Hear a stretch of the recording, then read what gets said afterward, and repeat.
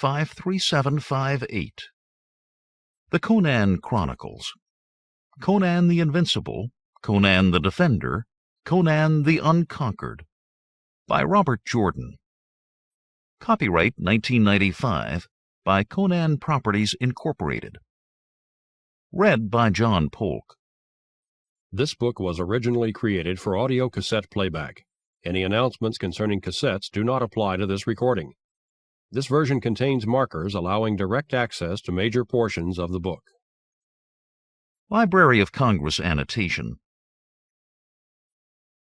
Contains 3 full-length tales of Conan the Cimmerian. In Conan the Invincible, the young Conan confronts the dreaded Eater of Souls. In Conan the Defender, he challenges the menace known as Simulacrum of Albanus. And in Conan the Unconquered, he defies the power of the Cult of Doom. Violence, 1995. From the book jacket. Before Robert Jordan conquered national bestseller lists with his phenomenally popular Wheel of Time saga, he revived the legendary fantasy hero Conan the Cimmerian. These widely acclaimed adventures introduced the world-famous barbarian to a whole new generation of enthusiastic readers. Now, Tor Books is proud to present 3 of Robert Jordan's best full-length Conan novels, complete in their entirety, in one deluxe hardcover omnibus. Conan the Invincible. Less than 19 years old and new to the snares and enticements of civilization, the young Conan must join forces with Corella, a dangerously seductive female bandit, to storm the palace of Ammonar, a supremely evil necromancer, and confront the dreaded Eater of Souls. Conan the Defender. As revolution brews in the shadowy streets of Belverus, Conan braves the traps and treacheries of the royal palace of the dragon. Pursued by the luscious and shameless Sularia, the mighty warrior challenges a magic-spawned menace that cannot die, the invincible Simulacrum of Albanus. Conan the Unconquered. Conan defies the sorcerous power of the Cult of Doom for the sake of a beautiful young woman known only as Yazbet. From the glory of fabled Agrapur, capital of Turan, to the demon-haunted wastes of the blasted lands, Conan proves himself the greatest hero of a bygone era of high adventure. Here are 3 powerful sagas, featuring all the storytelling magic and epic splendor that have made Robert Jordan one of the most beloved fantasy authors of our time. About the author. Robert Jordan is the author of several New York Times bestsellers, including Lord of Chaos, The Fires of Heaven, The Shadow Rising, and The Dragon Reborn. A graduate of the Citadel, he lives in Charleston, South Carolina. Other books by Robert Jordan. The Wheel of Time, The Eye of the World, The Great Hunt. Reader's Note.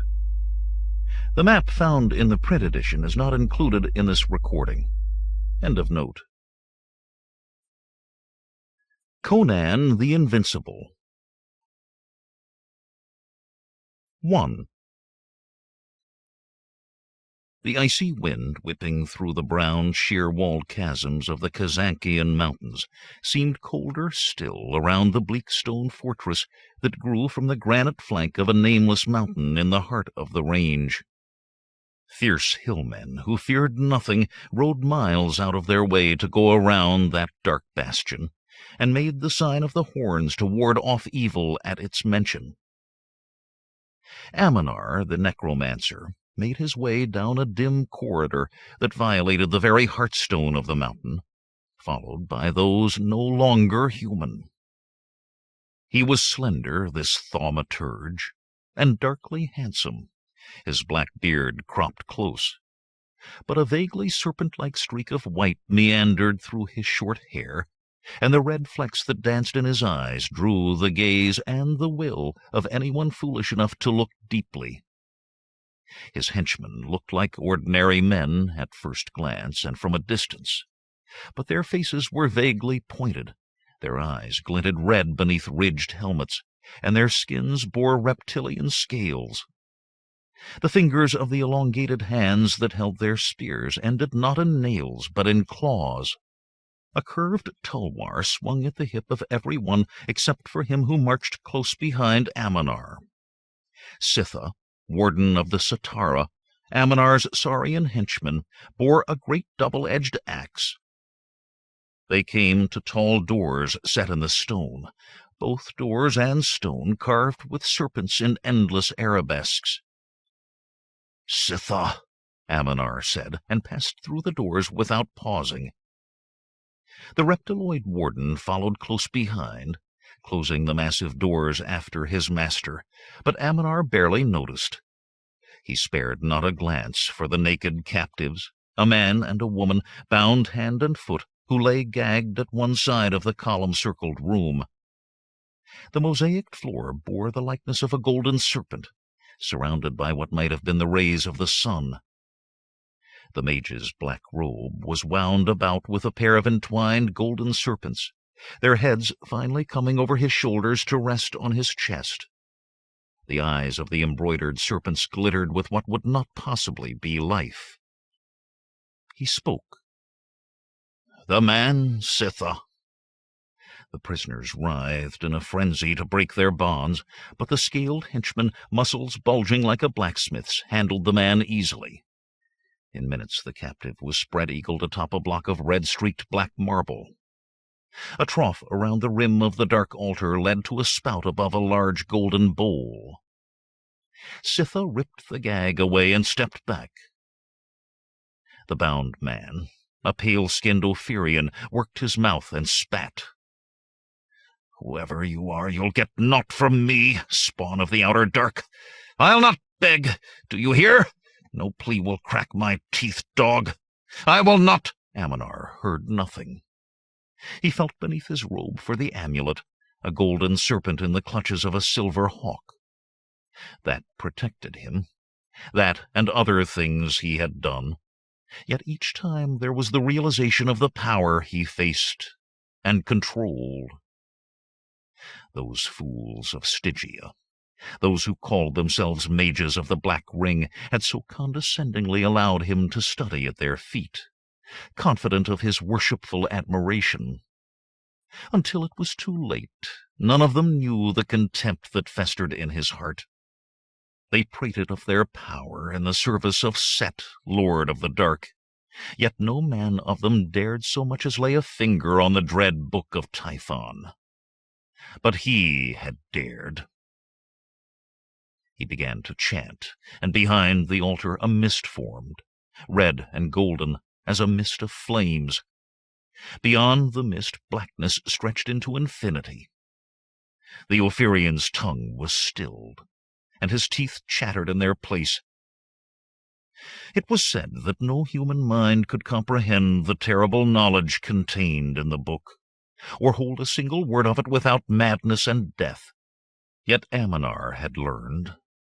But a single page, it was true, before the numinous powers of it, wrenching at his mind, turning his bones to jelly, sent him grievously wounded and howling like a dog out of the city of Kimi into the desert.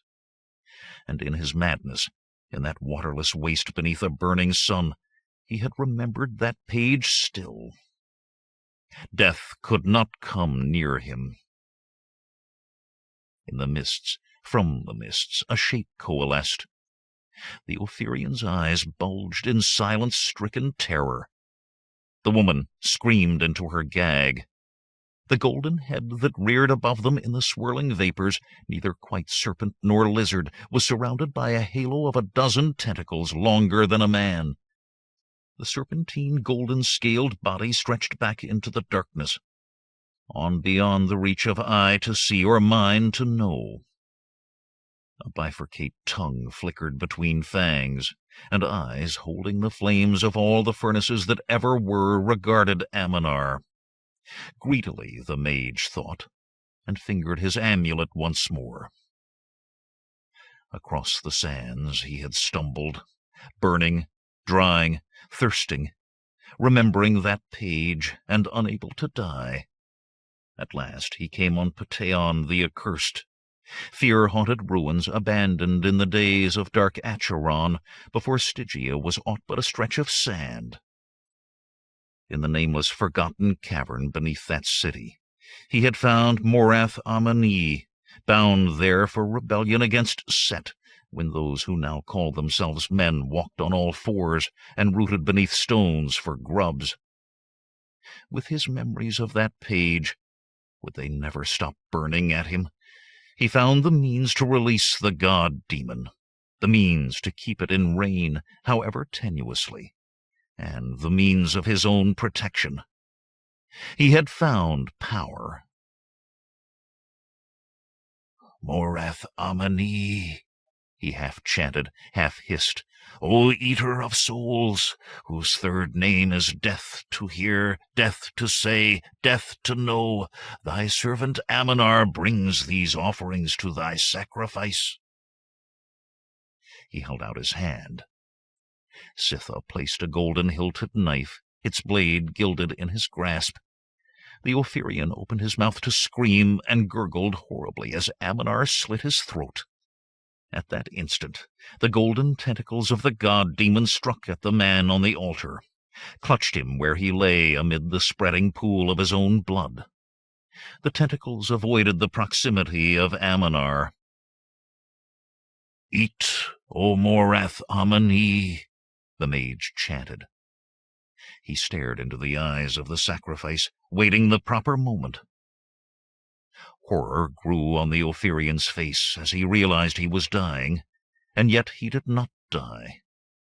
His heart pumped, his life-blood poured from his ruined throat, the rubeate liquor flowing over ebon marble, channeled to the golden vessel at the foot of the altar for later necromancies. But he was not allowed to die. Aminar heard in his mind the satisfied sibilation of the god-demon feeding. The Ophirian's pale eyes filled with desolation as the man realized what was being taken from him besides his life. The mage watched those eyes become lifeless, though yet alive, empty windows on a soulless depth.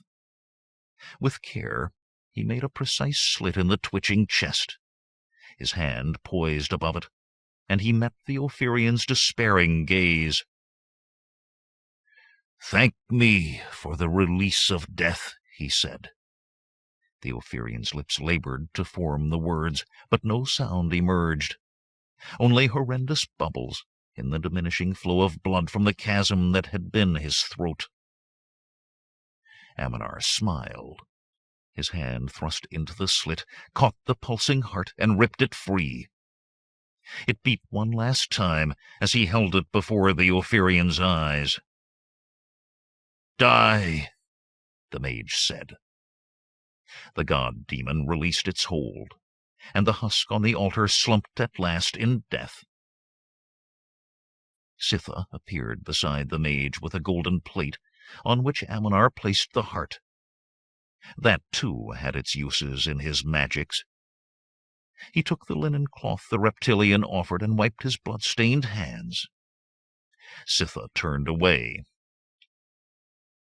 "Aminar," the god-demon's susurration rolled against the walls, "thou useth my sacrifice, soulless one, for thine own pleasure." Aminar glanced hurriedly about him before answering. The woman writhed in her bonds on the edge of insanity. She heard nothing beyond the shrieks her gag choked back. Sitha continued out of the sacrificial chamber as if he had not heard. The Satara had little capacity to think for themselves, but they could obey orders. Sitha would place the heart in a golden bowl prepared beforehand with spells to keep its contents fresh. Only then would he be able to consider anything else, if his soulless mind were ever capable of considering anything. The mage dropped his head on his chest and bowed in his most humble fashion. "O great Morath Amani, I am but thy humble servant, thy servant who freed thee from the bonds set upon thee by the Dark One." Gods and demons could not forget, not as men forget, but oft did they prefer not to remember debts in their dealings with men. The reminder could not be amiss. A golden-scaled tentacle reached toward Ammonar. It was all he could do not to flinch away, then jerked back as if from a great heat. "Thou wearest the amulet still. O Most High among the powers and dominions, this one is so insignificant beside thee that thou mightest destroy him without noticing such a speck in thy path. I wear this merely that thou mayst be aware of me, and spare me to thy service and greater glory. Serve me well, and in that day when Set is bound where I was bound, in that day when I rule the outer dark, I will give thee dominion over my herds, over those who call themselves men, and thou shalt bring the multitudes to my feeding. As thy word is, so shall it be, great Morath Amani." Ammonar became aware that Sitha had returned with 2 other Satara. The necromancer flicked his hand in a summoning gesture, and the 2 scurried toward the blood-stained altar, dropping to all fours as they came near the black marble slab. Their eyes did not rise to the god-demon towering over them, as, half-groveling, they unfastened the sacrifice and bore it away. A different tap jerked Ammonar around to stare at the tall cavern doors. No one dared disturb these ceremonies. The tap came again. He twitched as the voice of the god-demon hissed in his mind. "Go, Ammonar. This concerneth thee most vitally." He glanced back at the great golden serpent shape rearing motionless above the black altar. The flame-filled eyes watched him with what? Amusement? "Prepare the next sacrifice, Sitha." The bound woman spasmed in ever greater frenzy as scaly hands lifted her from the tiled floor. Ammonar hurried from the chamber. A Turanian with a pointed beard stood eyeing the Satara nervously, his slight plumpness and loose yellow robes contrasting sharply with the empty red eyes and ring mail of the guards. The man craned to look beyond the mage into the sacrificial chamber, and Ammonar closed the door firmly. He had few human servants who could be trusted beyond the keep. It was not yet time for them to learn what they served. "Why have you left Agrapur, Tufik?" he snapped. The plump man put on a fawning smile and washed his hands in front of his chest. "It was not my fault, master. I beg you to understand that." "What do you babble about, man?" "That which you set me to watch, master. It is no longer in the strong rooms of King Yildiz." Ammonar blanched. Tufik, taking it for rage, cringed, and the Satara guardsman stirred uneasily, but the thaumaturge was quaking inside. He gripped the Turanian's robes with iron fingers, pulling the man erect. "Where is it now? Speak, man, for your life!" "Shadazar, master, I swear!" Ammonar glared at him and through him. Morath Amani had known the import of this message.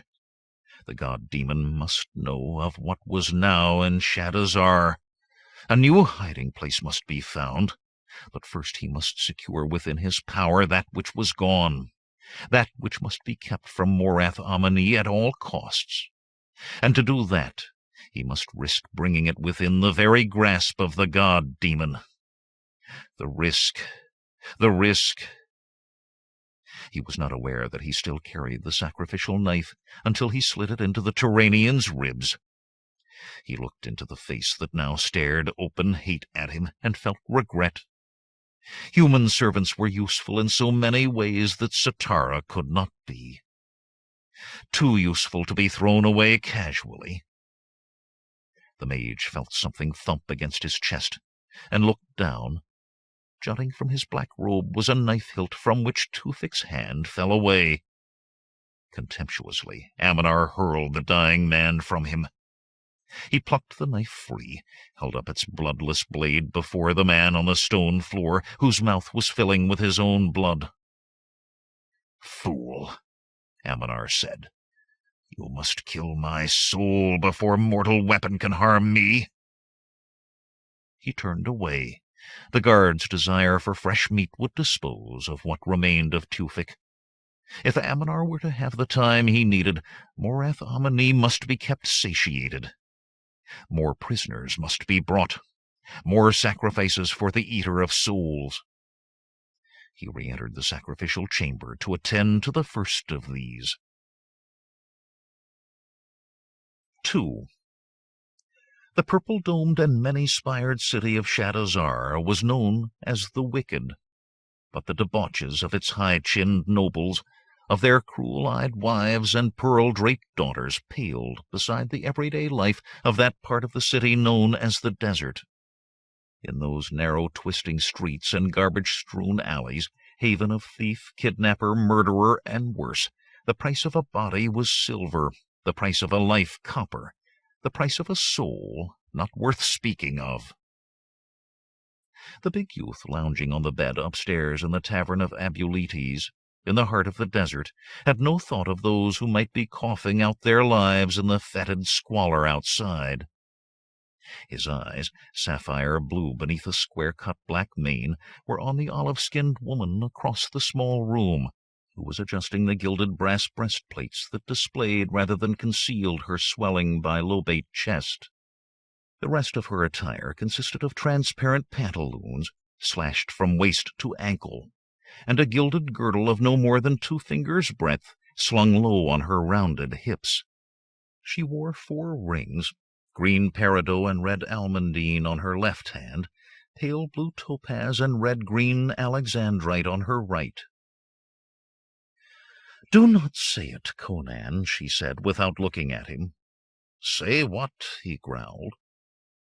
If his unlined face proclaimed that he had seen fewer than 20 winters, his eyes at that moment said they had been winters of iron and blood. He tossed aside his fur covering with one massive hand, and rose to dress, as always first seeing that his weapons were close to hand, the ancient broadsword in its worn shagreen sheath, the black-bladed Carpathian dagger that he strapped to his left forearm. "I give to you freely what I sell to others. Can you not be satisfied with that?" "There is no need for you to follow your profession, Semiramis. I am the best thief in Shadazar, and all Zamora." At her laugh, his knuckles whitened on his leather-wrapped sword hilt. He had more reason for his pride than she knew. Had he not slain wizards, destroyed liches, saved one throne and toppled another? What other of his years could say half so much? But he had never spoken of these things, even to Semiramis, for fame was the beginning of the end for a thief. "And for all your thievery," she chided, "what do you have? Every copper you steal drips from your fingers like water. Crom! Is that why you will not be mine alone? The money? You're a fool." She spat. Before he could say more, she flounced out of the room. For a time he sat frowning at the bare wooden walls. Semiramis did not know half of his troubles in Shadazar. He was indeed the most successful thief in the city, and now his successes were beginning to rebound on him. The fat merchants and perfumed nobles whose dwellings he robbed were making up a reward to put an end to his depredations. Some of those self-same men had hired him upon occasion to retrieve an incriminating letter or a gift given indiscreetly to the wrong woman. What he knew of their secrets was likely as big a reason for the reward as his thefts. That, and their hot-eyed daughters, who found it delightfully wicked to dally with a muscular young barbarian. With a grunt he got to his feet and slung a black Coranian cloak edged in cloth of gold around his broad shoulders. These ruminations were gaining him nothing. He was a thief. He should be about it. As he made his way down the rickety stair into the crowded common room, he ground his teeth. In the center of the room, Semiramis sat on the lap of a mustachioed Kothian kidnapper in a striped cloak of many colors. Gold armlets encircled his biceps, and a gold hoop hung from one dark ear. The oily man's right hand gripped Semiramis's breasts. His left arm flexed as the other hand worked beneath the table. She wriggled seductively and giggled as he whispered in her ear. Conan ignored the pair as he strode to the bar. "Wine," he ordered, and dug into the leather purse at his belt for the necessary coppers. There were few enough remaining. Fat Abuletes made the coins disappear, replacing them with a leathern jack of sour-smelling wine. His neck rose in grimy folds above the collar of a faded yellow tunic. His dark eyes, sunk in the suet of his face, could weigh a man's purse to the last copper at 20 paces. Instead of moving away, he remained, studying Conan from behind the fat, flat mask of his face. The smells of the thin wine and half-burned meat from the kitchens warred with the effluvia wafted in from the streets whenever the door opened to let another patron in or out. It yet lacked 3 full glasses of nightfall, but the tables were filled with cut-purses, panderers, and footpads. A busty courtesan in brass-belled ankle bracelets and 2 narrow strips of yellow silk hawked her wares with lascivious smiles. Conan marked the locations of those who looked dangerous. A turbaned Kazankian hillman licked his thin lips as he studied the prostitute, and 2 swarthy Iranistanis in loose, flowing red pantaloons and leather vests ogled her as well. Blood might well be shed there. A Turanian coiner sat hunched over his mug, pointed beard waggling as he muttered to himself. It was known in the desert that he had been badly bested by a mark, and he was ready to assuage his humiliation with the 3-foot Ibari sword-knife at his hip. A third Iranistani, dressed like the first 2, but with a silver chain dangling on his bare chest, attended a fortune-teller turning her cards at a table against the far wall.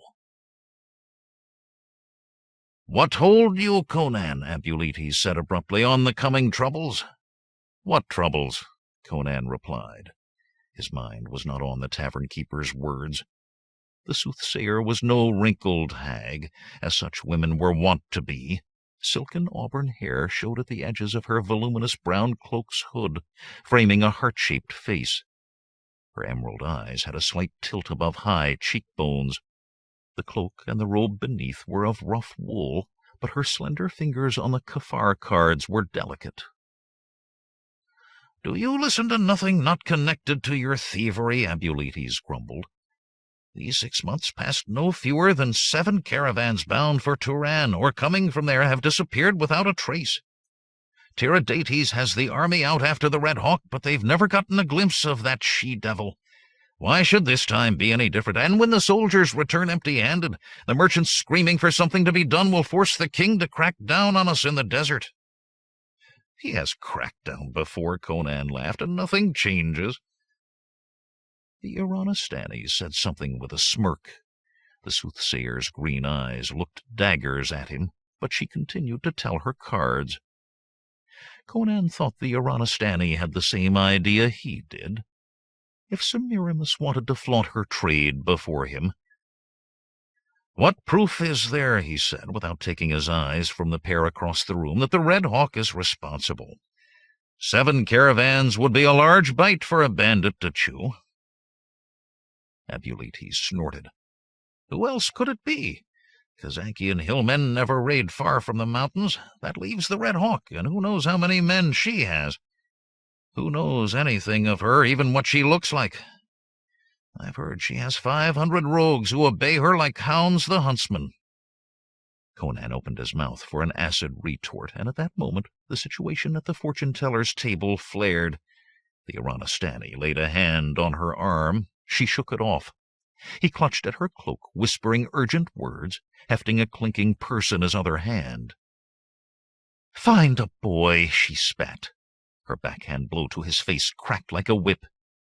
The Iranistani rocked back, his face livid. "Slut!" he howled, and a broad-bladed Turanian dagger appeared in his fist. Conan crossed the room in 2 pantherish strides. His big hand clamped the bicep of the Iranistani's knife arm and lifted the man straight up out of his chair.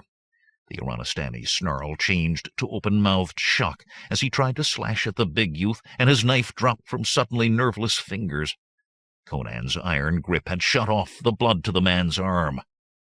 With contemptuous ease, Conan hurled the man sprawling on the floor between the tables. "She doesn't want your attentions," he said. "Whoreson dog!" the Iranistani howled.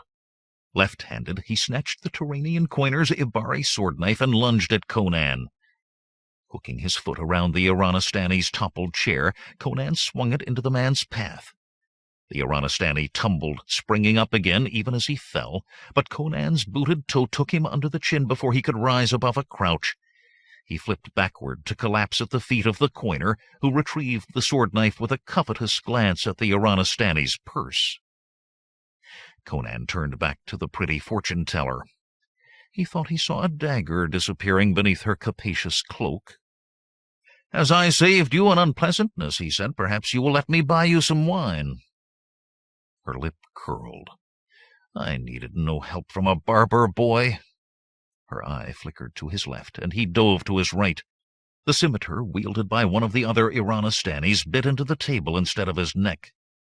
He tucked his shoulder under as he dove, rolling to his feet and whipping his broadsword free of its shagreen sheath in the same motion. The 2 Iranistanis, who had been sitting alone, faced him with scimitars in hand, well apart, knees slightly bent in the stance of experienced fighters. The tables around the 3 had emptied, but otherwise the denizens of the tavern took no notice.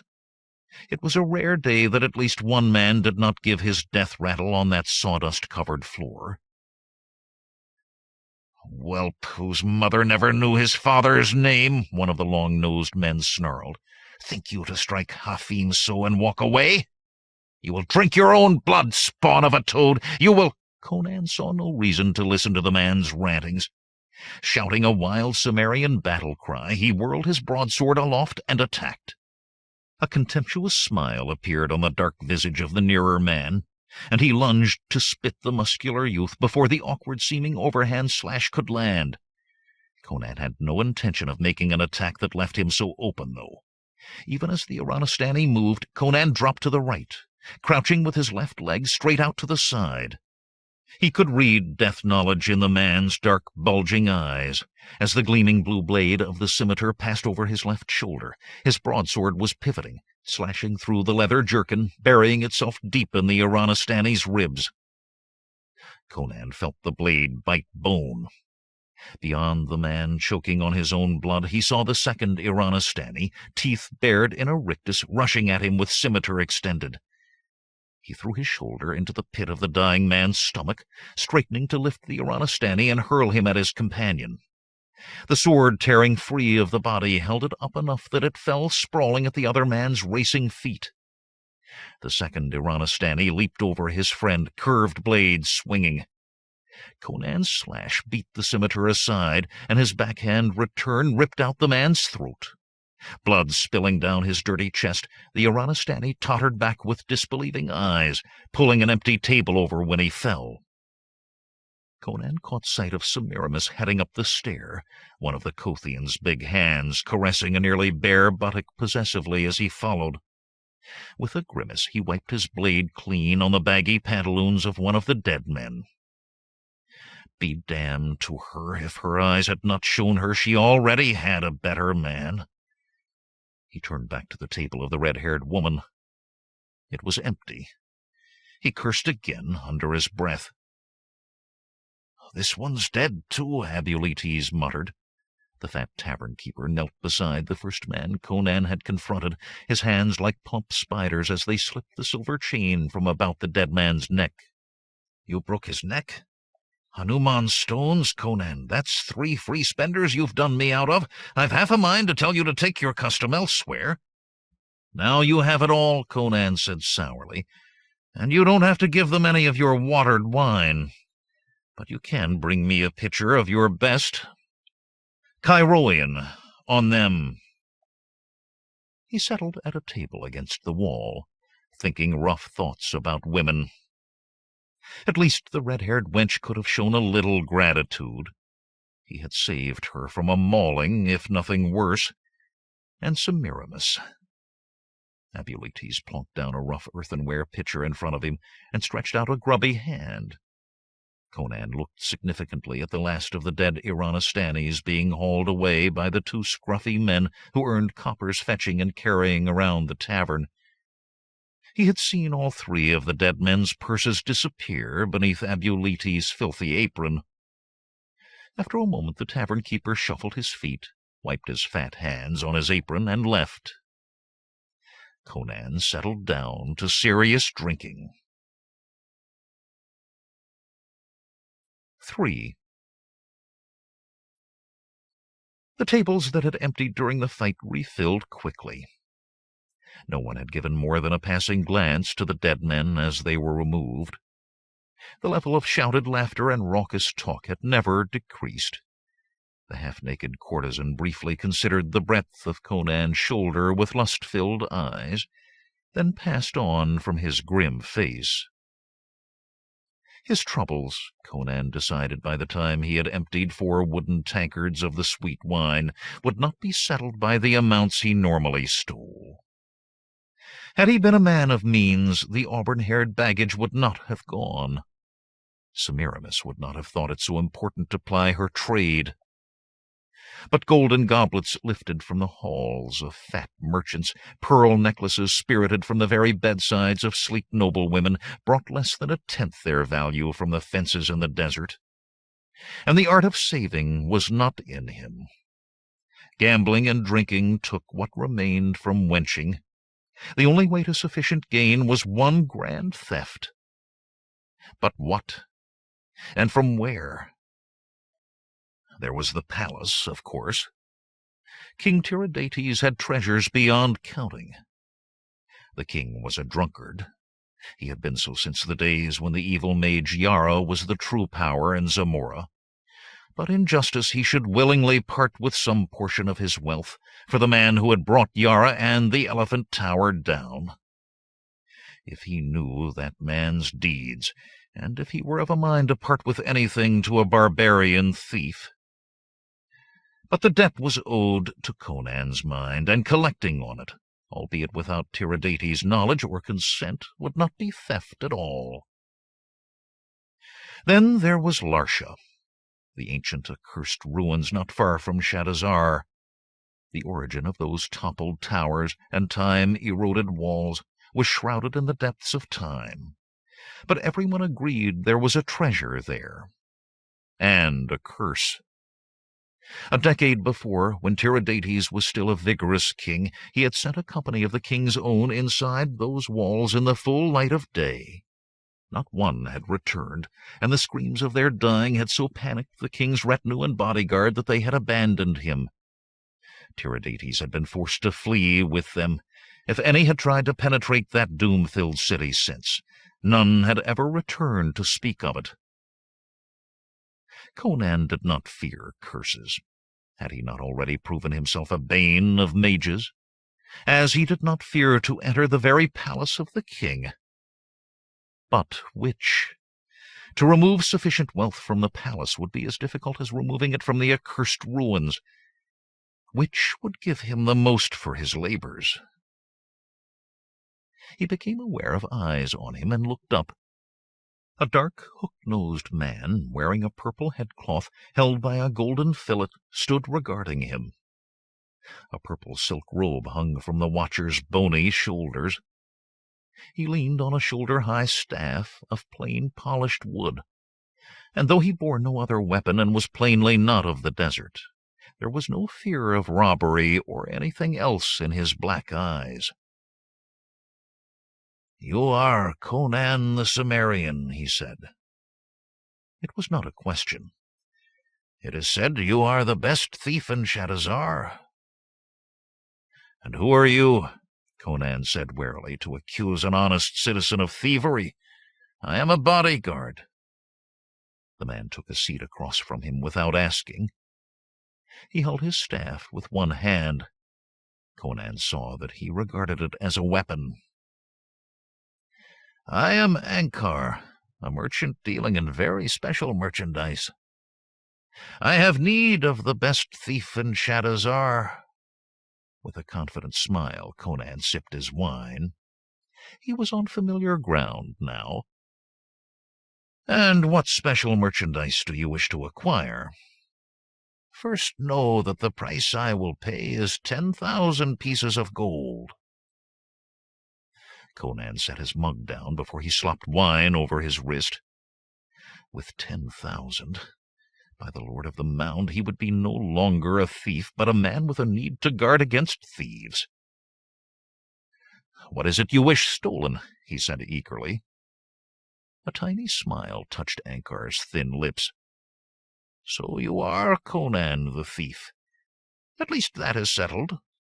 Know you that Yildiz of Turan and Tiridates have concluded a treaty to stop the depredations against trade along their common border?" "I may have heard, but there's no loot in treaties." "Think you so? Then know that gifts were exchanged between the kings in token of this pact, which is to last for 5 years. To Tiridates, Yildiz sent 5 dancing girls bearing a golden casket, on the lid of which are set 5 stones of amethyst, 5 of sapphire, and 5 of topaz. Within the casket are 5 pendants, each containing a stone the like of which no man has ever seen."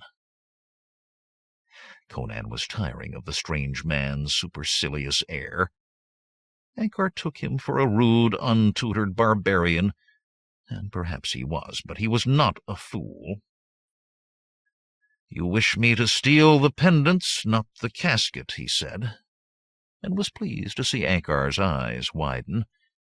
The self-named merchant took his staff with both hands. "Why do you say that, Cimmerian?" His voice was low and dark. "The casket you describe could be duplicated for far less than what you offer. That leaves the pendants." He measured the other's age and added with a laugh, "Unless it's the dancing girls you want." Ankar did not join in, continuing to watch Conan with hooded eyes. "You are not stupid." He stopped abruptly. Conan angrily shut off his laughter. Not stupid for a barbarian. He would show this man a thing or 3 of barbarians. "What are these pendants?" he growled. "If they're in the treasure room, I will need time for planning, and Tiridates basks in the reflected glory of a more powerful monarch. The casket shows that Yildiz has concluded a treaty with him. It is displayed in the antechamber before his throne room, so that all who approach him may see." "I will still need time," Conan said. 10 days for preparations." "Impossible. Make fewer preparations. 3 days. Fewer preparations, and you'll never see those pendants, and my head will decorate a pike above the west gate. 8 days. Ankar touched the tip of his tongue to thin lips. For the first time he appeared uncertain. His eyes clouded as if he had lost himself in his thoughts. 4 days, not a moment more." 5 days, Conan insisted. "A moment less and Tiridates will keep his pendants." Ankar's eyes dimmed again. 5 days, he said finally. "Done." Conan suppressed a grin. He meant to have those pendants in his hand that very night. But had he told this Ankar that, when he put the pendants in the man's hands, Ankar would think it nothing out of the ordinary? By negotiating for 10 days and settling for 5 as the absolute minimum, he would be thought a miracle worker when he produced the pendants on the next morn. He had seen each reaction from men before. "There was mention of 10,000 gold pieces, Ankar." The swarthy man produced a purse from beneath his robe and slid it halfway across the table. 20 now, 100 more when you tell me your plan. The balance when you hand me the pendants." A small part beforehand for a payment of 10,000, Conan grumbled. But inside he was not displeased at all. The 20 alone equaled his largest commission before this, and the rest would be in hand on the morrow. He reached for the purse. Of a sudden Ankar's hand darted to cover his atop the gold-filled pouch, and he started. The man's hand was as cold as a corpse's. "Hear me, Conan of Samaria," the dark man hissed. "If you betray me in this, you will pray long your head did in truth adorn a pike." Conan tore his hand free from the other's bony grip. He had to restrain himself from working the hand, for those icy fingers had seemed to drain the warmth from his own. "I have agreed to do this thing," he said hotly. "I am not so civilized as to break the honor of my word." For a moment he thought the hook-nosed man was going to sneer, and knew that if he did, he would rip the man's throat out. Ankar contented himself with a sniff and a nod, though. "See that you remember your honor, Sumerian." He rose and glided away before Conan could loose a retort. Long after the dark man was gone, the muscular youth sat scowling.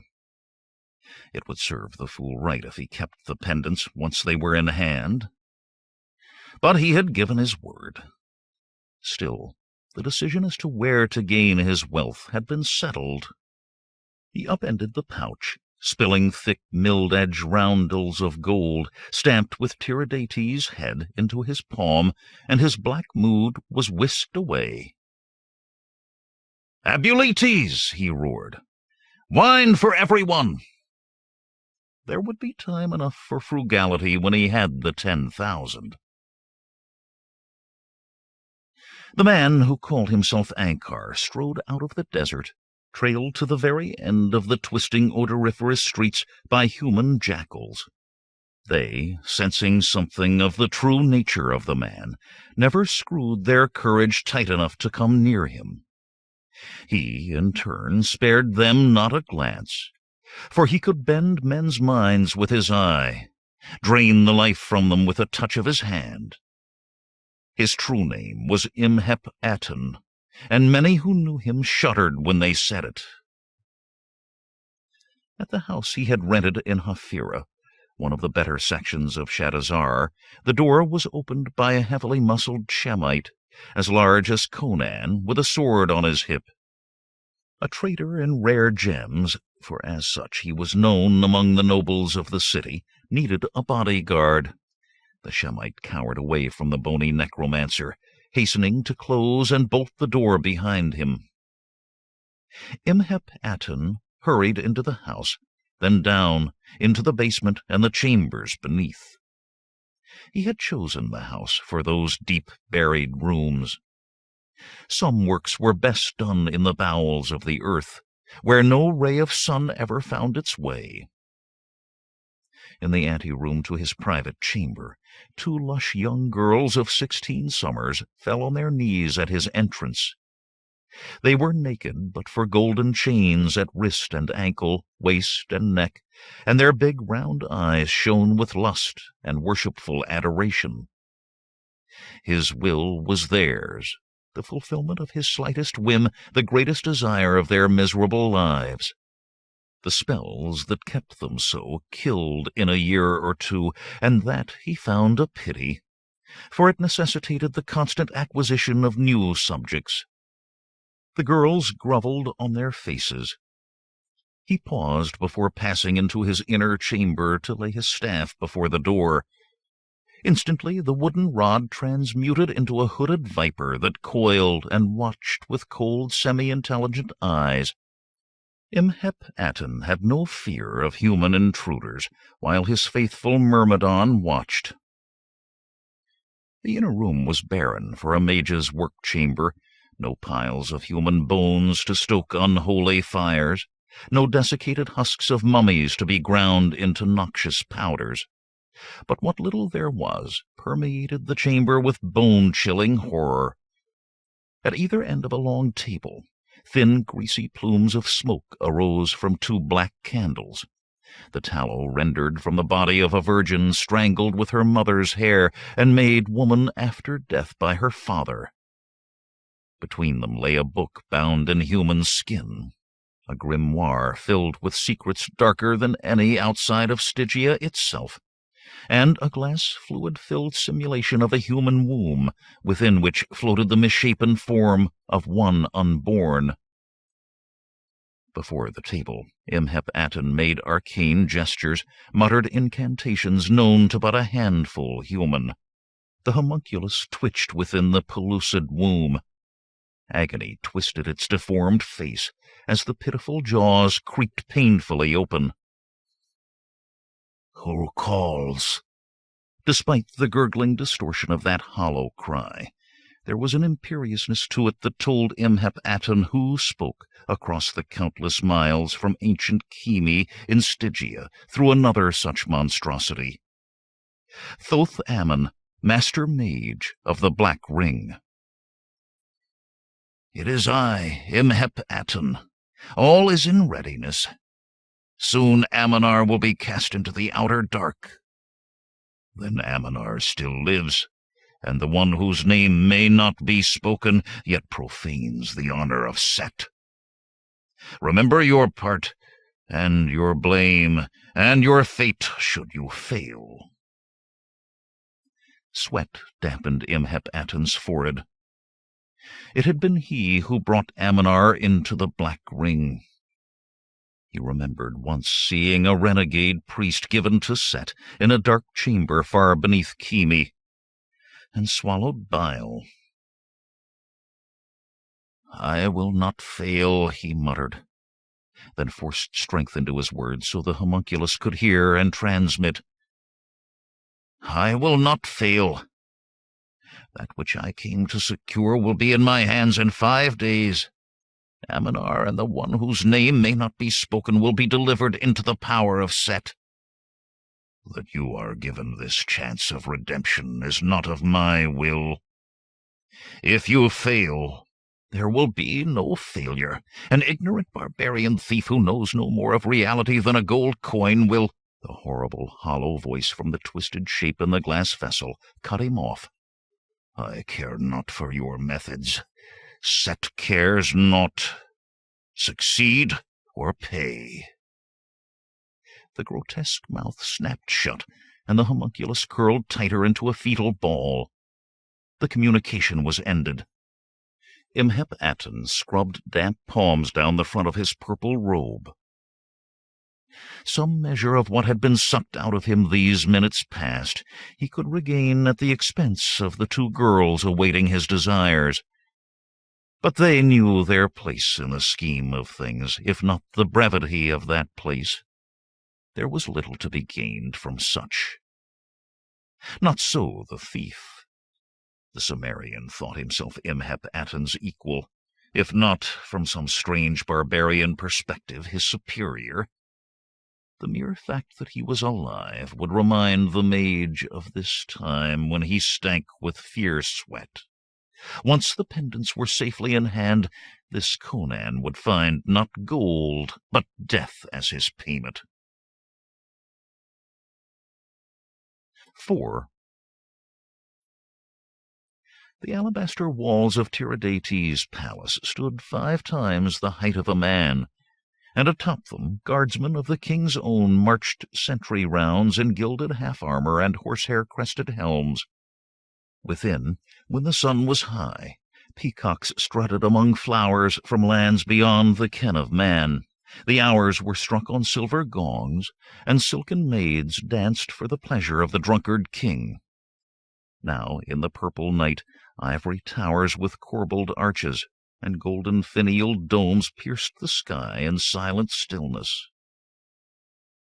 Conan watched from the shadows around the plaza that surrounded the palace, counting the steps of guards as they moved toward each other, then away. His boots and cloak were in the sack slung at his side, muffling any clank of the tools of his trade. His sword was strapped across his back, the hilt rising above his right shoulder, and the Carpathian dagger was sheathed on his left forearm. He held a rope of black-dyed raw silk, on the end of which dangled a padded grapnel. As the guards before him met once more and turned to move apart, he broke from the shadows. His bare feet made almost no sound on the gray paving stones of the plaza. He began to swing the grapnel as he ran. There would be little time before the guards reached the ends of their rounds and turned back. He reached the foot of the pale wall, and a heave of his massive arm sent the grapnel skyward into the night. It caught with a muted click. Tugging once at the rope to test it, he swarmed up the wall as another man might climb a stair. Wriggling flat onto the top of the wall, he stared at the grapnel and heaved a sigh of relief. One point had barely caught the lip of the wall, and a scrape on the stone showed how it had slipped. A finger's breadth more. But he had no time for these reflections. Hurriedly, he pulled the sable rope up and dropped into the garden below. He hit rolling to absorb the fall, and came up in rustling bushes against the wall. Above, the guards came closer, their footsteps thudding on the stone. Conan held his breath. If they noticed the scrape, an alarm would surely be raised. The guards came together. Muttered words were exchanged, and they began to move apart. He waited until the sounds of their going had faded. Then he was off, massive muscles working, in a loping stride, past ferns that towered above his head and pale-flowered vines that rustled where there was no breeze. Across the garden a peacock called, like the plaintive cry of a woman. Conan cursed whoever had wandered out to wake the bird from its roosting. Such noises were likely to draw the guards' attentions. He redoubled his pace. There was need to be inside before anyone came to check.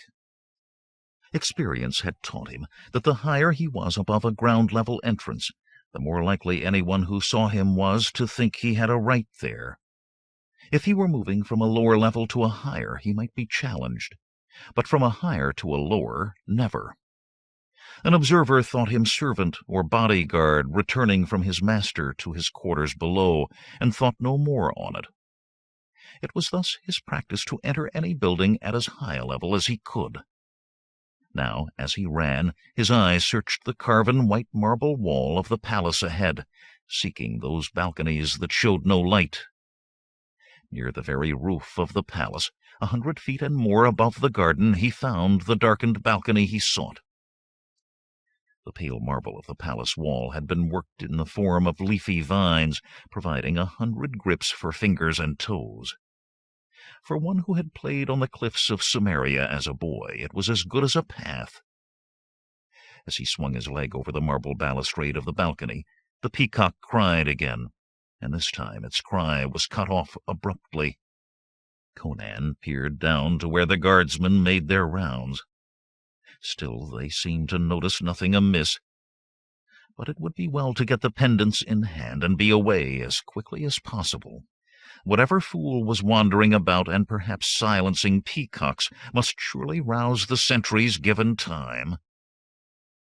He pushed quickly through the heavy damask curtains that screened the balcony, and halfway across the darkened room before he realized his mistake. He was not alone. Breath caught in a canopied, gauze-hung bed, and someone stirred in the sheets. The Carpathian dagger appeared in his fist as he gathered himself and sprang for the bed. Silken gauze as fine as spun cobwebs ripped away before him, and he grappled with the bed's occupant, his wild charge carrying them both onto the marble mosaic floor. Abruptly he became aware that the flesh he wrestled with, though firm, was yielding beneath his iron grip, and there was a sweet scent of flowery perfume. He tore away the silk sheets to see more clearly who it was that struggled so futilely against him. First bared were long, shapely legs, kicking wildly, then rounded hips, a tiny waist, and finally a pretty face filled with dark round eyes that stared at him fearfully above the fingers he locked instantly over her mouth. She wore a silver-mounted black stone that dangled between her small, shapely breasts, and beyond that was concealed only by dark waist-long hair. "Who are you, girl?" He loosened his grip to let her speak. but kept his hand poised in case she took it into her head to scream. She swallowed, and a small pink tongue licked her ripe lips. "I am called Velita, noble sir. I'm only a slave girl. Please do not hurt me." "I won't hurt you." He cast a quick eye around the tapestry-draped bedchamber for something convenient to bind her with. She could not be left free to raise an alarm. It came to him that these were not the sleeping quarters of a slave girl. "What are you doing here, Velita? Are you meeting someone? The truth now." "No one, I swear." Her voice faltered, and her head dropped. "The king chose me out, but in the end he preferred a youth from Corinthia. I could not return to the Zanana. I wish I were back in Agrapur." "Agrapur? Are you one of the dancing girls sent by Yildiz?" Her small head tossed angrily. "I was the best dancer at the court of Yildiz. He had no call to give me away." Suddenly she gasped. "You do not belong here. Are you a thief? Please, I will be yours if you free me from this catamite king." Conan smiled. The idea had amusement value, this stealing of a dancing girl from the king's palace. Slight as she was, she would be no inconsiderable burden to carry over the palace wall. But he had pride of his youth and strength. "I'll take you with me, Velita, but I have no desire to own slaves. I'll set you free to go where you will, and with 100 pieces of gold as well. This I swear by Crom and by Bel, god of thieves." A generous gesture, he reflected, but he could well afford it. It would still leave 9,900 for himself, after all. Velita's lower lip trembled. "You aren't making sport of me, are you?" "Oh, to be free!" Her slender arms snaked around him tightly. "I will serve you, I swear, and dance for you, and—" For a moment he enjoyed the pleasant pressure of her firm breasts against his chest, then drew himself back to the matter at hand. "Enough, girl. Help me obtain what I came for, and you need do no more. You know the pendants that came with you to Tiridates?" "Surely. See, here is one." She pulled the silver chain from around her neck and thrust it into his hands. He turned it over curiously. His time as a thief had given him some knowledge in the value of such things. The silver mounting and chain were of good workmanship, but plain. As for the stone, an ebon oval as long as the top joint of his forefinger, it had the smooth feel of a pearl, but was not. Red flecks seemed to appear near the surface and dart into great depths. Abruptly he tore his gaze from the pendant. "What are you doing with this, Velita? I was told they were displayed in a golden casket in the antechamber of the throne-room." "The casket is there, but Tiridates likes us to dance for him wearing them. We wear them this night." Conan sat back on his heels, replacing his dagger in its sheath. "Can you fetch the other girls here, Velita?" She shook her head. "Yasmin and Susa are with officers of the guard, Consela with a steward, and Aramit with a counselor. As the king has little interest in women, the others take their pleasure. Does this mean you will not take me with you?" "I said I would," he snapped. He hefted the pendant on his palm. Ankar would likely not pay any part of the 10,000 for one pendant, but to gather the other 4 from women scattered throughout the palace, each in the company of a man, was clearly impossible. Reluctantly he replaced the silver chain about her neck. "I will take you away, but I fear you must remain another night yet."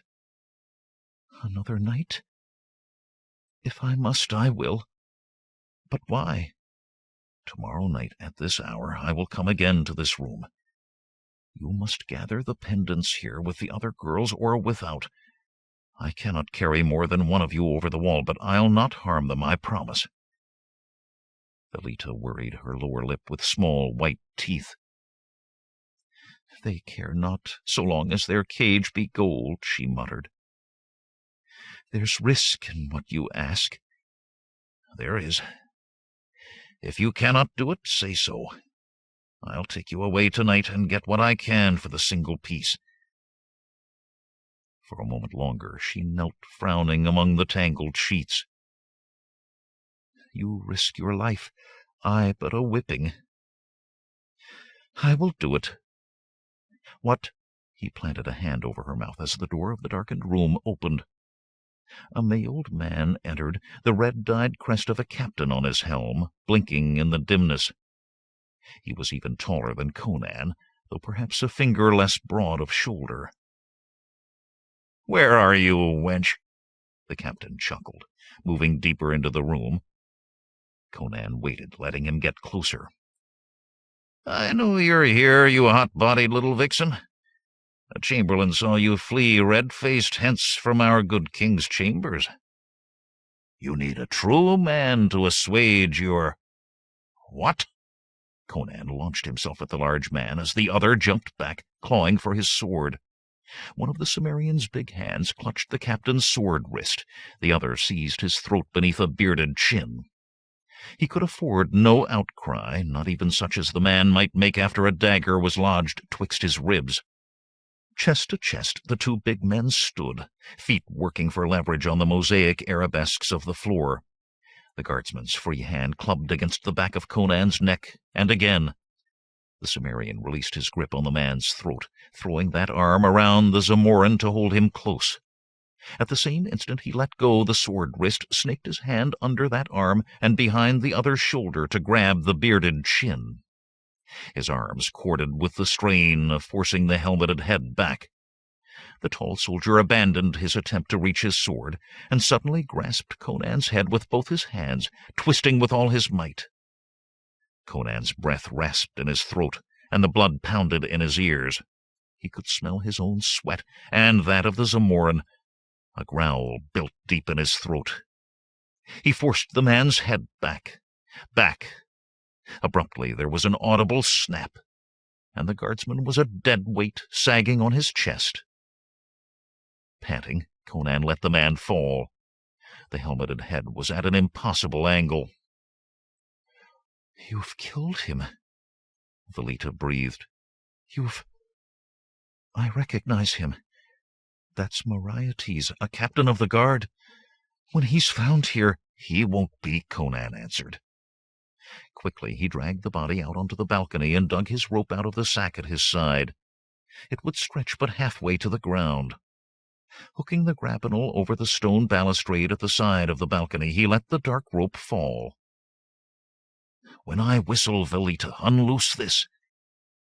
He bound the dead guardsman's wrists with the man's own sword belt, and thrust his head and right arm through the loop they formed. When he straightened, the man dangled down his back like a sack, a heavy sack. He reminded himself of the 10,000 pieces of gold. "What are you doing?" she asked. "And what's your name? I don't even know that." "I'm making sure the body isn't found in this room." He stepped over the rail and checked the grapnel again. It wouldn't do to have it slip here. Clad in naught but the pendant, Velita stood watching him, her big dark eyes tremulous.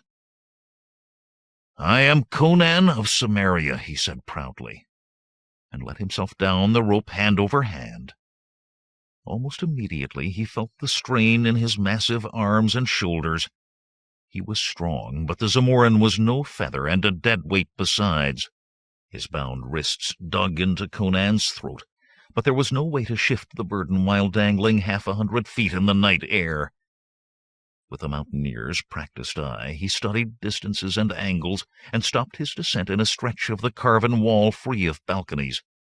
Thrusting with his powerful legs, he pushed himself sideways, walking 2 steps along the wall, then swinging back beyond the point where he began, then back the other way again. He stepped up the pace until he was running along the wall, swinging in an even greater arc. At first the dead Zamoran slowed him, but then the extra weight added to his momentum, taking him closer to his goal, another balcony below and to the right of the first. He was 10 paces from the Niveus stone rail. then 5, 3. And he realized he was increasing his arc too little on each swing now. He could not climb back up the rope. The guardsman's wrists were half strangling him, nor could he continue to inch his way closer. He swung back to his left and began his sideways run toward the balcony. It was the last time, he knew as he watched his goal materialize out of the dark. He must make it this time or fall. 10 paces, 5, 3, 2. He was going to fall short. Desperately, he thrust against the enchased marble wall, loosed one hand from the rope, stretched for the rail. His fingers caught precariously and held. Straining, he hung between the rope and his tenuous grasp on the stone. The dangling body choked his burning breath in his throat. Shoulder joints cracking, he pulled himself nearer, and then he had a foot between the balusters. Still clutching the rope, he pulled himself over the rail and collapsed on the cool marble, sucking at the night air. It was an illusory haven, though. Quickly he freed himself from the Zamorin and bent back over the rail to whistle. The rope swung as the grapnel fell free.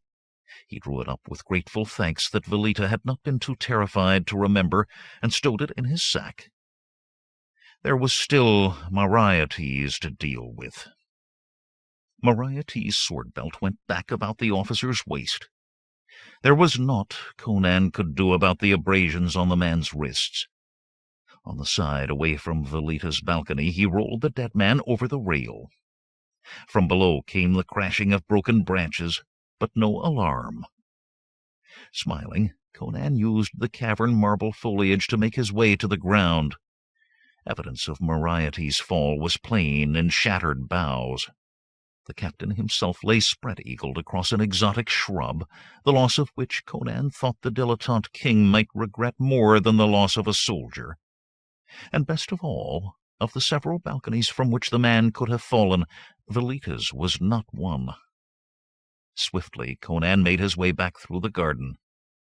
Once more the guard's paces were counted, and once more he went over the wall easily. As he reached the safety of the shadows around the plaza, he thought he heard a shout from behind, but he was not sure, and he did not linger to find out.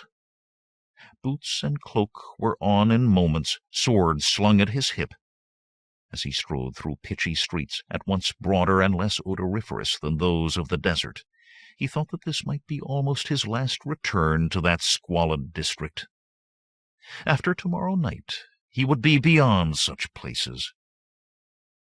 From the direction of the palace, a gong sounded in the night. 5. Conan woke early the morning after his foray into the palace.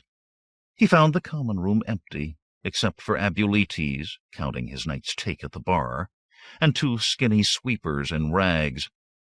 The fat tavern-keeper eyed Conan warily and put a protective arm about the stacked coins. "Wine," Conan said, fishing out the necessary coppers. For all his celebration the night before, there were still 6 of the dark man's gold coins in his purse. "I don't steal from friends," he added, when Abuletes drew the money down the bar after him in the crook of his arm. "Friends? What friends? In the desert, a brother in blood is no friend." Abuletes filled a rough earthenware mug from a tap in a keg and shoved it in front of Conan. "But perhaps you think to buy friends with the gold you were throwing about last night. Where did that come from, anyway? Had you aught to do with what happened at the palace in the night?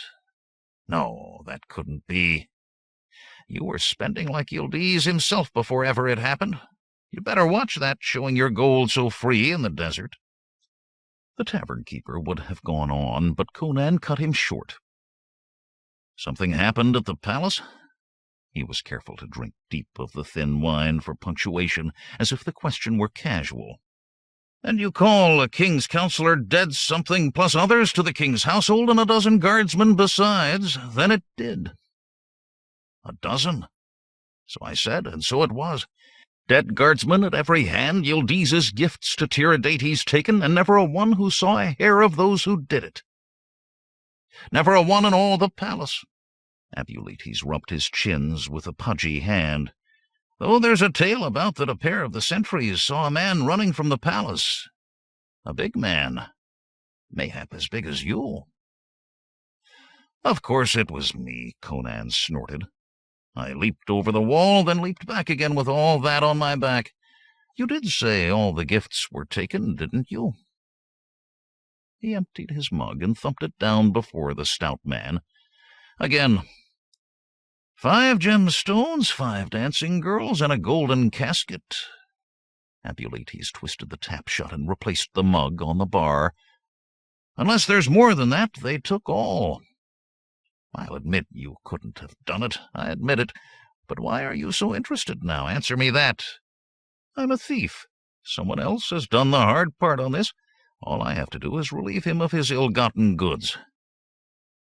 Relieve whom, he wondered. Ankar had had no other plan beyond himself, of that he was certain. That left guardsman gone wrong, stolen away with the treasure and the slave girls after slaying their comrades, or slain themselves after letting someone else into the palace to do the theft. Abuletes hawked and spat on a vari-colored rag and began to scrub the bar top. "It was me," he said absently. "I'd have naught to do with this. Those who did this thing aren't of the desert. Those who rob kings aren't to be crossed. Necromancers, for all you know. There was no one seen, remember? Not a glimpse of a hair." It could have been a mage, Conan thought, though why a mage or anyone else would go through the danger of stealing 5 dancing girls from the palace, he could not imagine. Too, magicians were not so thick on the ground as most men believed, and he was one who should know. "You begin to sound worried for me, Abuletes. I thought you said there were no friends in the desert." "You spend freely," the tavern-keeper said sourly. "That's all there is. Don't think there's more. You stay out of this, whatever it is. Whoever's behind this is too big for the likes of you. You'll end with your throat cut, and I'll be out a customer." "Perhaps you're right, Bell. I'm for a breath of air. This sitting around talking of other men's thefts gives me a pain in the belly." He left the fat tapster muttering darkly to himself and found his way to the street.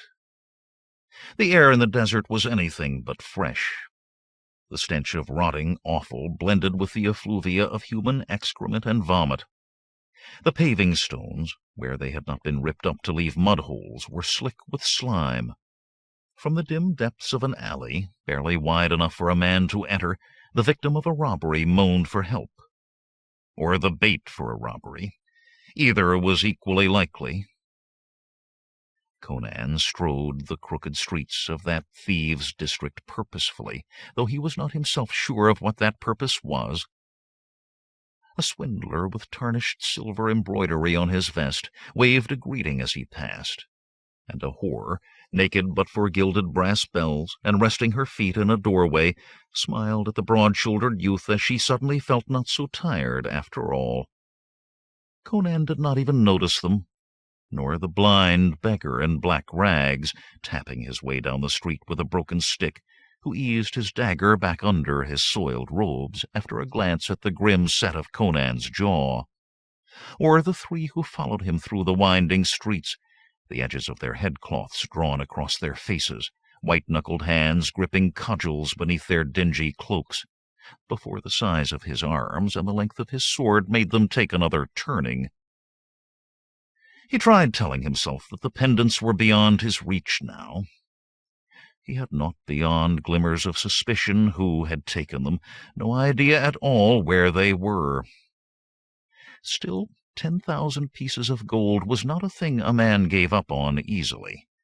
And there was Velita, a slave girl. She would be happy with any master who was kind to her. But he had promised, sworn to free her. By Bel and by Crom he had sworn it. His oath and 10,000 pieces of gold. Suddenly he realized he was out of the desert, near the sign of the bull dancer on the street of the Silver Fish. A tree-lined sward of grass ran down the center of the broad avenue. Slave-borne sedan chairs vied in number with pedestrians, and there was not a beggar in sight. This place was far from the desert, yet he had friends, or at least acquaintances, here. The tavern hoarding, a slender youth in a leathern girdle, vaulting between the needle horns of a great black bull, creaked in the breeze as he went in. Taverns, Conan reflected as he searched for a certain face, were much alike, in the desert or out. Rather than footpads and cut purses, plump merchants in purple silk and green brocade occupied the tables, but only the methods of stealing were different. In place of a coiner was a slender man holding a pomander before his prominent nose.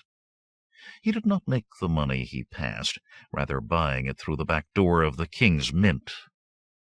The panderers dressed like noblemen, in scarlet robes with emeralds at their ears, and some of them were indeed noblemen, but they were panderers no less. The prostitutes wore gold instead of gilt, rubies instead of spessartine, but they were just as naked, and they sold the same wares. Conan spotted the man he wanted, Ampartes, a merchant who cared little if the king's duties had been paid on the goods he bought, alone at a table against the wall. Whatever happened in Shadazar, Ampartes soon knew of it. The chair across the table from the plump merchant groaned in protest as Conan's bulk dropped into it, a sound not far from that which rose in Ampartes' throat. His oily cheek twitched as his dark eyes rolled to see who had noted the Cimmerian's arrival. He tugged at his short pointed beard with a beringed hand. "What are you doing here, Conan?" he hissed, and blanched as if in fear the name might have been overheard. "I have no need of your particular wares, but I have need of yours. Tell me of what happened in the city last night." Ampartes' voice rose to a squeak. You mean the palace?" "No," Conan said, and hid a smile at the relief on the merchant's face. He grabbed a pewter goblet from the tray of a passing serving girl, a hand's-breadth strip of crimson silk low on her hips, her only garb, and filled it from Ampartes' blue-glazed flagon. The girl gave him a coy smile, then tossed her blonde head with a snort and hurried on sulkily when he did not give her a second glance. "But anything else unusual? Anything at all?" For the next 2 hours the merchant babbled in his relief that Conan was not involving him in the palace theft. Conan learned that on the night before in Shadazar a dealer in rare wines had strangled his mistress on discovering her with his son, and a gem merchant's wife had put a dagger in her husband's ribs for no reason that anyone knew. A nobleman's niece had been taken by kidnappers, but those who knew said her ransom to come from her inheritance would pay her uncle's debts. Thieves had entered the homes of 5 merchants and 2 nobles. One noble had had even his sedan chair and the robes from his back taken on the high Vorlusian way, and a slave dealer's weasand had been slit outside his own auction house. Some said for the keys to his strong box, others for not checking the source of his merchandise, thus selling an abducted noblewoman into Koth. A merchant of Akif, visiting a most specialized brothel called the House of the Lambs of Hebra, had— "Enough!" Conan's hand cracked on the tabletop. Ampartes stared at him open-mouthed. "What you've told me so far could happen on any night in Shadazar, and usually does. What occurred out of the ordinary? It doesn't have to do with gold or theft, just so it's strange." "I don't understand what you want," the oily man muttered. "There's the matter of the pilgrims, but there's no profit there. I don't know why I waste my time with you." "Pilgrims?" Conan said sharply. "What was unusual about these pilgrims?" "In Mitra's name, why would you want to know about—" Ampartes swallowed, as Conan's steel-blue eyes locked his. "Oh, very well. They were from Argos, far to the west, making a pilgrimage to a shrine in Vendia, as far to the east." "I need no lessons in geography," Conan growled. "I've heard of these lands. What did these pilgrims do that was out of the ordinary?" "They left the city 2 full glasses before cock-crow, that's what. Something about a vow not to be inside a city's walls at dawn, I understand. Now, where's your profit in that? Just you tell me what I want to hear and let me worry about profit. What sort of men were these pilgrims? Ampartes threw him an exasperated look. Xandros bells, man! Do you expect me to know more about a mere band of pilgrims than that they exist? I expect, Conan said dryly, that on any given day you'll know which nobles lost how much at dice, who slept with whose wife, and how many times the king sneezed. The pilgrims? Rack your brains, Ampartes. I don't. The plump merchant grunted as Conan lay his left arm on the table. The forearm sheath was empty, and the Cimmerian's right hand was below the table's edge. They were pilgrims. What more is there to say? Hooded men in coarse robes that showed not a hair of them, no better or worse mounted than most pilgrims. The bodies of 5 of their number who died on the way were packed in casks of wine on camels. Seems they'd made another vow that all who started the pilgrimage would reach the shrine. Mitra, Conan, who can say much of pilgrims? 5 bodies, Conan thought. 5 dancing girls. There were fighting men with these pilgrims? Armed men? Ampartes shook his head. Not so much as a dagger in evidence is what I heard. They told the sergeant at the gate of the 3 swords that the spirit of their god would protect them. He said a good sword would do a better job, and wearing a soldier's boots wasn't enough. What about a soldier's boots? For the love of... Now I'm supposed to know about boots. He spread his hands. All right. All I know is one of them was wearing a pair of cavalryman's half-boots. His robe was caught on his stirrup leather, so one showed. His tone became sarcastic. Do you want to know what they looked like? Red, with some sort of serpent worked in the leather. Strange, that, but there it is. And that, Conan, is every last thing I know about those accursed pilgrims. Will you satisfy my curiosity now? What in the name of all the gods does a man like you want with pilgrims? I'm seeking a religious experience, Conan replied, sheathing his dagger.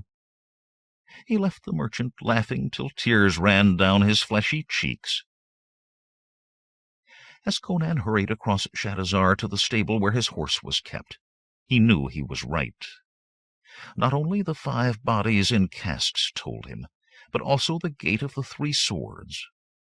That gate led out to the northeast, toward the caravan route that ran from Kesron through the Kazankian mountains to Sultanapur. Venya might only be a name to him, but he knew it was reached by leaving through the gate of the Black Throne and traveling southeast through Turan and beyond the Vilayet Sea. As soon as he could put saddle to horse, he would be off through the gate of the 3 swords after Velita, the pendants, and his 10,000 pieces of gold. 6. The man in field armor contrasted sharply with the others in Tiridates' private audience chamber. From greaves over his half-boots to ring mail and gorget, his armor was plain and dark, so as not to reflect light when on campaign. Even the horsehair crest on the helmet beneath his arm was russet rather than scarlet. He was Hieronydes, a captain of cavalry who had risen without patron or family connections. Now the hawk-nosed captain was wondering if the rise had been worth it. Of the 4 others in the ivory-paneled room, only 2 were worthy of note. Tiridates, king of Zamora, slouched on the minor throne.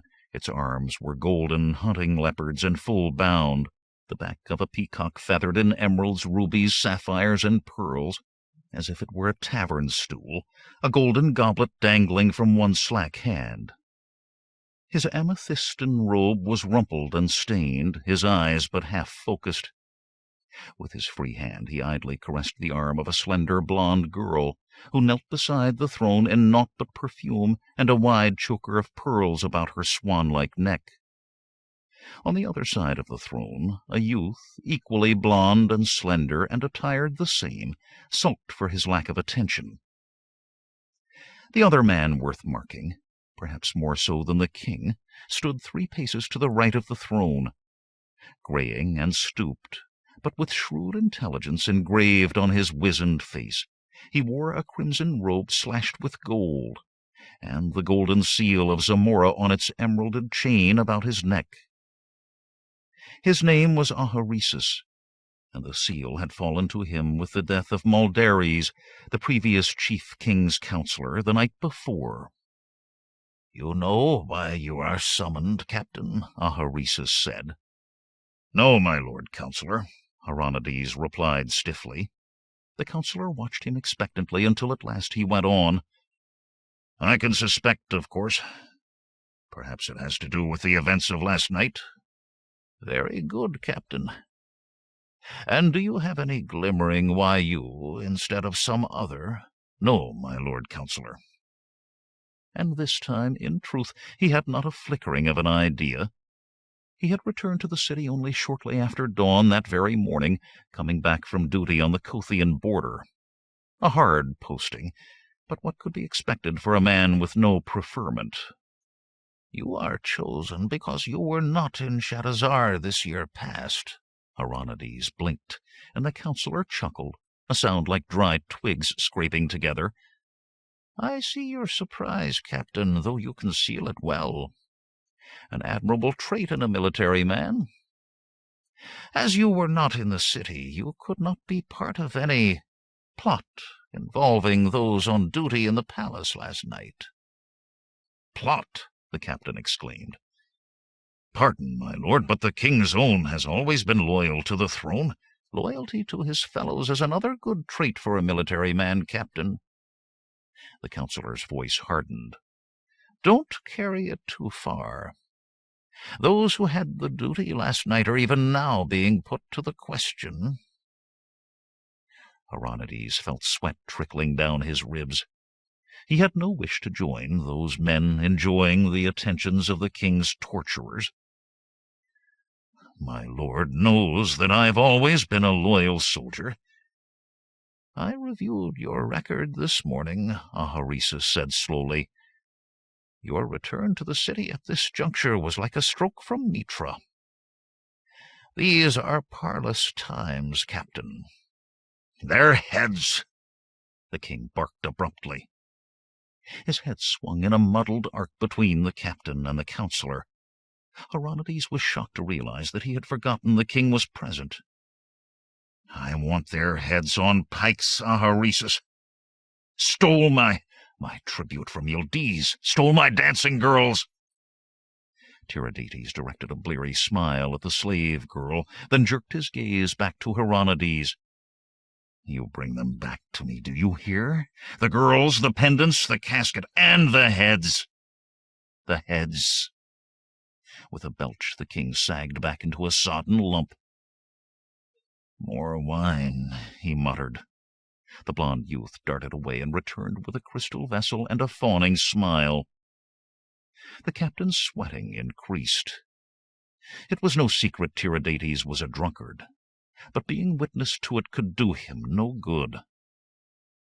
"The insult to the honor of the king is captain paramount, of course," Aharisis said with a careful glance at the king, who had his face buried in the goblet of wine.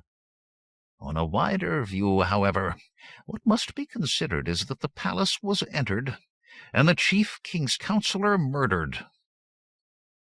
"My lord counselor thinks that was the reason for it all, and the other just a screen?"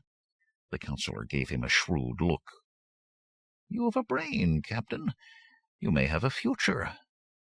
Yes, it makes no sense otherwise. Some foreign power wished the counselor dead for some purpose of their own. Perhaps Yildiz himself. He has dreams of an empire, and Maldares often thwarted those plans." Aharisis fingered the golden seal on his chest thoughtfully. "In any case, it's doubtful that Yildiz, or whoever is responsible, would send his own people into the very palace. One of those being questioned screamed the name of the Red Hawk before he died." "She's just a bandit, my lord counselor, and a man babbles when he's dying. But she's a bandit who will dare much for gold, and we have no other way to search, until one of those being questioned loosens his tongue." The chill in his tone promised the questioning would continue until many tongues were loosened. Hieronydes shivered. "You, Captain, will take 2 companies of cavalry and hound this Red Hawk. Run her to ground and bring her here in chains. We'll soon find if she had aught to do with this business." Hieronydes took a deep breath. "My Lord Counsellor, I must have some idea of where to look. This woman-brigand ranges the entire countryside." Incongruously, one of the slaves giggled. Tiridates had both fair heads clutched to his chest.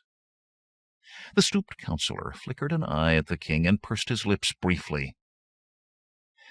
"Before dawn this morning, Captain, a party claiming to be pilgrims departed Shadazar by the Gate of the 3 Swords. I believe these were the Red Hawk's men." "I will ride within the hour, my Lord Counsellor," Hieronydes said with a bow. He suspected the guards at that gate were among those under the question. "With your permission, my Lord Counsellor, my king." "Find this jade, Captain," Ahurisis said, "and you will find yourself a patron as well." He waved a bony hand in dismissal, but as the captain turned to go, Tiridates lurched unsteadily to his feet, pushing the 2 pale-skinned slaves sprawling at his feet. "Find my pendants," the drunken king snarled. "Find my casket and my dancing girls. Find my gifts from Yildiz, Captain, or I'll decorate a pike with your head. Now go! Go!" With a sour taste in his mouth, Hieronydes bowed once more and backed out of the audience chamber. The garden of Imhep Aten's rented dwelling was pleasant. A cool breeze rustling in the trees and stirring the bright-colored flowers, but the mage took no pleasure in it. He had had some idea that Conan could deliver the pendants before the 5 days he had bargained for. The necromancer had some knowledge of thieves and the way their minds worked. But never had he expected the Cimmerian to revert to his barbarism and turn the palace into a charnel house. The chief king's counselor in Set's name. He cared not what Zamorans died or how, but the fool had set the city on its ear with these murders. Now Imhep Aten must worry that the thief would be run to earth before the prize was delivered into his bony hands. The mage whirled as his muscular Shemite servant came into the garden, his lean face so twisted that the big man quailed. "I did as you commanded, master, to the word." "Then where is the Cimmerian?" The thaumaturge's voice was deceptively gentle. If this Cretan had bungled as well. "Gone, master. He has not been seen at the tavern since this morning early." "Gone." The brawny Shemite half raised his hands as if to shield himself from the other's anger. "So I was told, master. He sent a message to some wench at the tavern that he would be away some time, that he was riding to the northeast." Imhep Aten's scowl deepened. Northeast?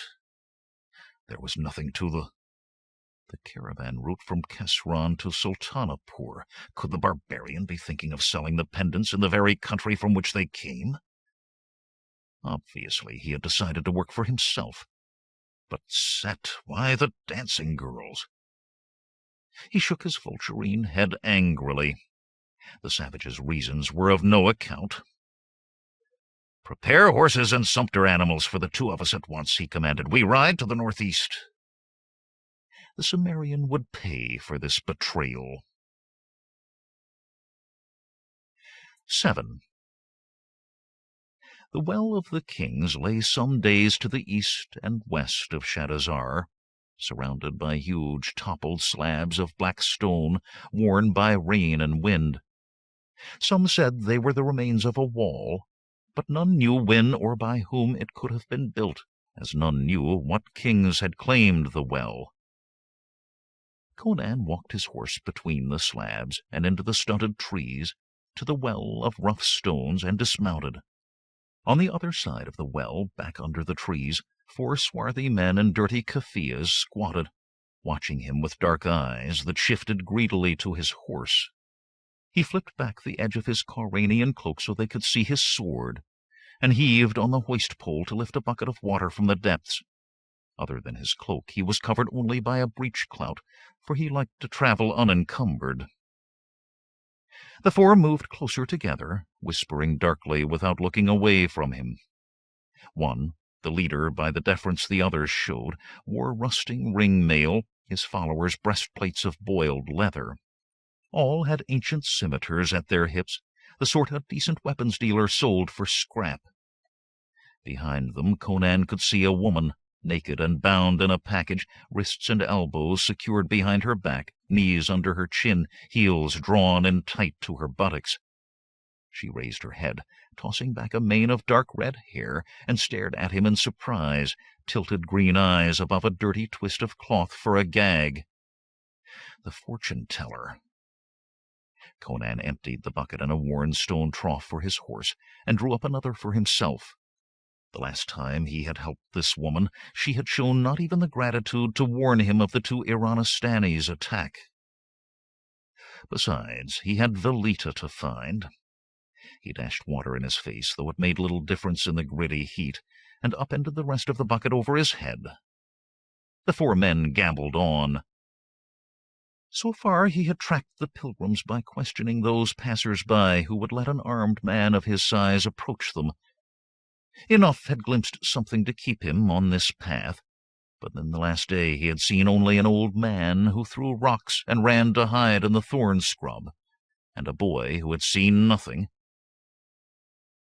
"Have you fellows seen anything of pilgrims?" he said, levering up yet another bucket of water. "Hooded men on horseback, with camels?" The leader's sharp nose twitched. "And we did. What's for us?" "A few coppers, if you can tell me where they are." There was no reason to tempt this lot.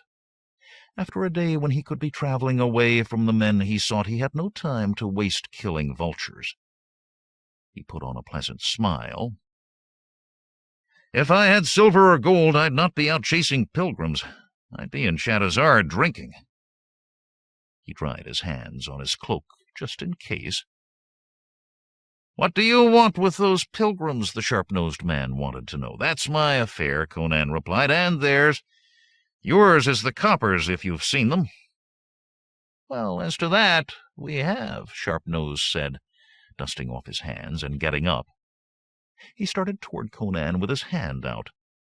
"Let's see the color of your coins." Conan dug into the leather pouch at his belt with his right hand, and Sharp-Nose's grin turned nasty. A short dagger with a triangular blade appeared in his fist. Laughing wickedly, the other 3 pulled their scimitars and rushed forward to join the kill. Without pausing a beat, Conan snatched up the bucket left-handed and smashed it down on the man's head, blood and water flying in all directions. "No time!" he shouted. He plucked the dagger from its forearm sheath, and of a sudden its hilt was sticking from the throat of the foremost attacker. Even as it struck, Conan was unlimbering his broadsword. "Bell strike you!" He leaped across the collapsing man, who was clutching the dagger in his throat with blood-covered hands. "I've no time!" A sweeping slash of the broad blade, and the 3rd man's torso sank to the ground where his head was already spinning. "No time, curse you!" The last man had his scimitar raised high when Conan lunged with a 2-handed grip and plunged his blade through leather breastplate, chest, and backbone. Black eyes filmed over, and the man toppled to one side with his hands still raised above his head. Conan put a foot on the leather armor and tugged his sword free, wiping it clean on the man's dingy keffiyeh before he sheathed it. The dagger was retrieved from its temporary home in the brigand's throat and cleaned in the same way. The woman watched him wide-eyed, starting away as much as her bonds allowed when he came near, but he only cut the cords and turned away, sheathing his dagger. "If you don't have your own horse," he said, "you can have one of these vermins. The rest are mine. You can have the weapons if you want. They'll fetch something for your trouble. But not much, he thought. Still, he owed her nothing, and the horses, poor as they were likely to be, would be a help if he had to pursue those accursed pilgrims far. The red-haired woman rubbed her wrists as she walked to the dead men, unashamed of her nakedness. She was an ivory-skinned Calamastian delight, all curves and long legs and rounded places. There was a spring to her walk that made him wonder if she was a dancer. She picked up one of the scimitars, ran a contemptuous eye along its rust-pitted blade, and suddenly planted a bare foot solidly in the ribs of one of the dead men. "Pig!" she spat. Conan went about gathering the horses, 5 of them, one noticeably better than the rest, while she kicked and reviled each body in turn. Abruptly she whirled to face him, feet well apart, fist on rounded hip, scimitar swinging free. With her tousled hair in an auburn mane about her head, she had the air of a lioness brought to human form. "They took me unawares," she announced. "Of course," Conan said. "I suppose the black is yours? Best of the lot." He braided the reins of the other 4, hairy plains animals 2 hands shorter at the shoulder than his own Turanian gray, and fastened them to his high-pommeled saddle.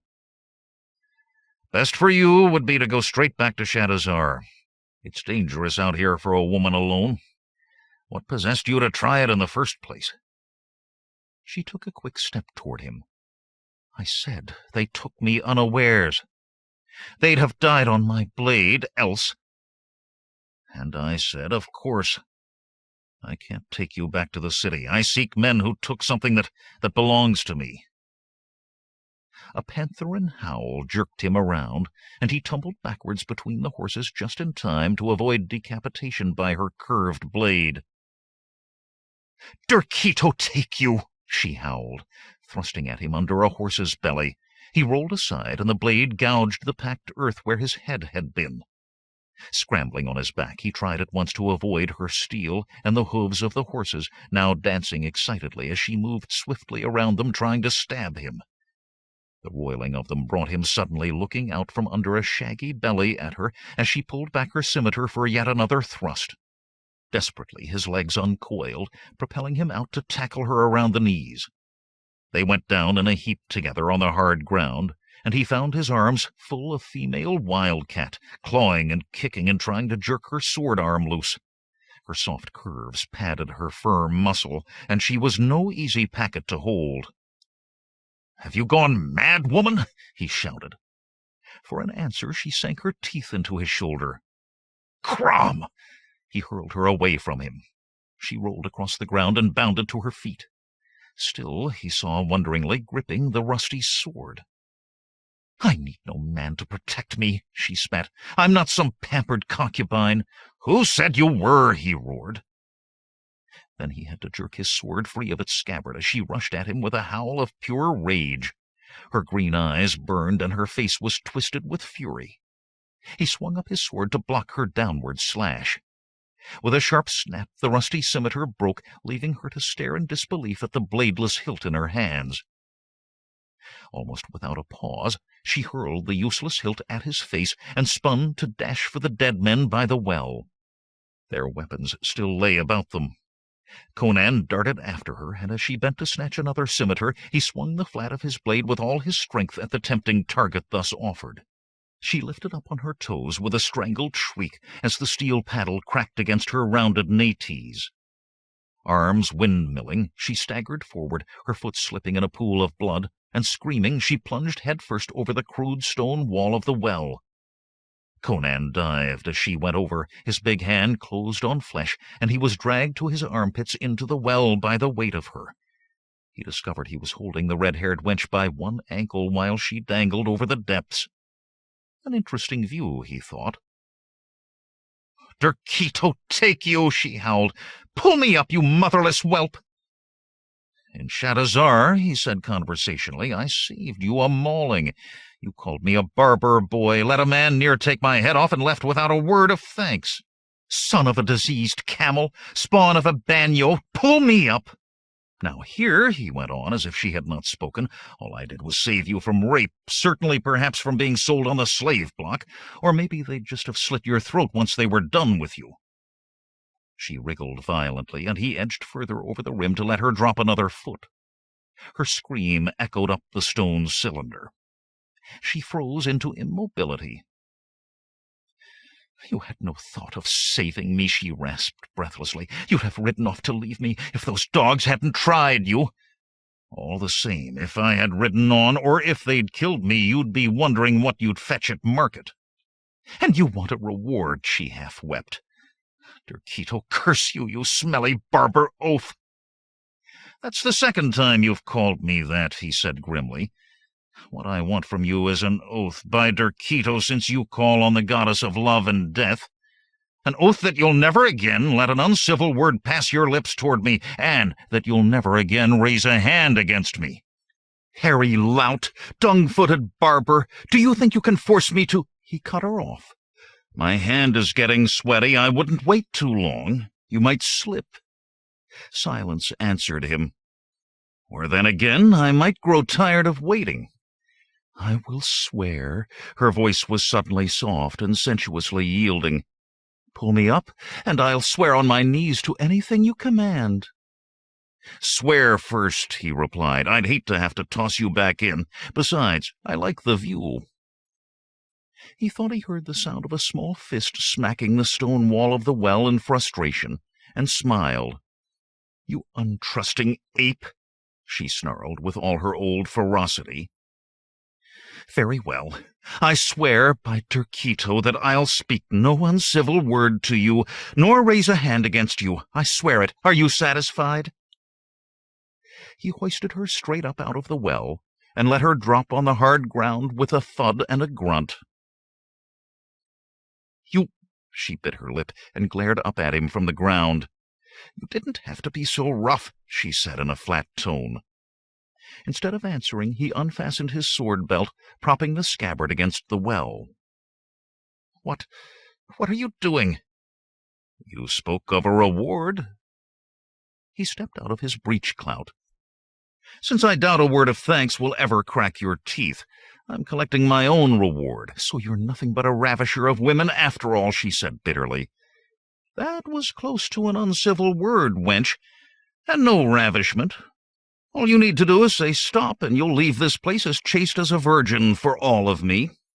He lowered himself on to her, and though she beat at his shoulders with her fists and filled the air with vile curses, the word stop never once passed her lips, and soon her cries changed their nature, for she was a woman fully fledged, and he knew something of women. After, he regained his clothes and his weapons, while she rummaged among the dead men's things to cover herself. Her own garments, she said, had been ripped to shreds. He noted that this time she inspected the weapons carefully before selecting one, but he had no worries at turning his back on her, even after she had belted it on. When she had been turning the air blue, not one of her curses had been directed at him. If she could keep her oath then, he was sure she would keep it now. Once he had filled his goatskin water bags, he swung into his saddle. "Hold a moment," she called. "What's your name?" She had clothed herself in flowing pantaloons of bright yellow and an emerald tunic that was far too tight across the chest, though loose elsewhere. A braided gold cord held her auburn mane back from her face. He had seen her dig it out from the purse of one of the dead men. "Conan," he said. "Conan of Samaria. And you?" "My name is Corella," she said proudly, "of whatever land I happen to be standing on. Tell me, these pilgrims you seek, they have something of great value? I don't see you as a holy man, Conan of Samaria." If he told her about the pendants, she would no doubt want to go with him. From the way she had handled her sword, he was sure she could pull her weight, but even so he did not want her along. Let her get a sniff of 10,000 pieces of gold, and he would have to sleep with both eyes open, oath or no. He was sure of that, too. "Valuable only to a man in Shadazar," he said casually. A dancing girl who ran away with these pilgrims, or maybe they stole her. Whatever, the man's besotted with her, and he'll pay 5 gold pieces to have her back. Not much for a ride in this country. There are harder bandits about than these dog-stealers." She nodded to the bodies, where Conan had dragged them well away from the water. "I seek pilgrims, not bandits," he laughed. "They won't put up much fight. Farewell, Corella." He turned to ride away, but her next words made him draw rein. "Don't you want to know where these pilgrims of yours are?" He stared at her, and she looked back with green eyes innocently wide. "If you know where they are, why didn't you speak of it before? For that matter, why speak of it now? I can't see you volunteering help to me."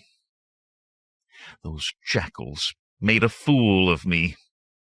She grimaced, but the open look returned to her face quickly. "I was mad, Conan. I wanted to take it out on anyone. You saved my life, after all." Conan nodded slowly. It was barely possible, and just as possible she would send him off chasing hares. But he had nothing else to go on besides picking a direction out of the air. "Where did you see them?" "To the north. They were camped beyond some low hills. I'll show you." She vaulted easily into the saddle of her big black. "Well, do you want me to show you, or do you want to sit here all day?" Short of dangling her down the well again, he could think no way of making her talk. He moved his black cloak to clear the leather-wrapped hilt of his sword, and motioned her to ride past. "You lead," he said. "I know," she laughed as she dug her heels into her mount's ribs. "You like the view." He did that, he thought wryly, but he intended to watch Corella with an eye to treachery. Trailing the robbers' horses, he rode after her. 8. For the rest of that day they rode north, across rolling countryside, sparsely covered with low scrub. When they camped at nightfall, Conan said, "How much farther?" Corella shrugged. Her heavy round breasts shifted beneath the tight green tunic. "We'll reach it some time after dawn if we break camp early." She began to pile dry twigs from the scrub for a fire, but he scattered them. "No need to advertise our presence. What makes you think they'll still be there?" Tucking flint and steel back in her pouch, she gave him an amused smile. "If they've gone, at least you'll be closer than you were. Who is this man in Shadazar who wants his slave girl back?" "If we're riding early, we'd better turn in," he said. And she smiled again. He wrapped himself in his cloak, but did not sleep. Instead, he watched her. She was wrapped in a blanket she had carried on her horse, and had her head pillowed on her high-pommelled saddle of tooled red leather. He would not have put it past her to try sneaking off with the horses in the night, but she seemed to settle right into sleep. Purple twilight deepened to black night, and scudding clouds crossed stars like diamonds on velvet. But Conan kept his eyes open. A gibbous moon rose, and at its height the Cimmerian thought he felt eyes on him from the surrounding night. Easing his narrow-bladed dagger from its forearm sheath, he loosed the bronze brooch that held his cloak and snaked into the night on his belly. Thrice he circled the camp in silence, always feeling the eyes, but he saw no one, nor any sign that anyone had ever been there. And then, abruptly, the feeling was gone. Once more he crawled all the way around the camp, but there was still nothing. Disgusted with himself, he got up and walked back to his cloak. Corella still slept. Angrily, he wrapped himself in the black wool. It was the woman. Waiting for her treachery was making him see and feel what just was not there. While the sun was but a red rim shining above the horizon, Corella woke, and they rode north again. Slowly the land changed, the low rollings becoming true hills.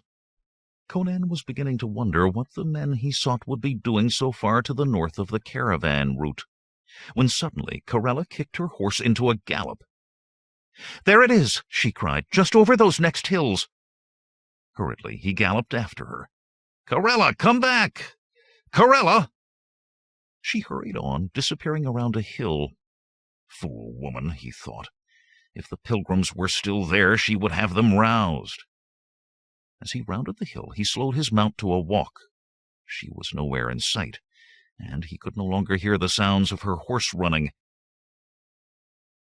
"Conan!" Conan's head whipped around at the shout.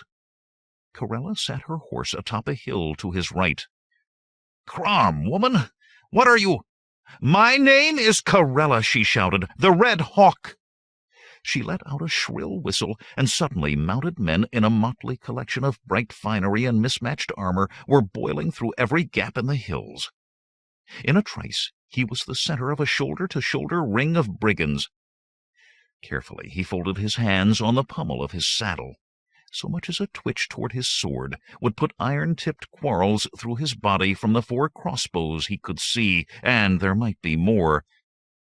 "Corella," he called, "is this the way you keep your oath?" "I've said no uncivil word to you," she replied mockingly, "and I haven't raised my hand against you, nor will I. I'm afraid the same can't be said of my men. Hordo!" A burly, black-bearded man with a rough leather patch over his left eye forced his horse through the circle to confront Conan. A jagged scar ran from under the patch and disappeared in the thatch of his beard. That side of his mouth was drawn up in a permanent sneer. His ring-mail had once belonged to a wealthy man. There were still traces of gilt left, and large gold hoops stretched his ears. A well-worn tulwar hung at his side. "Conan, she called you," the big man said. "Well, I'm Hordo, the Red Hawk's lieutenant, and what I want to know, what we all want to know, is why we shouldn't cut your miserable throat right here." "Corella was leading me," Conan began, and cut off as Hordo launched a fist the size of a small ham at him. The big man's single eye bulged as Conan caught his fist in mid-swing and stopped it dead. For a moment the two strained arm to arm, biceps bulging. Then Hordo shouted, "Take him!" The ring of bandits closed in. Dozens of hands clutched at Conan, tearing away his cloak, ripping loose his sword, pulling him from the saddle. But their very numbers hampered them somewhat, and he did not go easily. His dagger found a new home in ribs clothed in dirty yellow. In the press he never saw the face that went with them. A carelessly reached arm was broken at the elbow, and more than one face erupted in blood and broken teeth from his massive fists. The numbers were too many, though, and rough hands at last managed to bind his wrists behind him and link his ankles with a 2-foot hobble of rawhide. Then they threw him to the stony ground, and those who had boots began to apply them to his ribs. Finally, Hordo chased them back with snarled threats, and bent to jerk Conan's head up by a fistful of hair. "We call her the Red Hawk," he spat. "You call her mistress or my lady, but don't ever sully her name with your filthy mouth again, not as you live." "Why should he live at all?" snarled a weasel-faced man in dented half-armor and a guardsman's helmet with the crest gone. "Hepakiah's choking to death on his own blood from this one's dagger right now." He grimaced suddenly and spat out a tooth. "Cut his throat and be done." With a grin, Hordo produced a wavy-bladed Vendian dagger. "Seems Abarius has a good idea for a change." Suddenly, Corella forced her horse through the pack around Conan, her green cat eyes glaring down at him. "Can't you think of something more interesting, Hordo?" "Still keeping your oath?" Conan snarled. "Fine payment for saving you from the slave block, or worse." Hordo's fist smashed his head back into the ground. "No man ever had to save the Red Hawk," her lieutenant growled. "She's better than any man with sword or brains. See you remember it." Corella laughed sweetly. "Of course I am, good Conan. If anything happens to you, it will be at the hands of these good men, not mine. Hordo, let's take him to camp. You can decide what to do with him at leisure." The scar-faced man shouted orders, and quickly a rope was passed around Conan under his arms. The bandits scrambled to their saddles, Hordo himself clutching the rope tied to Conan, and they started off at a trot, the horse's hooves spraying dirt and gravel in Conan's face. Conan gritted his teeth as he was dragged. With his arms behind him, he was forced to skid along on his belly. Sharp rocks gashed his chest, and hard-packed clay scraped off patches of skin as large as his hand. When the horses skidded to a halt, Conan spat out a mouthful of dirt and sucked in air. He ached in every muscle, and small trickles of blood still oozed from those scrapes that dust had not clotted. He was far from sure that whatever they had planned for him would be better than being dragged to death. "Hordo!" Corella exclaimed in delight. "You have my tent up!" She leaped from the saddle and darted into a red-striped pavilion. It was the only tent in the camp, lying in a hollow between two tall U-shaped hills. Rumpled bedrolls lay scattered around half a dozen burned-out fires. Some of the men ran to stir these up, while others dug out stone jars of kill, raw distilled wine, and passed them around with raucous laughter. Conan rolled onto his side as Hordo dismounted beside him. "You're a bandit," the big Cimmerian panted. "How would you like a chance at a king's treasure?" Hordo did not even look at him. "Get those stakes in," he shouted. "I want him pegged out now." 5 pendants, Conan said, "and a jewel-encrusted casket. Gifts from Yildiz to Tiridates." He hated letting these men know what he was after. At best, he would have a hard time remaining alive to claim a share of what he thought of as his own, but otherwise he might not live to collect even a share. "Stir your stumps," the bearded outlaw shouted. "You can drink later." 10,000 pieces of gold, Conan said. "That's what one man is willing to pay for the pendants alone. Someone else might pay more, and then there's the casket." For the first time since arriving in the hollow, Hordo turned to Conan, his one eye glaring. "The Red Hawk wants you dead. She's done good by us, so what she wants is what I want." A score of bandits, laughing and already half-drunk, came to lift Conan and bear him to a cleared space where they had driven 4 stakes into the hard ground. Despite his struggles, they were too many, and he soon found himself spread-eagled on his back, wet rawhide straps leading from his wrists and ankles to the stakes. The rawhide would shrink in the heat of the sun, stretching his joints to the breaking point. "Why doesn't Hordo want you to have a chance at 10,000 pieces of gold?" Conan shouted. Every man but Hordo froze where he stood, the laughter dying in their throats. With a curse, the scar-faced brigand jumped forward. Conan tried to jerk his head aside, but lights flared before his eyes as the big man's foot caught him. "Shut your lying mouth!" Hordo snarled.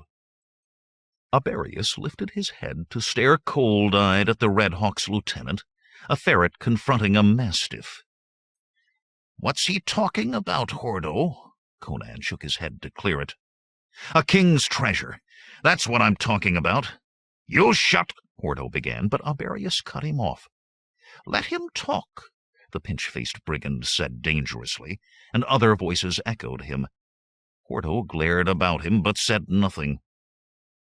Conan allowed himself a brief smile. A bit longer, and these cutthroats would turn him loose and bind Hordo and Corella in his place. But he did not intend to let them actually steal the pendants he had worked so hard for. 5 pendants, he said, and a golden casket encrusted with gems were stolen from Tiridates' very palace not half a fortnight gone. I'm on the track of those trifles. One man's already offered me 10,000 pieces of gold for the pendants alone, but what one man offers another will top. The casket will bring as much again or more." The men encircling him licked their lips greedily and shuffled closer. "What makes them worth so much?" Aberius asked shrewdly. "I never heard of pendants worth 10,000 gold pieces." Conan managed a chuckle. "But these were gifts from King Yildiz to King Tiridates, gems that no man has ever seen before. And the same on the casket he embroidered." Abruptly, Corella burst through the close-packed circle of men, and they edged back from the rage on her face. Gone were the makeshift garments she had acquired at the Well of the Kings. Silver filigreed breastplates of gold barely contained her ivory breasts, and a girdle of pearls a finger wide hung low on her hips. Red thigh boots covered her legs, and the tulwar at her side had a sapphire the size of a pigeon's egg on the pommel. "The dog lies," she snarled.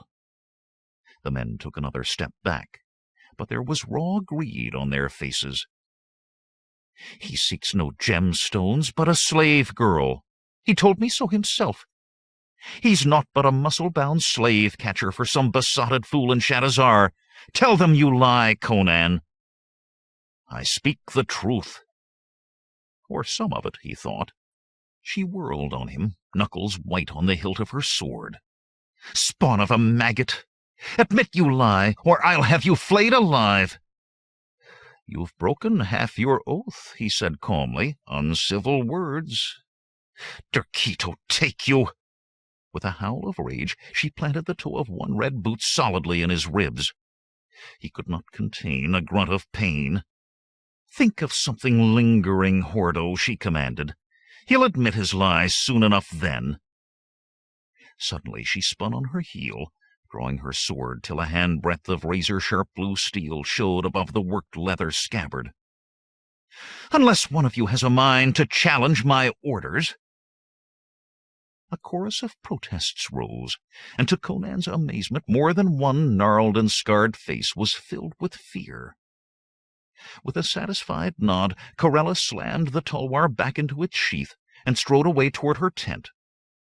Men half fell in their haste to get out of her way. "The second part of your oath," Conan shouted after her. "You struck me. You're forsworn before Derketo. What vengeance will the goddess of love and death take on you and on any who follow you?" Her stride faltered for an instant, but she went on without turning. The door-flap of the red-striped pavilion was drawn behind her. "You'll die easier, Conan," Hordo said, "if you watch your tongue. I've a mind to rip it out of you now, but some of the lads might want to hear if you babble more of this supposed treasure." "You act like whipped curs around her," Conan said. "Have none of you ever thought for yourselves?" Hordo shook his shaggy head. "I'll tell you a tale, and if you make me speak of it again, I'll skewer your liver. From whence she came, no one knows, but we found her wandering naked as a babe, and little more than one she was in years, but with that sword she now wears clutched in her fist. He that led us then, Constantius by name, thought to have his sport with her, then sell her. He was the best of us with a sword, but she killed him like a fox killing a chicken. And when two who were close to him tried to take her, she killed them too, and just as quick.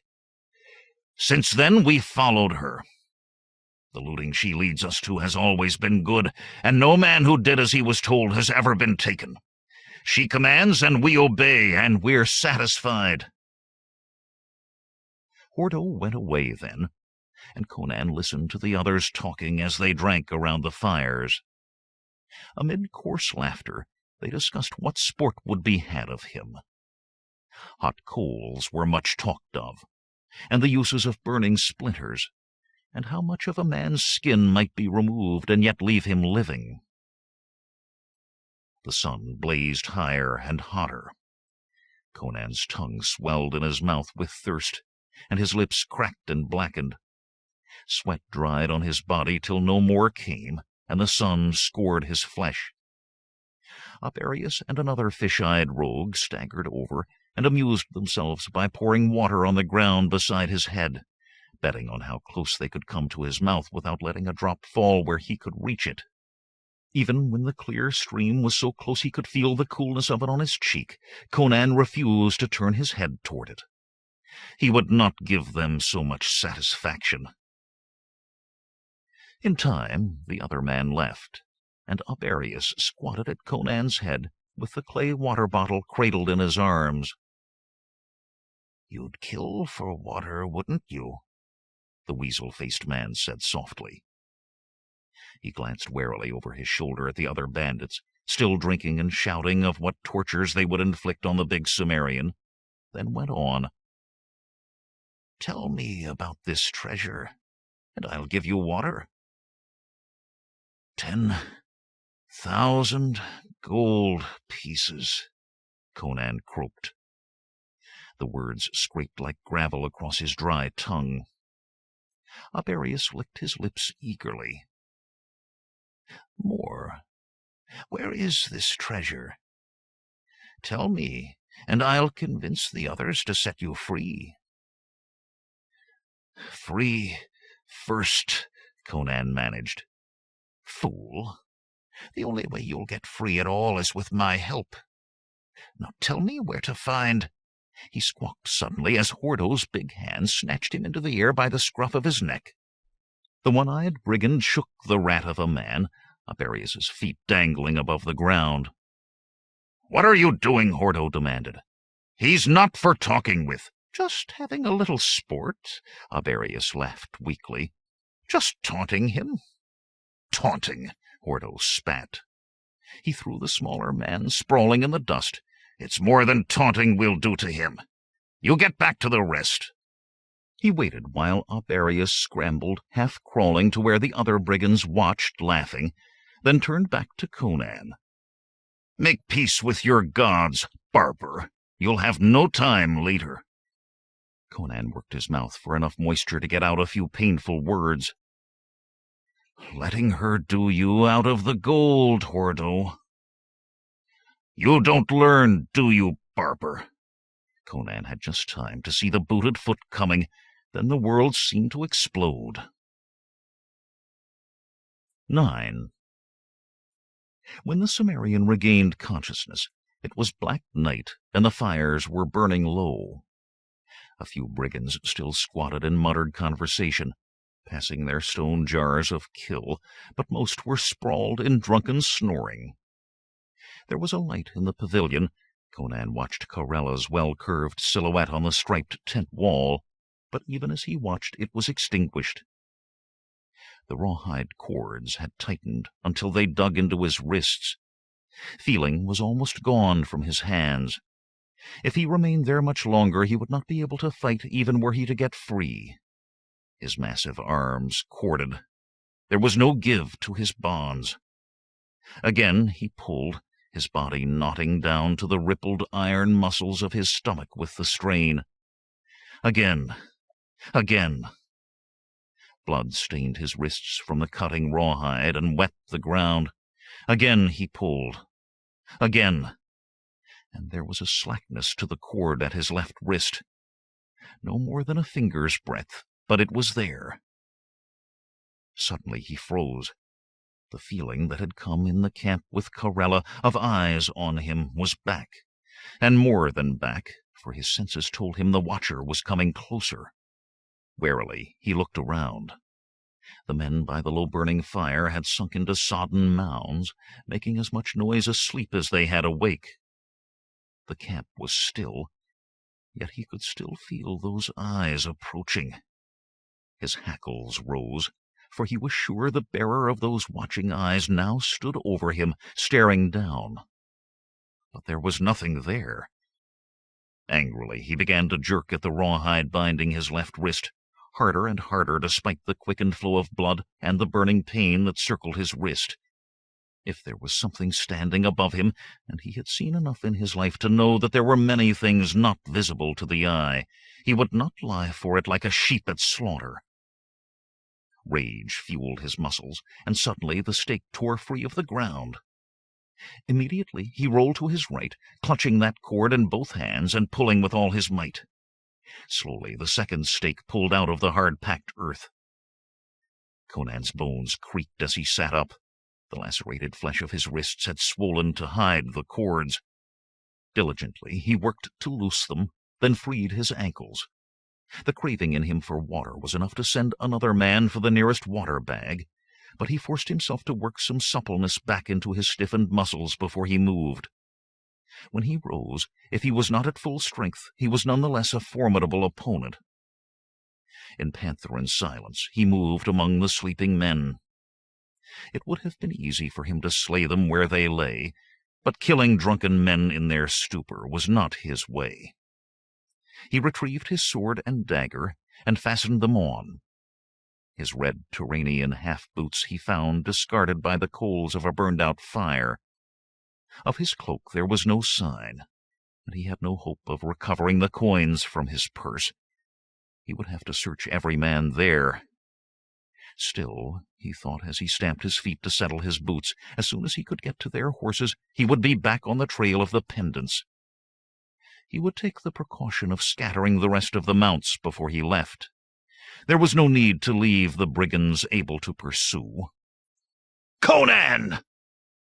The shout rolled through the hollow as if launched from a dozen throats, but there was only one shape approaching the camp.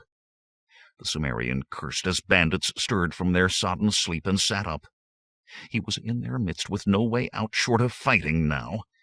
He drew his broadsword as a light appeared in Corella's striped tent. "Conan! Where are the pendants?" That booming voice stirred something in Conan's mind. He was sure he had heard it before. But the heavily muscled man approaching was unfamiliar. A spiked helmet covered the man's head, and a chain-mail tunic descended to his knees. In his right hand he gripped a great double-bladed axe, in the other a round buckler. "Who are you?" Conan called. The brigands were all on their feet now, and Corella was before her pavilion with her jeweled tulwar in hand. "I am Kratos." The armored man came to a halt an arm's reach from Conan. Beneath his helm his eyes were glassy and unblinking. "I am the servant of Imhep-Aten. Where are the pendants you were to bring him?" A chill ran down Conan's back. He knew the voice now. It was the voice of Ankar. From behind Conan the voice of Aberius rang out. "He was telling the truth. There are pendants." "I don't have them, Ankar," Conan said. "I'm chasing the men who stole them, and a girl I made a promise to." "You know too much," the big man muttered in Imhep-Aten's voice. "And you do not have the pendants. Your usefulness is at an end, Cimmerian." With no more warning, the axe leaped toward Conan. The Cimmerian jumped back, the razor steel drawing a fine red line across his chest. The possessed man recovered quickly and moved in, buckler held across his body, axe at the ready, well to his side. If a sorcerer controlled the body, the man whose once it had been was an experienced axe fighter. Conan danced back, broadsword flickering in snake-like thrusts. A slashing attack would leave him open, and that axe could cut a man half in two. Kratos continued his slow advance, catching each sword thrust with his buckler. Watching those lifeless eyes was useless, Conan quickly realized. Instead, he watched the massive shoulders for the involuntary movements that would foretell the big man's attacks. The mailed right shoulder dipped fractionally, and Conan dropped to his heels as the axe whistled over his head. His broadsword darted out to stab through the mail at a thigh. Then he was rolling away from the return axe stroke to come once more erect facing his opponent. Blood ran down the axeman's leg, but he came on. Conan circled to the other's right, toward the axe. It would be more difficult for Kratos to strike at him thus. The axe slashed out in an awkward backhand blow. Conan swung, felt his blade bite through bone, and axe and severed hand fell together. On the instant, Kratos hurled his buckler at Conan's head and threw himself in a roll across the ground. Conan ducked, beat the round shield aside with his sword, but even as he recovered, Kratos was coming to his feet with the battle-axe in his left hand. Blood pumped from the stump in regular spurts, and the man, or the sorcerer possessing him, seemed to know he was dying. Screaming, he rushed at the Cimmerian, axe slashing wildly. Conan caught the haft on his blade and smashed a knee into the other's midriff. The big Shemite staggered, but his great axe went up for another stroke.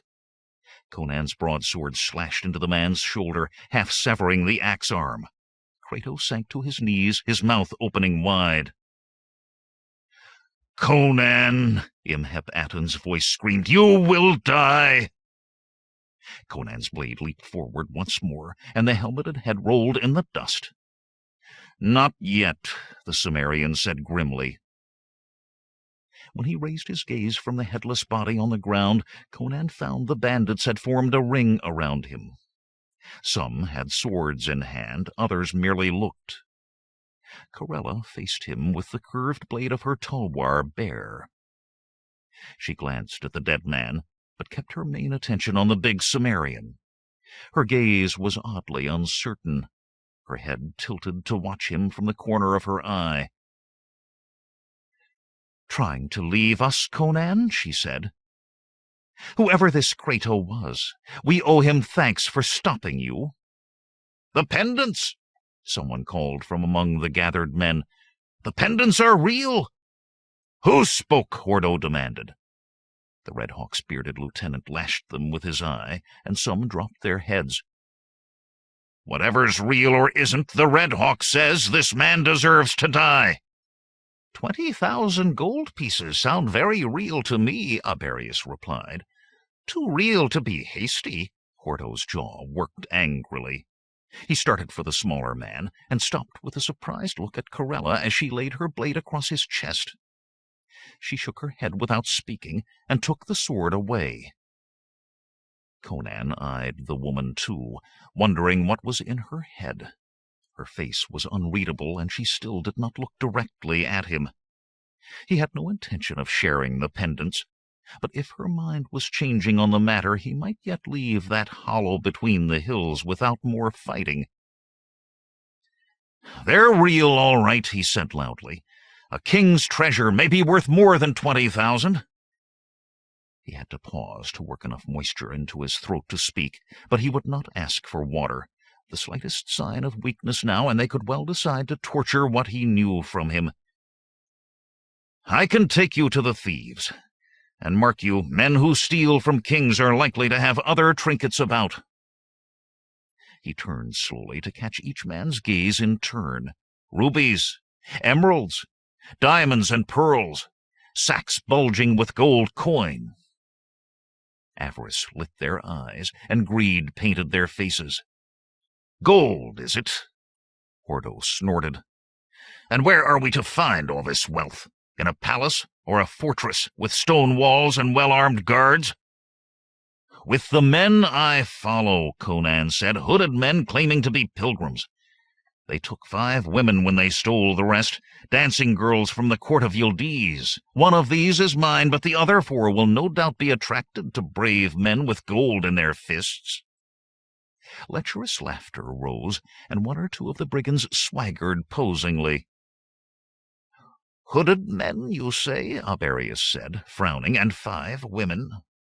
"Enough!" Hordo roared. "By the Black Throne of Erlik, don't you all see there are sorcerers in this? Did none of you look closely enough at this Kratos to see he was possessed? Didn't you see his eyes or listen to him speak? No mortal man has a voice like that, booming like thunder in the distance." "He was mortal enough," muttered a thick-set man with a broad scar across his nose. "Conan's steel proved that." "And what is sought by wizards," Conan said, "is doubly valuable. Did anyone ever hear of a wizard grasping for something that was not worth a king's crown?" Hordo looked uncertainly at Corella, but she stood listening as if the talk had no connection to her. The one-eyed man muttered under his breath, then went on. "Where do we seek these hooded men? The country is wide. What direction do we ride? Conan himself has said he has no idea. He followed the Red Hawk, thinking she'd lead him to them." "I saw them," Aberius said, and stared about him defiantly as everyone turned to look at him. "I and Hezekiah and Alvar, 2 days gone, riding to the east, a score of hooded men and 5 bound women on camels.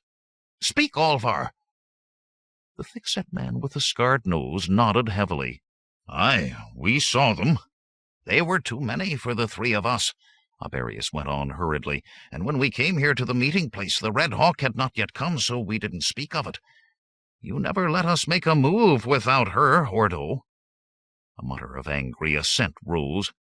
Hordo glared, but there was satisfaction in his voice when he said, 2 days gone? They could be in Vendia for all the good it does us."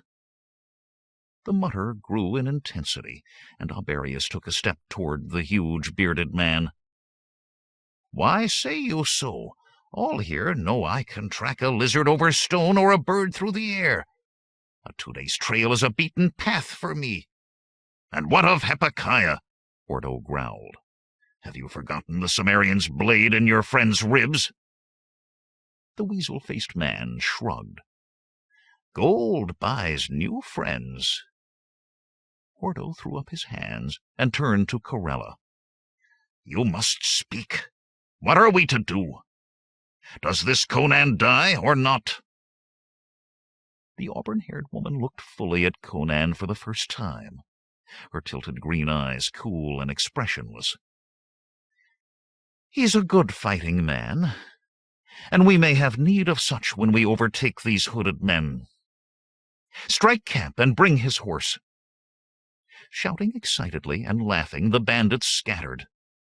Hordo glared at the Cimmerian, then shook his head and stalked away. In an instant the camp was a stirred ant-hill, the pavilion going down, horses being saddled and blankets rolled.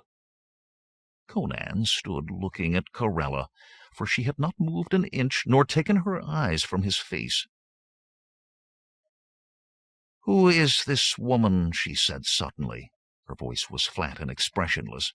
"The one you say is yours." "A slave girl," he replied, "as I said." Her face remained calm, but she sheathed her sword as if slamming it into his heart. "You trouble me, Conan of Cimmeria. See you do not come to trouble me too much." Spinning on her heel, she marched toward the horses. Conan sighed and looked to the east, where the red sun was just broaching the horizon. The night's dew had cleared the dust from the air, and it seemed he could see forever.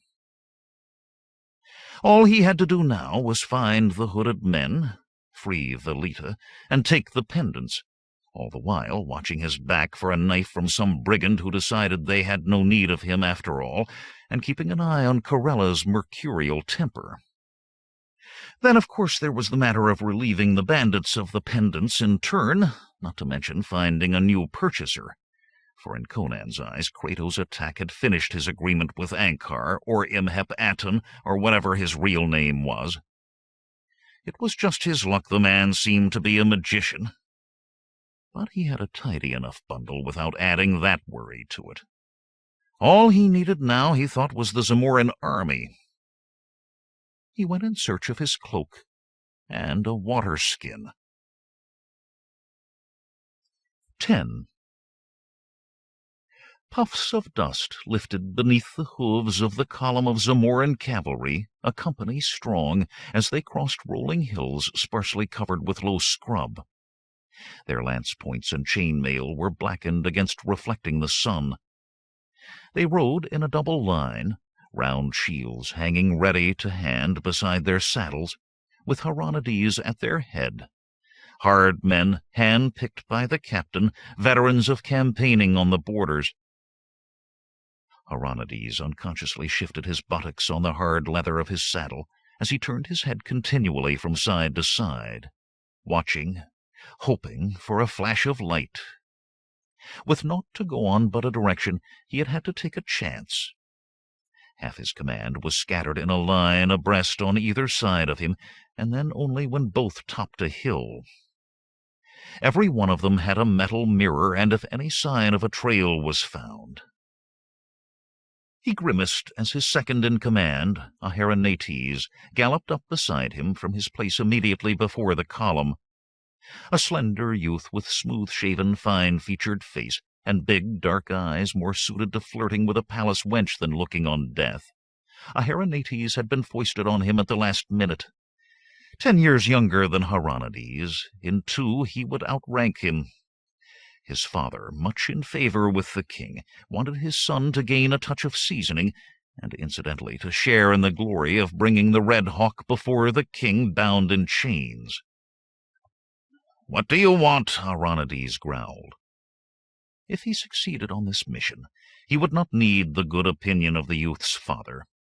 If he failed, the man could not save him from the king's threat. "I've been wondering why we're not pursuing the Red Hawk," Aherinates said. Aronides looked at him, and he added, "Sir." "Those were our orders, were they not, sir?" Aronides restrained his temper with no little effort. "And where would you pursue, Lieutenant? In what direction? Or is it just that this isn't dashing enough for someone used to the glitter of parades in the capital?" "Not the way I was taught to handle cavalry, sir." "And where in Sheol were you taught?" A flash of light to the east caught his words in his throat. Once, twice, thrice. "Signal recall, Lieutenant. By mirror," he added as the other pulled his horse around. "No need to let every running dog know we're out. And bring the company around. As you command, sir." For once, Aronides did not notice the sarcasm. This had to be what he sought. By Mitra, it had to be. He could barely restrain himself from galloping ahead of his troop, but he forced himself to keep the march to a walk. The horses must be conserved if there was a pursuit close at hand, and he prayed there would be. The men strung out to the east waited once they had passed on the signal, each man falling in behind the column as it reached him. Those beyond the man who first flashed his sighting would be riding west to join them.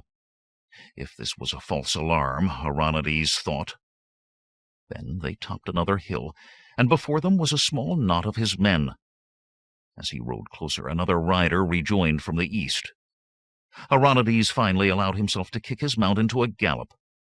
One of the soldiers rode forward, touching his forehead respectfully. "Sir, it looks to have been a camp, but there's—" Aronides waved him to silence. He could see what was unusual about this hollow between two hills. Black-winged vultures, their bald heads glistening red from their feeding, stood on the ground, warily watching the quartet of jackals that had driven them from their feast. "Wait here until I signal," Aronides commanded, and walked his horse down into the hollow. He counted the ash piles of 10 burnt-out fires. The jackals backed away from the mounted man, snarling, then snatched bones still bearing shreds of scarlet flesh, and loped away. The vultures shifted their beady-eyed gaze from the jackals to Aronides. A half-eaten skull showed the thing on the ground had once been a man, but it could never have been proven by the scattered bones, cracked by the jackal's powerful jaws. Aronides looked up as Aherinates galloped down the hill. "Mitra, what's that?" "Proof there were bandits here, Lieutenant. None else would leave a dead man for the scavengers." "I'll bring the men down to search for—" "You'll dismount 10 men," Aronides said patiently, "and bring them down." He could afford to be patient now. He was sure of it. No need to grind what little we might find under the horses' hooves. And, Lieutenant, tell off 2 men to bury that. See to it yourself. Aherinates had been avoiding looking at the bloody bones. Now his face abruptly turned green. "Me? But now, Lieutenant, the Red Hawk and your glory are getting further away all the time." The lieutenant stared open-mouthed, then swallowed and jerked his horse around. Aronides did not watch him go. The captain dismounted and slowly led his horse through the sight of the camp. Around the remains of the fires was scruffed ground where men had slept. Perhaps 50, he estimated. Well away from the fires were holes from the pegs and poles of a large tent. 4 other holes, though, spaced in a large square, interested him more. A short, bow-legged cavalryman trotted up and touched his sloping forehead. "Begging your pardon, sir, but the lieutenant said I was to tell you he found where they had their horses picketed." His voice became flatly non-committal. "The lieutenant says to tell you there was maybe 100 horses, sir." Aronides looked to where two men were digging a hole in the hillside for the remains of the body. Aherinates apparently had decided he should search rather than oversee their work as ordered. "You've been 20 years and more in the cavalry, Rosaro," the captain said. "How many horses would you say were on that picket line?" "If the lieutenant hadn't said 100, of course," he added when the man hesitated. "Not to contradict the lieutenant, sir, but I'd say 53. They didn't clear away the dung, and they kept the horses apart enough to keep the piles separate. Some would be sumpter animals, of course, sir." "Very good, Rosaro. Go back to the lieutenant and tell him I want—" He stopped at the strained look on Rosaro's face. "Is there something else you want to tell me?" The stumpy man shifted awkwardly. "Well, sir, the lieutenant said we was mistaken, but Carissus and me, we found the way they went when they left here. They brushed their tracks some, but not enough. They went east and a little north." "You're sure of that?" Aronides said sharply. "Yes, sir." The captain nodded slowly. Toward the Kazantian mountains, but not toward the caravan route through the mountains to Sultanapur. "Tell the lieutenant I want to see him, Rosaro." The cavalryman touched his forehead and backed away. Aronides climbed the eastern hill to stare toward the Kazantian mountains, out of view beyond the horizon. When Aherinates joined him, the lieutenant was carrying a stone unguent jar. "Found this down where the tent was," he said. "Someone had his leman along, seems." Aronides took the jar. Empty, it still held the flowery fragrance of the perfume of Ophir. He tossed it back to Aherinates. "More like than not, your first souvenir of the Red Hawk." The lieutenant gaped. "But how can you be certain this was the Trull's camp? It could as easily be a caravan wandered somewhat from the route. The man could have been left for some errand and been slain by wild animals. He could even have had no connection with those who camped here at all. He could have come after, and—" "A man was staked out down there," Aronides said coldly. "'Tis my thought was the dead man. Secondly, no camels were here. Have you ever seen a caravan lacking camels, saving us slavers? And there is no staking ground for a coffle. Thirdly, there was only one tent. A caravan of this size would have had half a score. And lastly, why have you lost your fervor for pursuing the Red Hawk? Can it be your thought that she has 100 men with her? Fear not. There are fewer than 50, though I grant you they may seem 100 if it comes to steel. You have no right. Monerxes, my father, is Sir Lieutenant.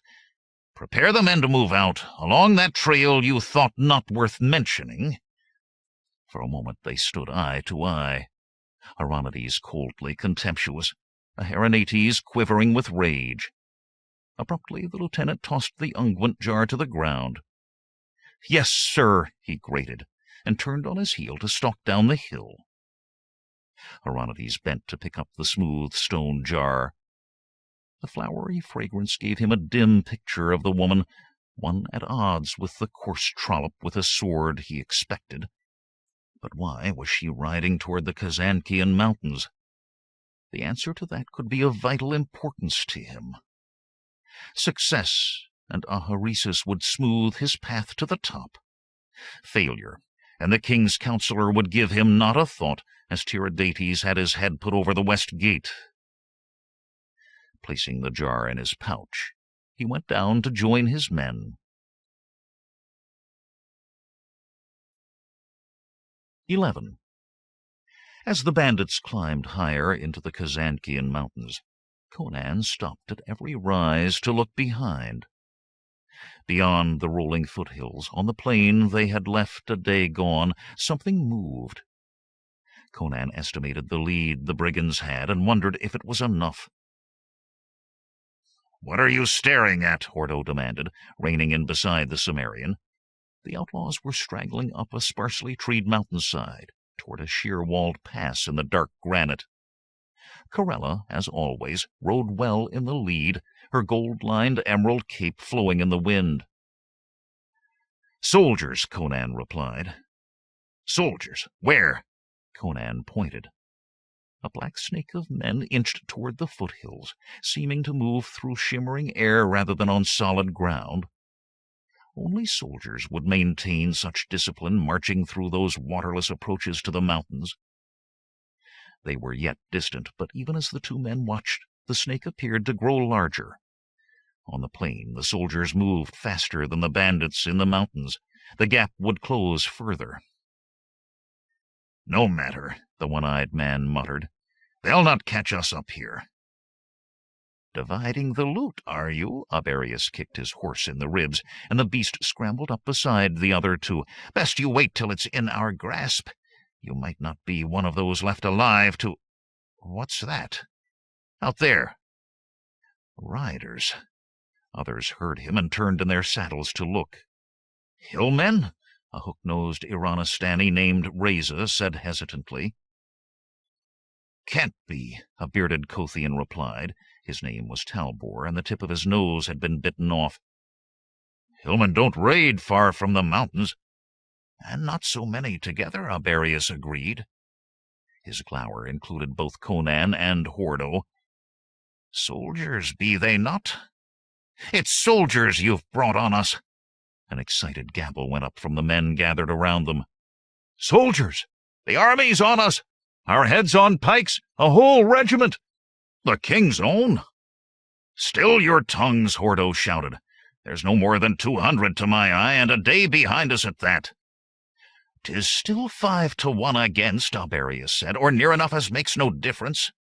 These mountains are not our place, Reza cried. We be rats in a box. Ferrets in a wood pile, Hordo protested. If this is not our own ground, still less is it theirs. The rest paid him no mind. We chase mists, Talbor shouted, rising in his stirrups to address the bandits who were gathering. We ride into these accursed mountains after ghosts. It'll not stop till we find ourselves with our backs to a rock wall and Zamoran lances at our throats. Aberius sawed his reins, and his horse pranced dangerously on the steeply sloping ground. Do you question my tracking, Talbor? The path we follow is the path taken by those I saw. He laid hand to his sword hilt. You threaten me, Aberius, the Kothian growled. His fingers slid from his pommel toward the tulwar at his hip. Corella spurred suddenly into their midst, her naked sword in hand. I'll kill the first man to bear an inch of blade, she announced heatedly. Her cat-like eyes flicked each man in turn. Both hurriedly removed their hands from their weapons. Now tell me, what has you at each other's throats like dancing girls in a zanana? The soldiers, Aberius began. These supposed pendants, Talbor started at the same instant. Soldiers, Corella said. She jerked her head around and seemed to breathe a sigh of relief when she spotted the distant line of men on the plain below. Fear you soldiers so far away, Aberius, she sneered. What would you fear closer, an old woman with a stick? I like not being followed by anyone, Aberius replied sulkily. Or think you they follow us not? I care not if they follow us or no, she flared. You are the Red Hawk's men, and you follow me, you'll fear what I tell you to fear and naught else. Now all of you get up ahead. There's level ground there where we'll camp the night. There's a half a day yet we could travel, Hordo protested. She rounded on him, green eyes flashing. Did you not hear my command? I said we camp. You, Sumerian, remain here. Her one-eyed lieutenant grumbled, but turned his horse up the mountain, and the rest followed in sullen silence, broken only by the creak of saddle leather and the slick of hooves on stone. Conan watched the red-haired woman warily. She hefted her sword as if she had half a mind to drive it into him, then sheathed it. Who is this girl, Conan? What is her name? She's called Velita, he said. He had told her of Velita before, and knew she remembered the dancing girl's name. In time she would come to what she truly wanted to speak of. He twisted around for another look at the column of soldiers. They gained ground on us, Corella. We should keep moving. We move when I say, and stop when I say. Do you think to play some game, Conan?" He turned back to her. Her green eyes were clouded with emotion as she stared at him. What emotion he could not say. "I play no more games than you, Corella." Her snort was eloquent. "Treasures taken from a king's palace, so you say, not to mention this baggage you claim to have promised her freedom. Why, then, do the thieves flee to these mountains where none live but goats, and savages little better than goats?" "I don't know," he admitted, "but it convinces me all the more they are the men I seek. Honest pilgrims do not journey to Vendia by way of the heart of the Kazankian mountains." "Perhaps," she said, and shifted her gaze to the soldiers far below. With a laugh, she reared her big black to dance on its hind legs. "Fools! They'll not clip the Red Hawk's wings. It seems most likely they seek Tiridates' pendants as we do," he said. "Much more so than that, they seek you."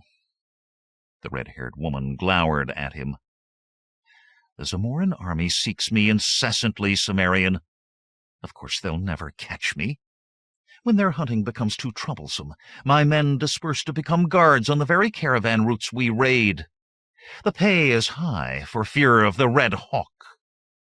Her sudden laugh was exultant. To his amusement, he realized she had been offended by his suggestion that the soldiers hunted other than her. "Your pardon, Corella. I should have remembered that taking 7 caravans in 6 months would certainly rival even a theft from Tiridates' palace." "I had naught to do with those," she said scornfully. "No creature from those caravans, man, horse, or camel, has even been seen again.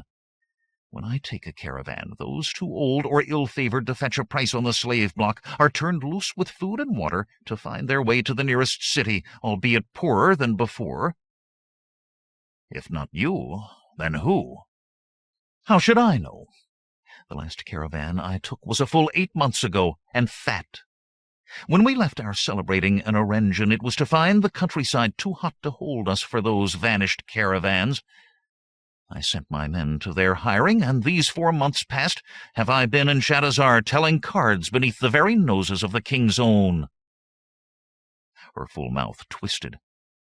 "I would be there still, if the risk of calling my band together once more had not seemed less than the odium of being eyed by men who thought to give me a tumble." Her glare seemed to include him and every other man in the world. "Strange things are happening in the Kazankians," Conan said thoughtfully. "Perhaps those we follow have something to do with the vanished caravans." "You make flight of fancy," she muttered, and he realized she was eyeing him oddly. "Come to my tent, Cimmerian. I would talk with you." She spurred away up the mountainside before he could speak. Conan was about to follow when he became aware of being watched from the jagged mountains to the south. His first thought was of Kazankian hillmen, but then, as the hackle stood on the back of his neck, he knew it was the same invisible eyes he had felt that night with Corella, and again before Crato appeared. Imhep Aten had followed him.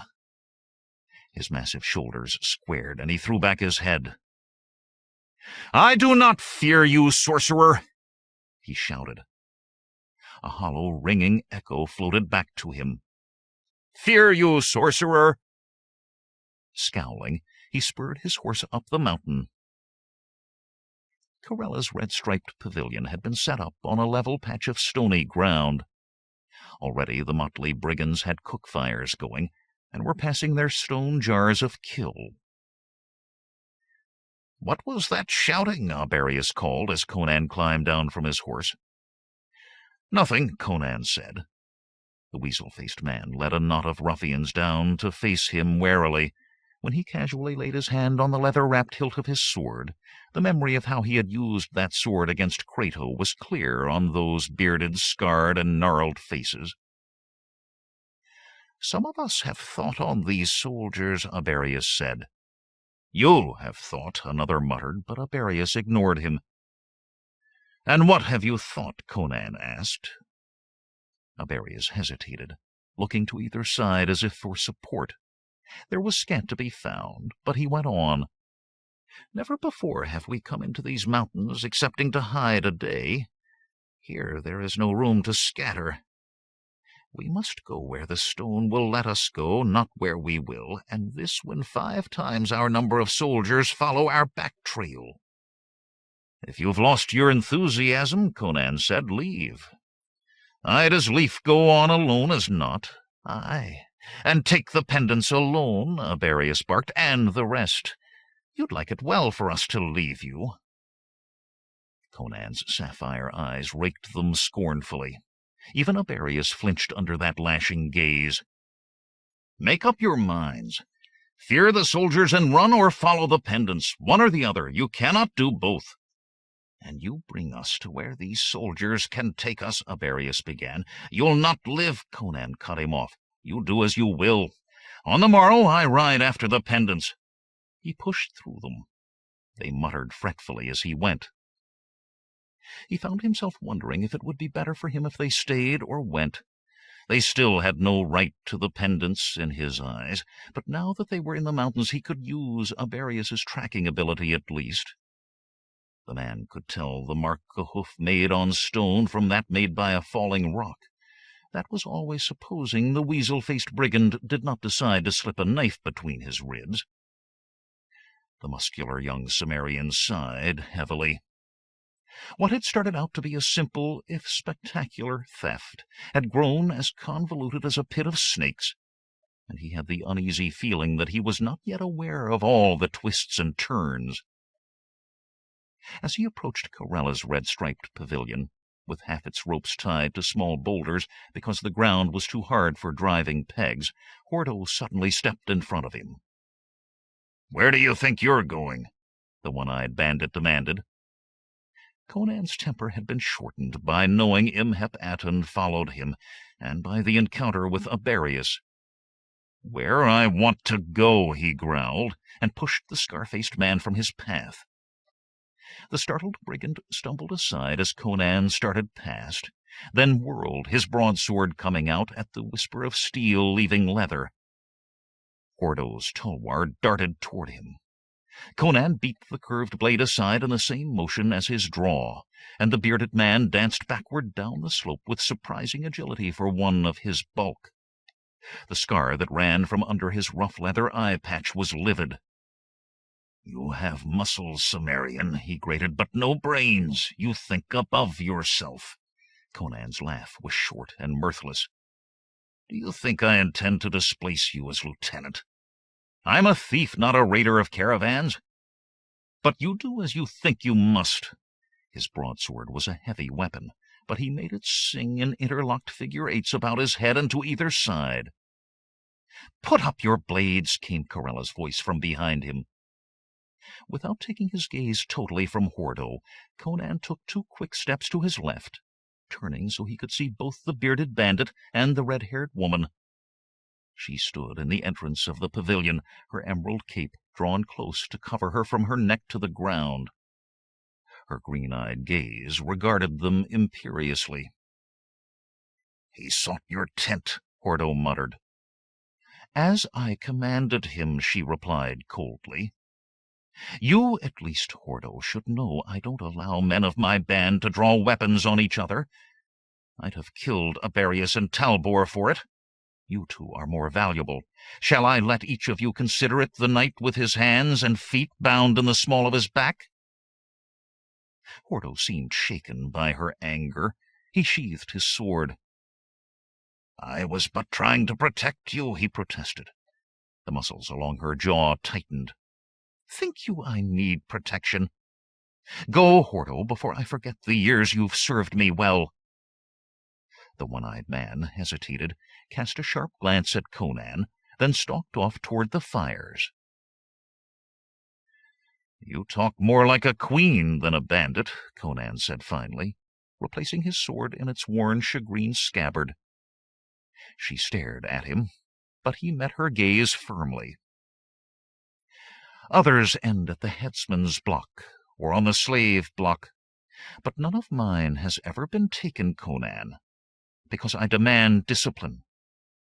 Oh, not the foolishness soldiers call discipline, but any command I give must be obeyed at once, any command. In this band the Red Hawk's word is law, and those who cannot accept that must leave or die. I am no hand at obedience, he said quietly. Come inside, she said, and disappeared through the entrance. Conan followed. The ground inside the striped pavilion had been laid with fine fringed Turanian carpets.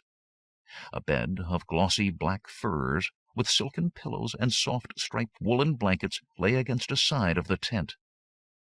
A low, highly polished table was surrounded by large cushions. Gilded oil lamps illumined all.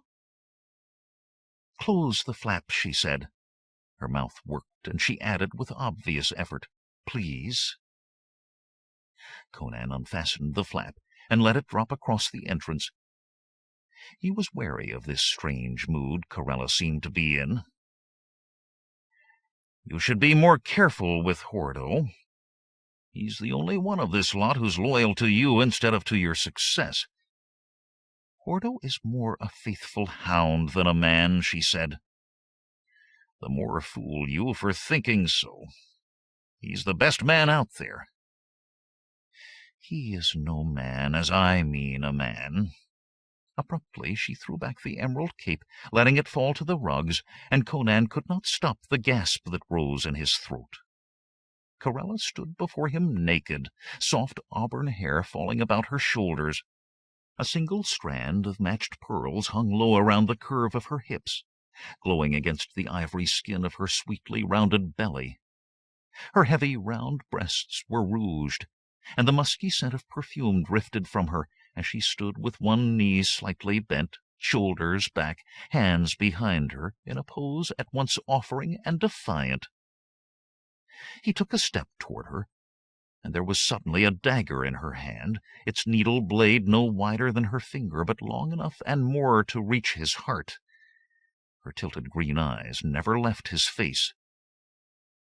You walk among my rogues like a wolf among a pack of dogs, Cimmerian. Even Hordo is but half-wolf beside you. No man has ever called me his, for men come to believe the calling. If a woman must be a man's slave, then I'll be no woman.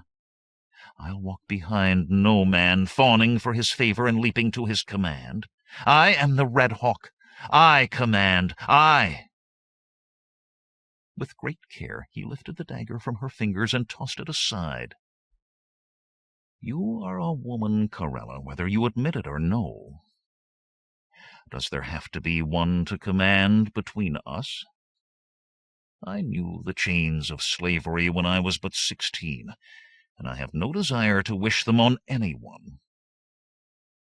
He lowered her to the furs. Then you betray me, she whispered. I'll put your head before my tent on a spear. Ah, Derkito. For a time she made no sounds that came not unbidden to her lips. 12. The private thaumaturgical chambers of Aminar were in the very top of the tallest tower of the keep, as far from the room of sacrifice as they could be and still remain within that dark fortress. He knew that Morath Amani was in no way limited to the columned room in the heart of the mountain, but distance yet gave an illusion of safety. The walls of the circular stone room were lined with books bound in the skins of virgins, and light came from glass balls that hung from sconces glowing from a miner's spell. There was no window nor any opening save a single heavily barred iron-bound door. The scent of incense hissing with colored flames on the coals of a bronze brazier warred with the odor of a noxious brew bubbling in a stone beaker above a fire stoked with human bones. On the tables dried mummies waited to be powdered for filters, among carelessly scattered ewers of deadly venom and bundles of rare herbs and roots. The necromancer himself stood watching the boiling brew, his attention rapt. The dark liquid began to froth higher. With but a moment's hesitation, he removed the amulet from his neck. A chill climbed his backbone at being even so barely separated, but it was necessary. Before the black froth reached the rim of the beaker, he lowered the amulet by its chain until serpent and eagle alike were covered. The silver chain grew colder, bitter metal ice searing his preternaturally long fingers.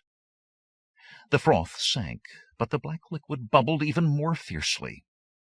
The stone of the beaker began to glow red. Hand of a living man, powdered when dry, blood of an eagle, no more to fly, eye of the mongoose, tooth of the boar, heart of a virgin, soul of a whore, burn to their blackness, heat till they boil, dip in the periapt, confounding the royal. Hands shaking with haste, Aminar removed the amulet. He wanted to wipe it dry on the instant and replace it about his neck, but this stage of the spell was critical. With long bronze tongs he lifted the stone beaker. Nearby, atop a white marble pedestal, was a small clear crystal coffer, fragile seeming against even that smooth stone.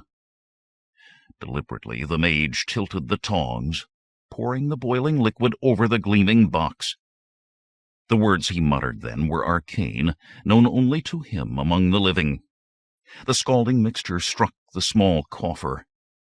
The crystal shrieked as if it would shatter in 10,000 pieces. The liquid seemed to gather itself to fly away in steam.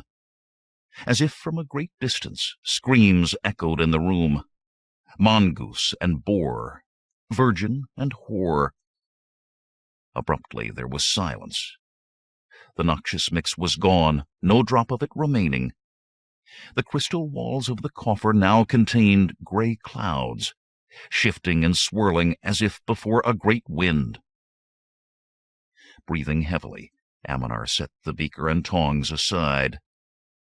Confidence was flowing back into him. The haven, however temporary, was prepared. He wiped the amulet clean, inspecting it minutely before placing it once more about his neck.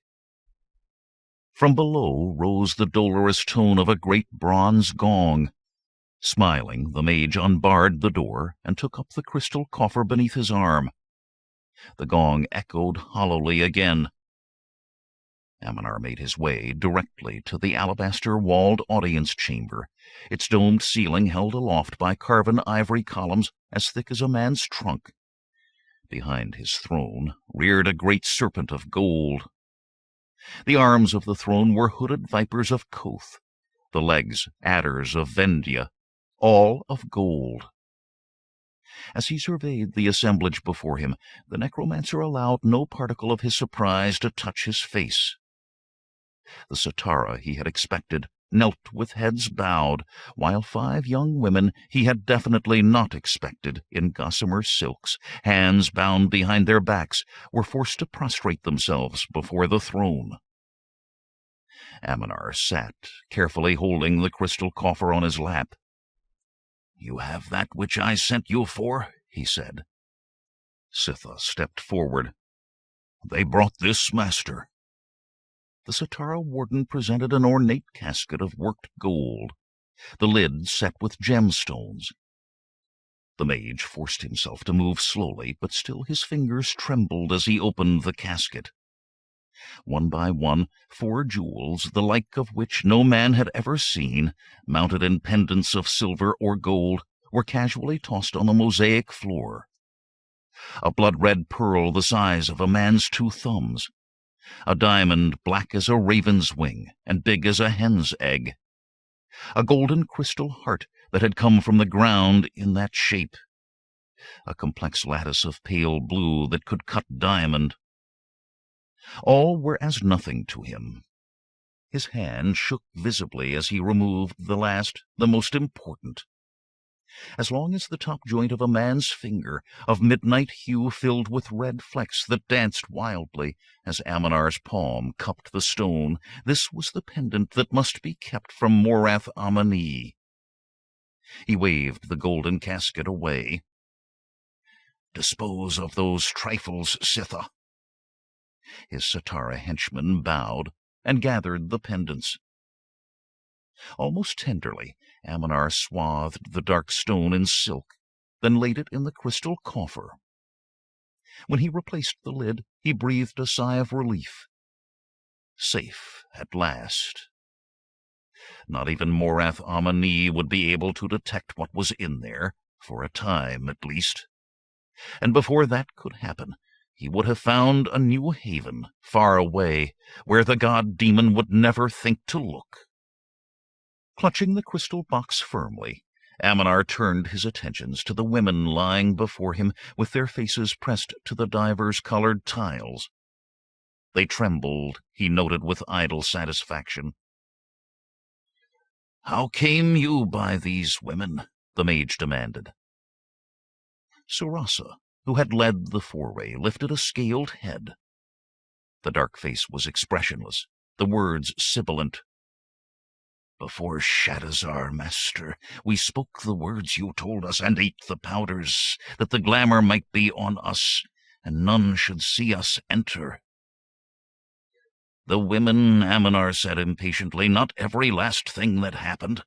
He sighed at the look of concentration that appeared in the Satara's red eyes. When they knew a thing by rote, it was difficult for them to separate one part. "The palace, master," Surasa hissed finely. "We entered the palace of Tiridates unseen, but when we came to the place where that which you sent us to seek was to be, only the casket was to be found. Taking the casket, we searched then the palace. Questioning some and slaying them for silence, we found the pendants about the necks of these women, and slew the men who were with them. Leaving then the palace, we found that, as you had warned us, the glamour had worn off. We donned the robes." "Silence," Aminar said. And the saurian creature's words ceased at once. For their limited intelligence, he had commanded them to fetch the casket and all 5 pendants, fearing they might make a mistake in the pressure of the moment and bring the black diamond instead of that which he needed. Yet despite all his careful instructions, they had managed to increase their risk of being caught by taking these women. Rage bubbled in him, made all the worse for knowing that punishing them would be like punishing dogs. They would accept whatever he did, and understand not a whit of why. The Satara, sensing something of his mood, shifted uneasily. "Bring the women before me," the necromancer commanded. Hastily, the 5 women were pulled to their knees, and the bare covering of their silks ripped away. With fearful eyes, the kneeling naked women watched Aminar rise. He walked thoughtfully down the line of them. Severally and together they were beautiful, and just as important to him, their dread was palpable. He stopped before a pale blonde with ivory satin skin. "Your name, girl?" "Susa." He quirked an eyebrow, and she hastily added, "Master, I am called Susa, and it please you, master." "You 5 are the dancing girls Yildiz sent to Tiridates?" Her blue eyes were caught by his dark ones, growing more tremulous as he watched. "Yes, master," she quavered. He stroked his chin and nodded. A king's dancing girls. Fitting for one who would come to rule the world. And when the last jot of amusement had been wrung from them, their puny souls could feed Morath Amani.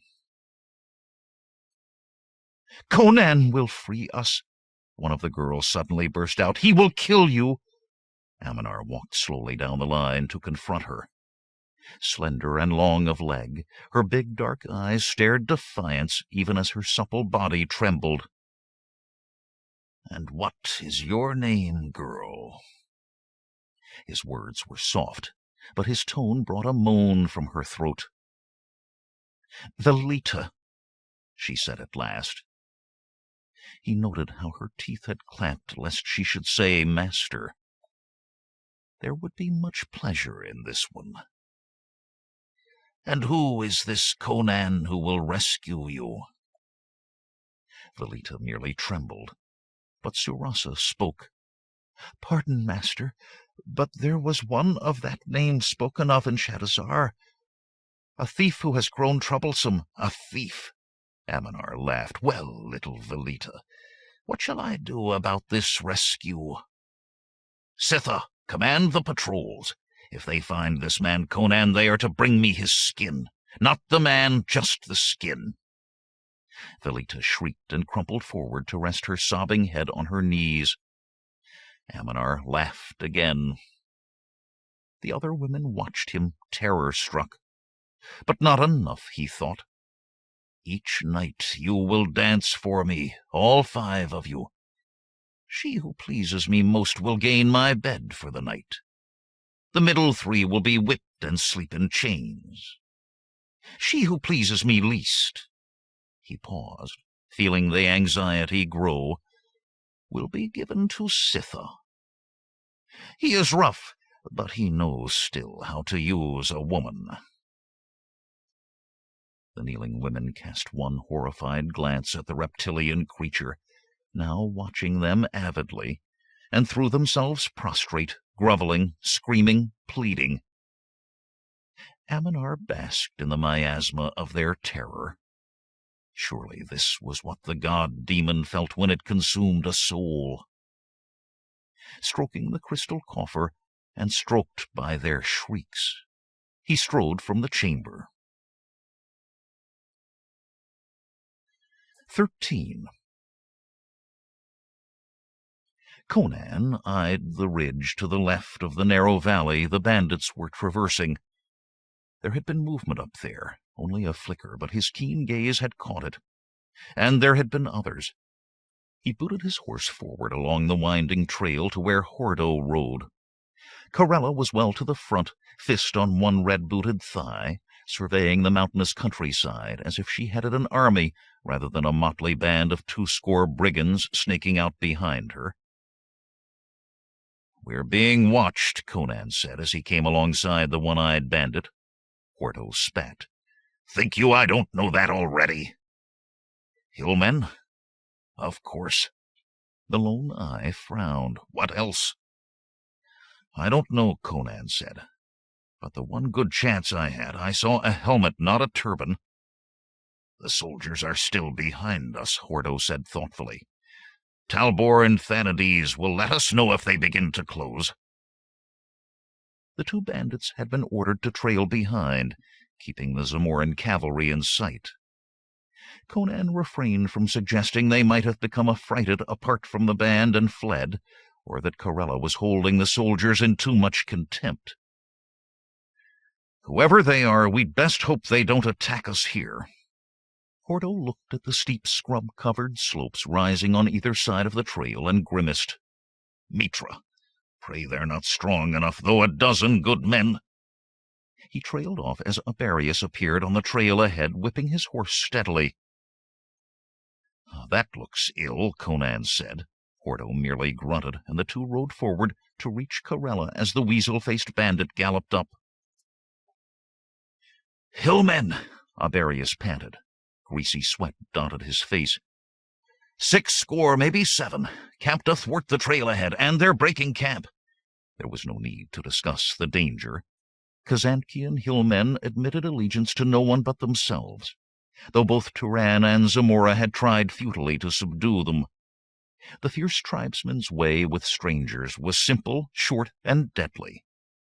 One not of his clan, even another hillman, was an enemy, and enemies were for killing. "Coming this way," Corella said quietly. At Abarius's anxious nod, she cursed under her breath. "And the soldiers behind," Hordo growled. Corella's green eyes flashed at the bearded man. "Do you grow frightened with age, Hordo?" "I've no desires to be between the sledge and the stone," Hordo replied, "and my age has naught to do with it." "Watch you don't become an old woman," she sneered. We'll leave the trail and let the hillmen and the soldiers exhaust themselves on each other. Mayhap we'll have a good view from the ridge." Conan laughed and tensed as the red-haired woman rounded on him with her hand on her sword. If he was forced to disarm her, he did not think he could kill her, even to save his own life. He would certainly have to fight. Hordo as well, and likely the rest of the brigands who had gathered a short distance down the rocky trail. "Your idea of letting them fight among themselves is a good one," he said. "But if we try to take horses up these slopes, we'll be at it still a week hence." "You've a better plan, Cimmerian?" Her voice was sharp, but she had loosed her grip on her jeweled tulwar. "I have. Most of the band will ride back along the trail and up one of the side canyons we've passed." "Back toward the soldiers?" Hordo protested. "The hillmen have trackers, too," Aberius shrilled. "Once they pick up our trail, and they will, it's us that'll have to fight them, not the accursed Zamorans." "I trust there's more to your plan," Corella said softly. "If you turn out to be a fool after all—" Her words trailed off, but there was a dangerous glint in her tilted eyes. Conan knew she would not forgive the shame of having taken a fool to her bed. "I said most of the band," the big Cimmerian went on calmly. "I will take a few men forward to where the hillmen are." Aberius's laugh was scathing and frightened. "And defeat all 70? Or perhaps you think your mild face and dulcet tones will turn their blades aside?" "Be silent," Corella commanded. She touched her full lips with her tongue before going on in a quieter voice. "If you're a fool, Conan, you're a brave one. Speak on." "I'll attack the hillmen all right," Conan said, "but as soon as they know I'm there, I'll be away. I'll lead them past where the rest have turned off the trail, straight to the soldiers. While they're fighting, I, and who comes with me, will slip away to rejoin you and the others." "One or the other will have your guts for saddle ties," Aberius snorted. "Then they'll have yours too," Corella said, "and mine, for you and I will accompany him." The man's pinched face drew tighter, but he said nothing. Conan opened his mouth to protest. She cut him off. "I lead this band, Cimmerian, and I send no man to danger while I ride to safety. Accept that, or I'll have you tied across your saddle and you can accompany the others." A chuckle rumbled up from Conan's massive chest. "There's no sword I'd rather have beside me than yours. I only thought that without you there, those rogues might keep on riding right out of the mountains." After a moment, she joined his laughter. "Nay, Conan, for they know I'd pursue them to Gehenna if they did. Besides, Hordo will keep my hounds in line. What's the matter with you, bearded one?" Hordo stared at her with grim eyes. "Where the Red Hawk must bear her blade," he said flatly, "there ride I." Conan waited for another blast of the red-haired bandit's temper, but instead she sat her horse, staring at Hordo as if she had never seen him before. Finally she said, "Very well, though you're like to lose your other eye if you don't listen to me. Get the rest on their way." The one-eyed man bared his teeth in a fierce grin and whirled his horse back down the trail. "A good man," Conan said quickly. Corella glared. "Do not upbraid me, Cimmerian." The massive brigands clattered down the twisting trail and were soon lost to sight. Hordo booted his horse back up to where Conan and the others waited. "Think you the Watchers will take a hand in this, Conan?" the bearded brigand asked. "What Watchers?" Corella demanded.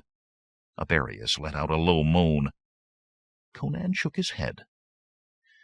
"Men on the hillside, but not to concern us now, I think. If they numbered enough to interfere, we'd know it already." "Hordo, you knew of this and didn't tell me," Corella said angrily. "Do we wait here talking," Conan asked, "or do we find the hillmen before they find us?" For a reply, Corella kicked her horse into a gallop up the trail. "If her mind were not on you, Cimmerian," Hordo growled, She'd not need to be told. He spurred after the Red Hawk. Aberius looked as if he wanted to ride back after the other bandits, but Conan pointed ahead. "That's the way." The weasel-faced brigand showed his teeth in a snarl, and reluctantly turned his horse after the other two. Conan rode in close behind, forcing him to a gallop. As soon as they reached the others, Conan drew his sword and rested it across his muscular thighs. With thoughtful looks, Corella and Hordo did the same. On that narrow trail, often snaking back on itself with screening escarpments of stone, they would be on the hillmen without warning, if the hillmen did not come on them the same way. Aberius lagged back, chewing his lip. Abruptly they rounded a sharp bend and were into the camp of the hillmen. There were no tents, but dark, hook-nosed men in turbans and dirty motley bent to strap bedrolls, while others kicked dirt over the ashes of their fires. A thick, bow-legged man, his bare chest crossed by a belt that held his tulwar, saw them first, and an ululating cry broke from his throat. For a bare moment every man in the camp froze. Then a shriek of "Kill them!" sent all rushing for their horses. Conan pulled his horse around as soon as the shout rose. There was no need to do more to ensure being followed. "Back," he said, forcing his horse against those of Corella and Hordo. Aberius seemed to have broken free already. "Back, for your lives!" Corella sawed her reins, brought her horse around, and then all three were pounding back the way they had come. Conan kept an eye behind. For the twists of the trail he could see little, but what he saw told him the hillmen had been quicker to horse than he had hoped. The lead horseman, a burly man with his beard parted and curled like horns, flashed into and out of sight as the trail wound round boulders and rock walls. When they reached the soldiers, they must be far enough ahead to distinguish themselves from the fierce tribesmen, though not far enough to allow too many questions. Conan looked ahead. Corella was stretching her black out as much as the trail would allow, and Hordo rode close behind her, using his quirt to urge greater speed from her mount. If Conan could buy them a tenth of a glass at one of these narrow places— As the Cimmerian rode between two huge round boulders, he abruptly pulled his horse around. A quick glance showed that neither of the others had noticed. A few moments, and he would catch up to them. The fork-bearded hillman galloped between the boulders, raised a wavering battle cry, and Conan's blade clove turban and skull to his shoulders. Even as the man fell from his saddle-pad, more turbaned warriors were forcing their way into the gap. Conan's sword rose and fell in murderous butchery, its steel length stained quickly red, blood running onto his arm and spattering across his chest. Of a sudden he was aware of Corella, sword flashing, trying to force her way in beside him. Her red hair stood about her head like a mane, and battle light shone in her green eyes. Behind, Conan could hear Hordo calling for her to come back. Her curved blade took a hillman's throat, then another's slash cut one of her reins.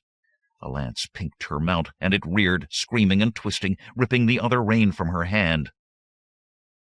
"Take her, Hordo!" Conan cried. He brought the flat of his blade down across the rump of her great black horse, earning himself a bloody slash across his chest for his inattention to the hillmen. "Take her to safety, Hordo!"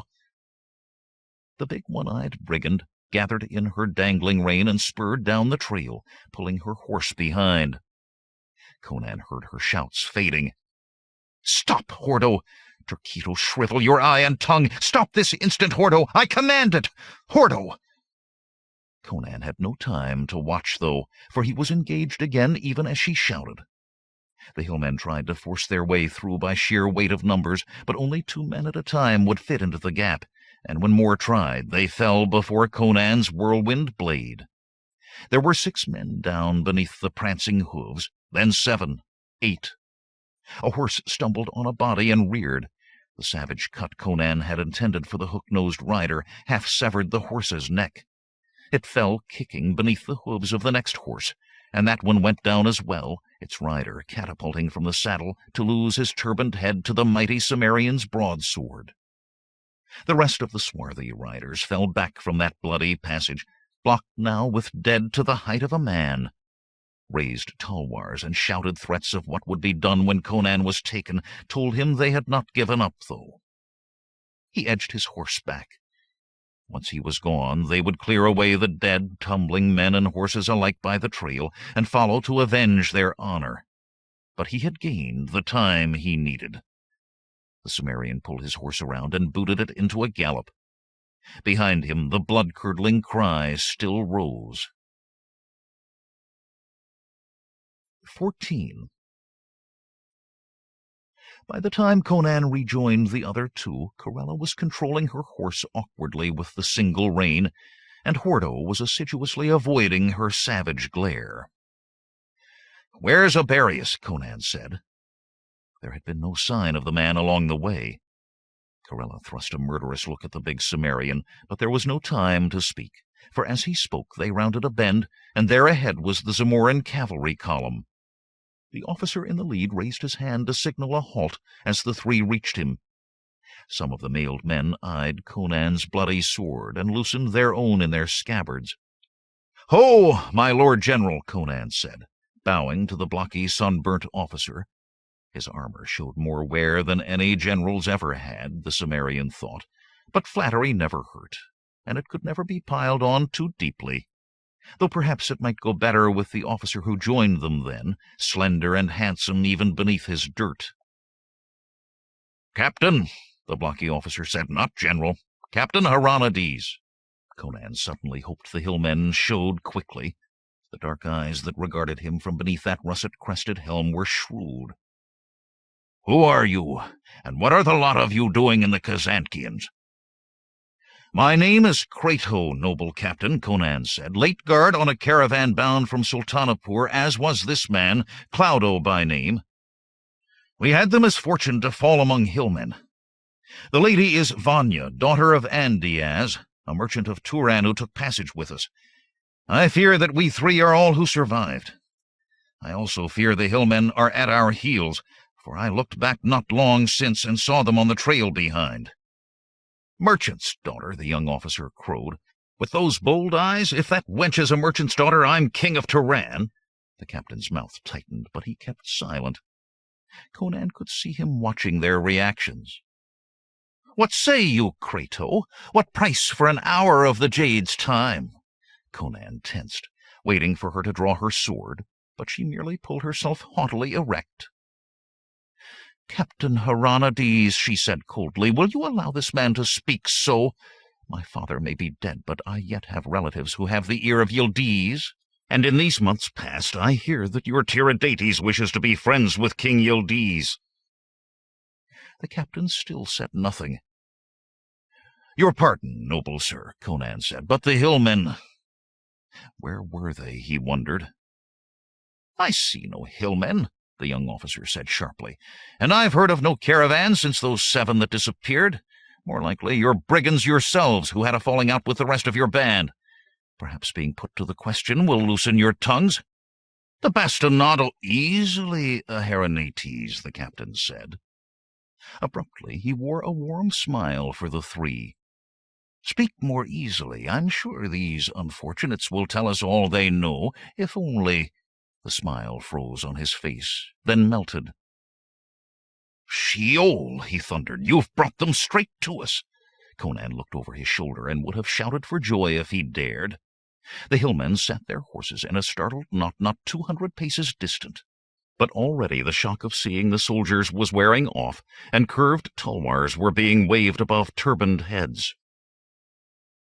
Ululating cries of defiance floated toward the cavalry. "Shall we retreat?" the Hieronytes asked nervously. "Fool!" the hook-nosed captain spat. "And we turn away, they'll be on our backs like vultures on dead meat. Pass the word, but quietly, that I'll give no signal, but when I ride forward, every man is to charge as if he had a lance up his backside. Move, Lieutenant!" The slender officer licked his lips, then started down the column. Hieronytes turned a gimlet eye on Conan as he eased his sword. "I hope you can use that steel, big man, but in any case you stay close to me. If we're alive when this is over, there are questions I want to ask." "Of course, noble captain," Conan said. But Hieronymus was already spurring forward. Howling, the cavalry column poured after him up the trail. Screaming hillmen charged, and in an instant the two masses of men were locked in a maelstrom of flashing steel and blood.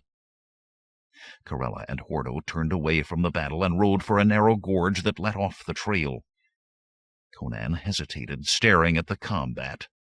Hieronymus might well have tried to kill him had the captain known who he was, but this leading the man to his death suddenly festered inside the tall Cimmerian. "Conan!" Hordo called over his shoulder. "What are you waiting for? Ride before someone sees us going!" The bearded ruffian continued to suit his actions to his words, following close behind his auburn-haired leader. Reluctantly, Conan rode after them. As they made their way up the sheer-walled cut in the dark granite, the sounds of killing seemed to follow them. For a long time they rode in silence, till the battle noises had long since faded. The narrow passage opened into a canyon that meandered back to the east. Conan and Corella each rode locked in their own sour silence. Hordo looked from one to the other, frowning. Finally he spoke, with false jollity. "You've a facile tongue, Conan. Why, you near had me believing my name was Cloudo for the bland look in those blue eyes of yours when you said it." "A thief had best have a facile tongue," Conan grunted, "or a bandit. And speaking of facile tongues, what happened to that snake Aberius? I have seen him not since before we met the hillmen." Hordo forced a laugh with a worried glance at Corella, whose face looked like storm clouds on the horizon. "We encountered the craven well down the path. He said he was guarding our back trail to keep our retreat open." Conan growled deep in his throat. "You should have slit the coward's throat." "Nay, he has too many uses in him for that. I sent him to find the rest of the band and to tell them to make camp. Can I but puzzle out how these canyons go, we'll be back to them soon." "This is my band, Conan," Corella suddenly snapped. "I command here, the Red Hawk."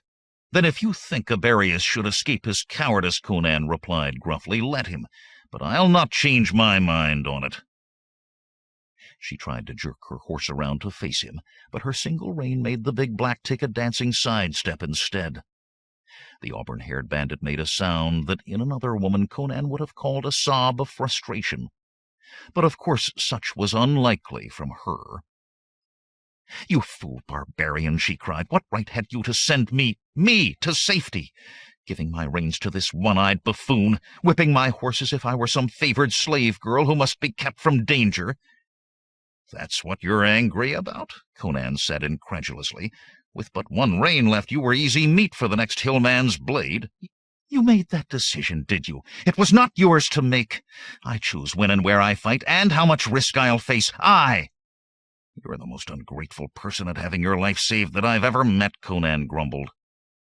Corella shook her fist at him, and her voice rose to an enraged howl. "I do not need you to save my life. I do not want you to save my life. Of all men, you least. Swear to me you will never again lift a hand to save my life or my freedom. Swear it, Cimmerian." "I swear it," he answered hotly. "By Crom, I swear it." Corella nodded shortly, and got her horse moving again with violent kicks and much tugging at her one rein. The bare brown rock through which they rode, layered in places with much faded colors, fitted Conan's mood well. Hordo dropped back to ride beside the muscular youth. "Once I liked you not at all, Conan," the one-eyed man said, in a voice that would not carry forward to Corella. "Now I like you well, but still I say this. Leave us." Conan cast a sour eye at him. "If there be leaving to do, you do it. And her, with the rest of her band. I have a seeking here, remember. She'll not turn aside, despite hillmen or soldiers or demons themselves. That's the trouble, or what comes of it. That, and this oath, and a score of things more. Emotion rules her head now, and not the other way round as always before. I fear what this means. I did not ask for the oath, Conan replied. If you think her temper runs away with her, speak to her, not me. The bearded bandit's hands gripped his reins till his knuckles were white. I do like you, Conan, but bring you harm to her, and I will carve you as a Keithan carves stone. He booted his horse ahead, and the three traveled once more in heavy silence. Long shadows stretched across the mountain valleys by the time they found the bandit camp, among huge boulders at the base of a sheer cliff. Despite the crisp coldness of the air, the scattered fires were small, and placed among the boulders so as to lessen the chance of being seen.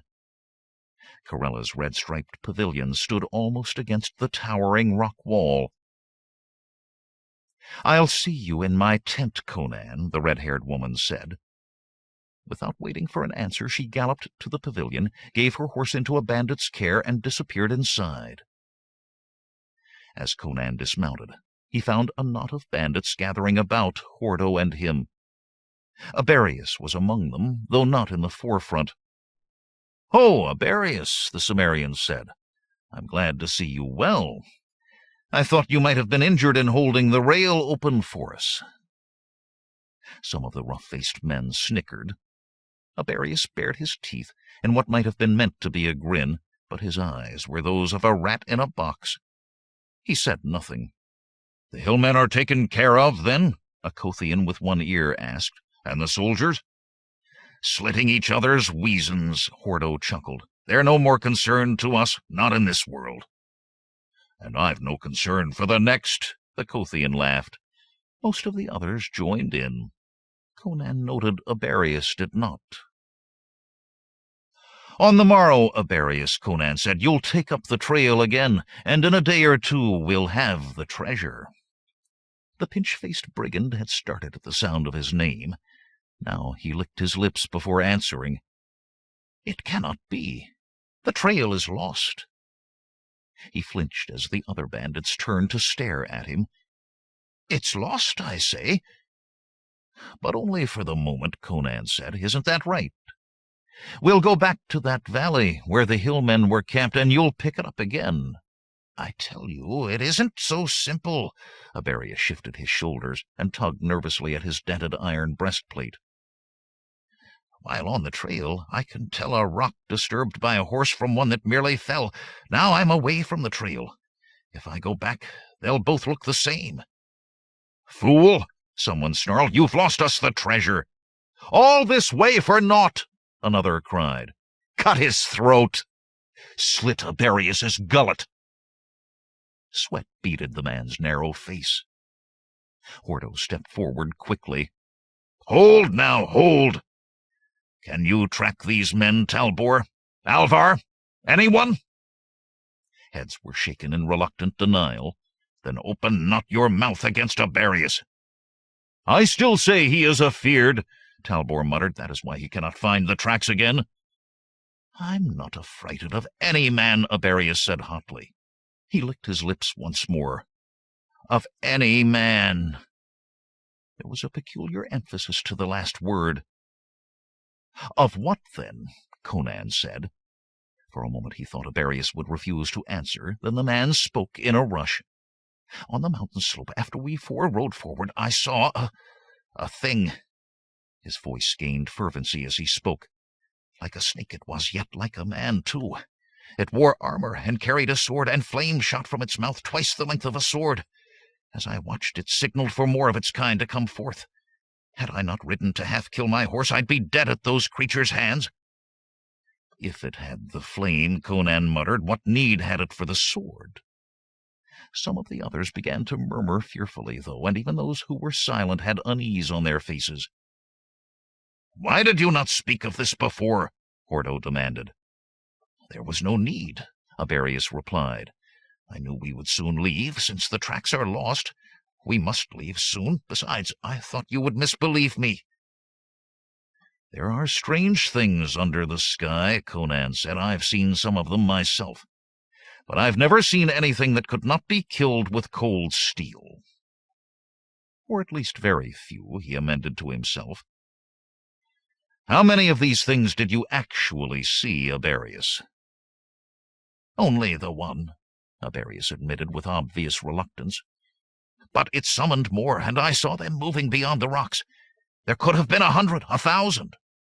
"Yet all in all," Hordo said, "you saw but one. There cannot be many of them, else we'd have heard before. A thing like that would be talked of." "But," Aberius began. "But nothing," Hordo barked. "We'll keep a wary eye for these creatures of yours, but on the morrow we see if you can tell a horse track from horse moss." "But I told you, "Unless you all want to give up the treasure," the one-eyed bandit went on, as if the smaller man had not spoken. Loud objections went up on every side. "Then I'll talk to the Red Hawk, and at dawn we'll move. Now go get something into your bellies." One by one the bandits drifted away to their fires. Aberius went last of all, casting a dark look at Conan as he went. 15. While Hordo stumped off to the red-striped pavilion, Conan found a spot where he could sit with his back to a massive boulder and no one could come at him unseen. That look from Aberius had spoken of knives in the back. He got out his honing stone and broadsword and began to smooth the nicks made by hillmen's chainmail. The sky became purple, and lurid red streamers filled the jagged western horizon. He was putting the finishing touches to his blade's edge when the one-eyed brigand stormed out of Corella's tent. The bearded man stalked to within a few feet of Conan, obviously ill at ease. Hordo rubbed his bulbous nose, muttering under his breath. "A good habit, that," he said finally. "I've seen more than one good man die because an untended notch in his blade left him with a stump the next time it took a good blow." Conan laid the broadsword across his thighs. "You didn't come to talk of swords. What does she say about tomorrow?" "She wouldn't even listen to me." Hordo shook his bearded head. "Me, who's been with her from the first day, and she wouldn't listen." "No matter. On the morrow, you turn back and I go on. Perhaps she's right not to risk these snake men on top of all else." "Mitra, you don't understand. I never got to speak of the creatures, or of Aberius's denial he can find the trail again. She paced like a caged lioness, and would not let me say 2 words together." He tugged at his beard with both hands. "Too long have I been with her," he muttered, "to be sent on such an errand. Xandru, man, it's because you didn't come when she ordered that she's ready to bite heads off, and her temper worsens every minute you sit here." Conan smiled briefly. "I told her once I was no hand at obedience. Mitra, Xandru, and 9 or 10 other gods whose names escape me at the moment." Hordo let out a long sigh and squatted with his thick arms crossed on his knees. "Another time I wouldn't mind wagering on which of you will win, but not when I might be shortened ahead for being in the middle. There's no talk of winning or losing. I'm in no battle with her." The side of the one-eyed man's mouth that was not drawn into a permanent sneer grimaced. "You're a man and she's a woman. There's battle enough. Well, what happens, happens. But remember my warning. Harm her, and it's you will be shorter ahead. Since she's angry with me, talk her into turning back. That will give you what you want. Her away from me." He did not add that it would also give him what he wanted, and relieve him of the necessity of stealing the pendants from the bandits. "The temper she's in, 'tis more likely she'll order you staked out again and begin again where first we were." Conan touched his sword. His steel-blue eyes were suddenly cold. "This time I'll collect my ferryman's fee, Hordo." "Speak not of ferryman's fees," the other man muttered, "and she decides so. I'll get you away in the night." "Bah! This talk of what will happen and what may happen is building towers of sand in the wind." "Then let us talk on other things," Conan said, with a laugh that did not touch his eyes. He believed the one-eyed brigand did indeed like him, but he would not trust his life to that, where the need of going against Corella's commands was concerned. Think you Aberius made these snake men out of air to cover his wanting to turn back? He tells the truth with a face that shouts lie. Yet this time I think he may actually have seen something. That's not to say it was what he says it was. Ah, I know not, Conan. Snakes that walk like men. The bearded bandit shivered. I begin to grow old. This chasing after a king's treasure is beyond me. I'd settle for a good caravan with guards who have no wish to die. Then talk her into turning back. 'Tis almost full dark. I'll leave the camp tonight, and in the morning, with me gone, there will be no trouble in it. Much you know, Hordo snorted. With the humor on her now, she'd order us to pursue and slay any who would not. The flap of the striped pavilion opened, and Corella emerged, her face almost hidden by the hood of a scarlet cloak that covered her to the ground. She moved purposefully toward the two men through the deepening purple twilight. The cook fires made small pools of light among the boulders. Hordo got to his feet, dusting his hands nervously. I must see to the horses. Good luck to you, Conan. He hurried away, not looking in the direction of the approaching woman. Conan picked up his sword again and bent to examine the blade. It must needs be sharp, but the razor edge some men boasted of would split against chain mail and quickly leave naught but a metal club. He became aware of the lower edge of Corella's crimson cloak at the corner of his vision. He did not look up. "Why did you not come to my tent?" she demanded abruptly. "I had need to tend my sword." With a final examination of the edge, he stood and sheathed the sword. Her tilted green eyes glared up at him from within the shelter of her hood. His sapphire gaze met hers calmly. "I commanded you to come to me. We have much to discuss. But I will not be commanded, Corella. I am not one of your faithful hounds." Her gasp was loud. "You defy me? I should have known you would think to supplant me. Do not think simply because you share my bed. Be not a fool, Corella." The big Cimmerian made an effort to keep a rein on his temper. "I have no designs on your band. Command your rogues, but do not try to command me. So long as you ride behind the Red Hawk, I ride with you and beside you, as you ride with and beside me. No more than that for either of us. Do not cut me off, you muscle-bound oaf." Her shout rang through the camp, echoing from tall boulders and the looming cliff. Bandits at the cook fires and currying horses turned to stare. Even in the dimness, Conan could see that her face had colored. She lowered her voice, but her tone was acid. "I thought that you were the man I sought, a man strong enough to be the Red Hawk's consort. Terquito, blast your soul! You're naught but a street thief." He caught her swinging hand before it could strike his cheek and held it easily despite her struggles. Her scarlet cloak gaped open, revealing that she wore nothing beneath. "Again you break your oath, Corella. Do you hold your goddess in such contempt as to believe she will not punish a forsworn oath?" Abruptly, the auburn-haired woman seemed to realize the spectacle they were making before her brigands. She gathered her cloak together with her free hand. "Release me," she said coolly. "Rot your soul, I will not say please." Conan loosened his grip, but it was not her plea that caused him to do so. As she tore her wrist free, the hairs on the back of his neck were rising in an unpleasantly familiar fashion. He stared through the now black sky at the mountains around them.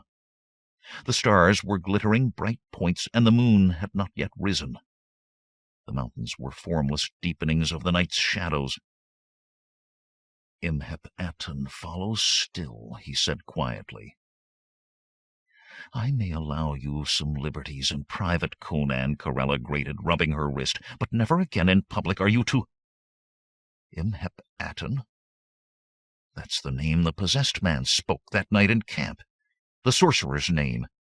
Conan nodded. It was he who spoke to me first of the pendants. If not for the man he sent to kill me that night, I'd have delivered them to him, once I had them, for the price agreed. Now he has no more claim on me or on the pendants. How can you be sure it is him and not a hillman, or just the weight of night in these mountains pressing on you? I know, he said simply. But... Abruptly she stared past him, green eyes going wide in shock, mouth dropping open. Conan spun, broadsword leaving its scabbard as he turned to knock aside the thrust of a spear in the hands of a demon-like apparition. Red eyes glowed at him from a dark-scaled face beneath a ridged helmet. A harsh cry hissed at him from a fanged mouth. The big Cimmerian allowed himself no time for surprise. His return blow from the parry opened the creature from crotch to neck, black blood bubbling forth as it fell. Already that sibilant battle cry was going up around the camp. Men leaped to their feet around the fires on the border. Scores of scaly-skinned warriors poured out of the night. Alvar stared and screamed as a spear pierced him through the chest. A swarthy Iranistani turned to flee and had his spine severed by a massive battle-axe in claw-fingered hands. Bandits darted like rats searching for an escape. "Fight, Crom, blast you!" Conan shouted. "They can die, too!" He ran toward the slaughter in the camp, looking for Corella. Almost at once he spotted her in the middle of the fighting. From somewhere she had acquired a tulwar, though not her jeweled blade. Her cloak now dangled, bunched from her left hand as a snare to catch others' weapons, and she danced naked through the butchery, red hair streaming, a fury from the outer dark, her curved sword drinking ebon blood. "Up, my hounds!" she screamed. "Fight for your lives!" Roaring, Hordo dashed in behind her to take a spear in the thigh that had been meant for her back. The one-eyed brigand's blade sought his reptilian attacker's heart, and even as the creature was falling, he tore the spear from his leg and waded into the fray, blood over his boot. Before Conan loomed another of the scaled men, his back to the Cimmerian, his spear raised to transfix Aberius, who lay on the ground with bulging eyes, his gap-toothed mouth open in a scream. Battles are not duels. Conan slammed his sword through the creature's back to stand out a foot from its chest. While it still stood, death-shriek bubbling forth, he planted a booted foot on its agony-arched back to tug his blade free. The saurian killer fell twitching across Aberius, who screamed again and wriggled free with a glare at Conan as if he wished the Cimmerian were in the scaled one's place. The weasel-faced bandit grabbed the dying creature's spear, and for a bare second the two men stared at one another. Then Aberius darted into the fighting, shouting, "The Red Hawk! For the Red Hawk!" "Crom!" Conan bellowed, and plunged into the maelstrom. "Crom and steel!"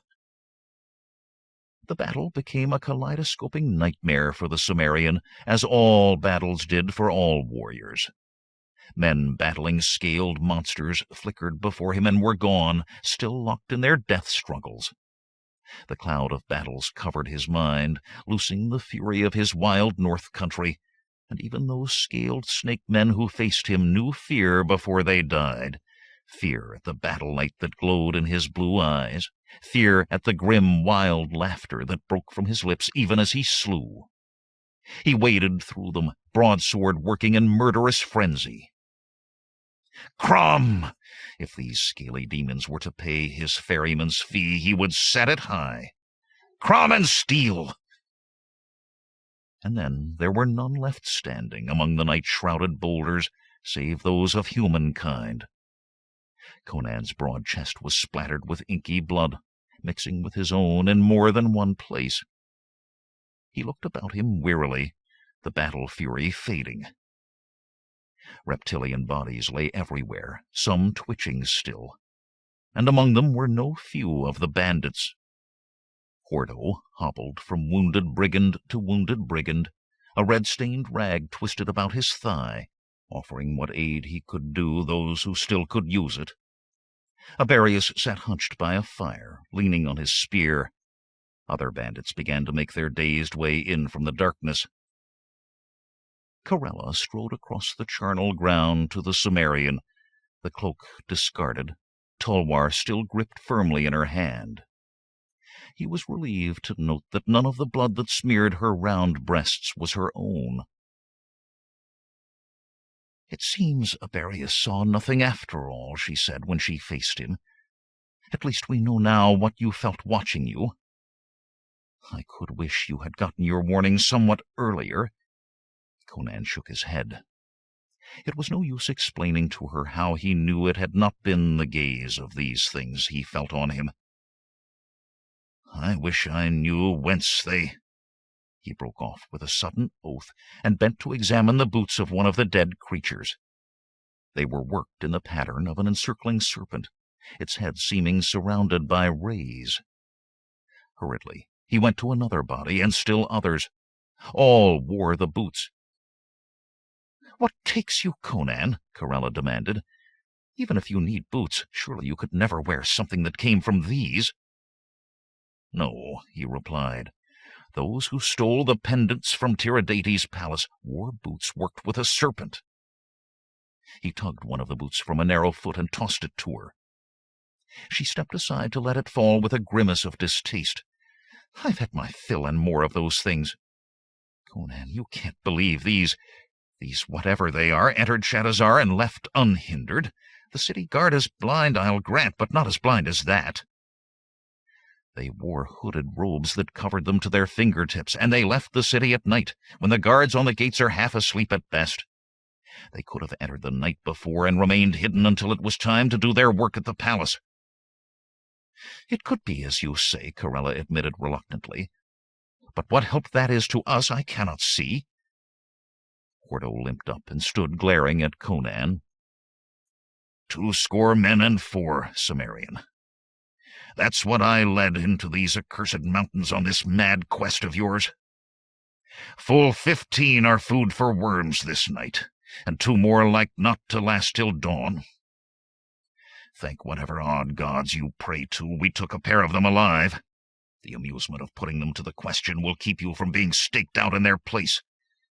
And I'll tell you, for all my liking, if they tried, I'm not sure I'd stop them." "Prisoners," Corella said sharply. "I've little love for these creatures, dead, none alive. Give them to the men now. Come dawn, we'll be riding out of these mountains." "We abandon the treasure, then?" The one-eyed bandit sounded more relieved than surprised. "Fare you well, then, Conan, for I see this will be the last night we spend in company." Corella turned slowly to give the Cimmerian an unreadable look. "Do we part, then?" Conan nodded reluctantly, and with a rueful glare at Hordo. He had not meant her to find out so soon. In fact, his plan had been to leave in the night, with one of the prisoners for a guide, and let her discover him gone come morning. "I continue after the pendants," the Cimmerian said. "And that girl," Corella said flatly. "Company," Hordo muttered, before Conan could speak further. Toward them marched those of the bandits who were able to walk, not one man without at least one bloody bandage, and every one with his weapon in hand. Aberius marched at their head, using his spear like a walking staff. The others wore purposeful looks on their faces, but only he had a spiteful smile. 10 paces from where Conan stood with Corella and Hordo, they stopped. Hordo started forward angrily, but Corella put a hand on his arm. He stopped, but his glare promised reckonings another time. Corella faced the gathering calmly, hand on hip and sword point planted firmly on the ground. "Not hurt too badly, eh, Aberius?" she said with a sudden smile. The weasel-faced man seemed taken aback. He had a scratch down his cheek and a piece of rag about his left arm. "And you, Talbor," she went on before anyone could speak, "not as hard a night's work as you've had. Remember when we took that slavers' caravan from Zambula, only they doubled the guard for fear of those quarry slaves they had bound for Keitha? I mind carrying you away from that across my saddle with an arrow through you, and That's of no matter now, Aberius snapped. Hordo lurched forward, snarling, but Corella stopped him with a gesture. Aberius seemed to relax at that, and his smile became more satisfied. No matter at all now, he repeated smugly. Then what is of matter? She asked. Aberius blinked. Has the Red Hawk suddenly lost her vision? A few of the men behind him laughed. The others looked grim. More than a third of our number dead, and not a coin in anyone's purse to see for it. We were going to steal some pendants from a few pilgrims. Now we followed them all the way into these accursed mountains, and might follow to Vendia with naught to show for it. Hillmen, soldiers, now demons. It's time to go back to the plains, back to what we know. I decide when to turn back. Corella's voice was suddenly a whip, lashing them. I took you from the mud, robbing wayfarers for a few coppers, and made you feared by every caravan that leaves Shatazar or Zambula or Agrapur itself. I found you scavengers and made you men. I put gold in your purses and the swagger in your walks that make men step wide of you and women wriggle close. I am the Red Hawk, and I say we go on and take this treasure that was stolen from a king. You've led us long, Aberius said, Corella. The familiarity of the name brought a gasp from the red-haired woman and a growl from Hordo. Suddenly she seemed only a woman, a naked woman. Aberius licked his lips. Lecherous lights appeared in the eyes of the men behind him. Corella took a step back.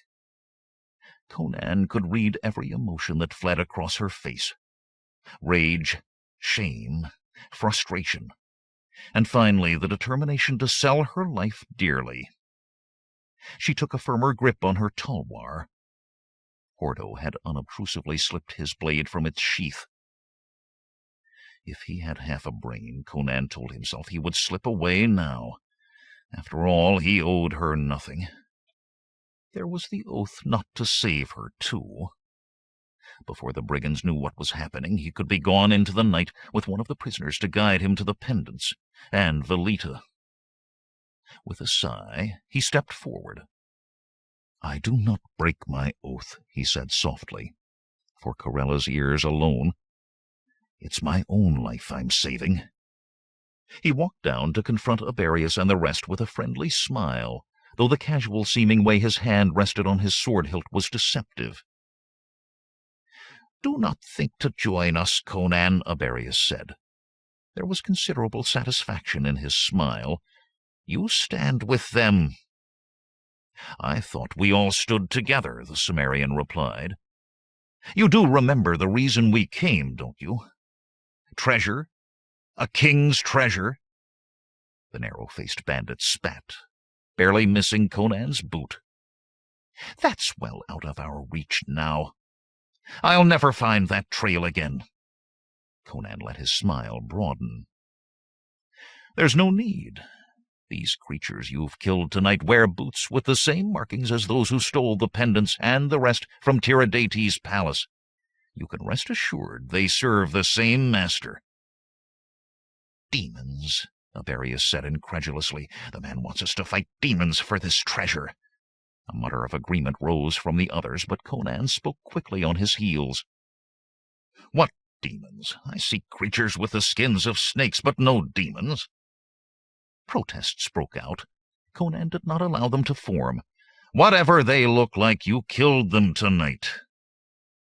He caught each man's eye in turn. You killed them, with steel and courage. Do demons die from steel? And you've bound 2 of them. Did they mutter spells and make you disappear? Did they fly away when you put ropes on them? He looked sideways at Aberius and grinned widely. Did they breathe flame at you? Laughter rippled through the brigands, and Aberius colored. It matters not. It matters not, I tell you. I still cannot find the trail, and I've not heard a word from these monsters that any can understand. I said there's no need to find the trail again, Conan said. At dawn we'll contrive to let these 2 escape. You can track them easily enough. They're both wounded, Avarius protested desperately. Like as not, neither will last an hour. It's still a chance. Conan let his voice swell. A chance for a king's treasure in gold and jewels. Who's for gold? Who's for the Red Hawk? He risked unsheathing his sword and raising it overhead. Gold! The Red Hawk! In an instant, every man save Avarius was waving his weapon in the air. Gold! They bellowed. Gold! The Red Hawk! Gold! Avarius twisted his thin mouth sourly. Gold! Hawk! His beady eyes glared murder at Conan. Good, then! Conan shouted over their cries. Off with you, to rest and drink, till dawn! Dawn! They roared. Gold! Conan waited until they were well on their way back to the fires, then returned to Corella. She stared at him as if stricken. He put out a hand to touch her, but she jerked her arm away and stalked toward her tent without a word. Conan stared after her in consternation. I said once you had a facile tongue, Hordo said, sheathing his sword. You've more than that, Conan of Samaria. Belikes you'll be a general some day, mayhap even a king. If you live to get out of these mountains, if any of us do. What's the matter with her? Conan demanded. I told her I did this for me, not her. I did not break the oath she demanded. She thinks you tried to supplant her, Hordo replied slowly, as chief of the band. That's foolish. Hordo did not seem to hear. I hope she does not yet realize that what was done tonight can never be undone. Mitra grant her time before she must know that. What are you muttering about, you one-eyed old ruffian? Conan said. Did one of those blows tonight addle your brains? You do not see it either, do you? The bearded man's voice was sad. What has been shattered can be mended, but the cracks are always there, and those cracks will break again and again until there is no mending.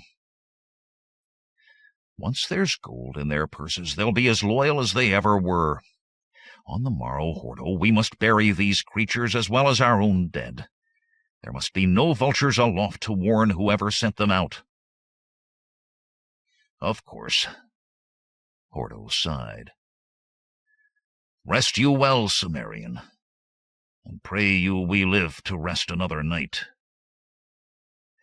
Rest you well, Hordo. After the one-eyed bandit disappeared toward the campfires, Conan peered toward Corella's pavilion, beneath the loom of the cliff. Her shadow moved on the striped walls. She was washing herself. Then the lamps were extinguished. Muttering curses under his breath, Conan found a cloak and wrapped himself in it beneath the shelter of a boulder. Rest you well indeed. Women. Imhep Aten rose from his place on the mountainside above the bandit camp and turned into the darkness. When he reached a place where the shadows against the stone seemed to darken, he walked on, through the shadow wall and into a large, well-lit cave.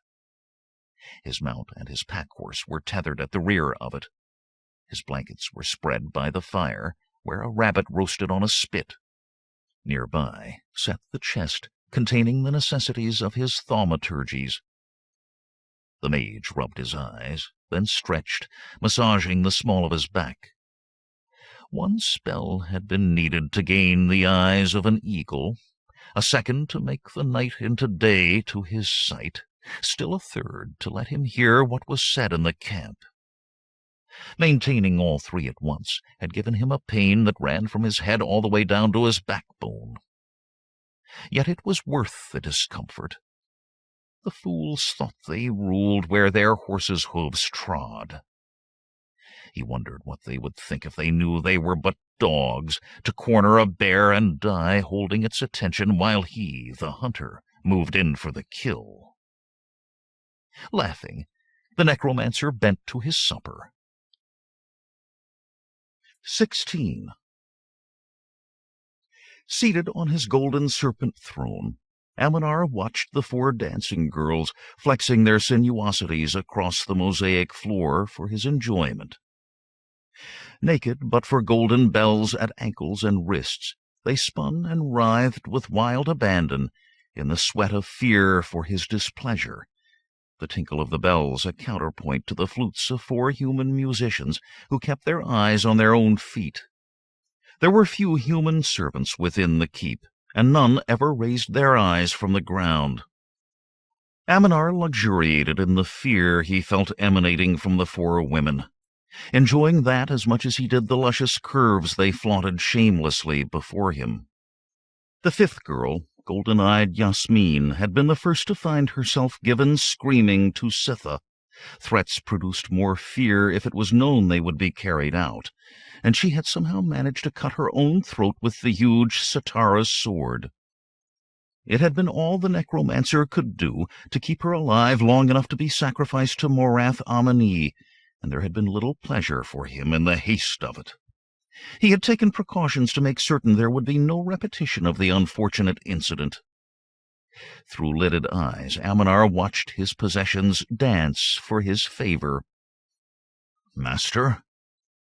"Yes, Sitha," the mage said without shifting his gaze. The heavily muscled Sitara stood bowed at one side of the throne, but its scarlet eyes watched the dancing girls greedily. "The map, master. It flashes." Aminar uncoiled from the throne and strode out of the chamber with Sitha at his heels. The girls continued to dance. He had given no command to cease, and they dared not without it. Close beside the throne chamber was a small room with only 2 furnishings. A silver mirror hung on one gray stone wall. Against the other, a great sheet of clear crystal leaned on a polished wooden frame etched with a map of the mountains surrounding the keep.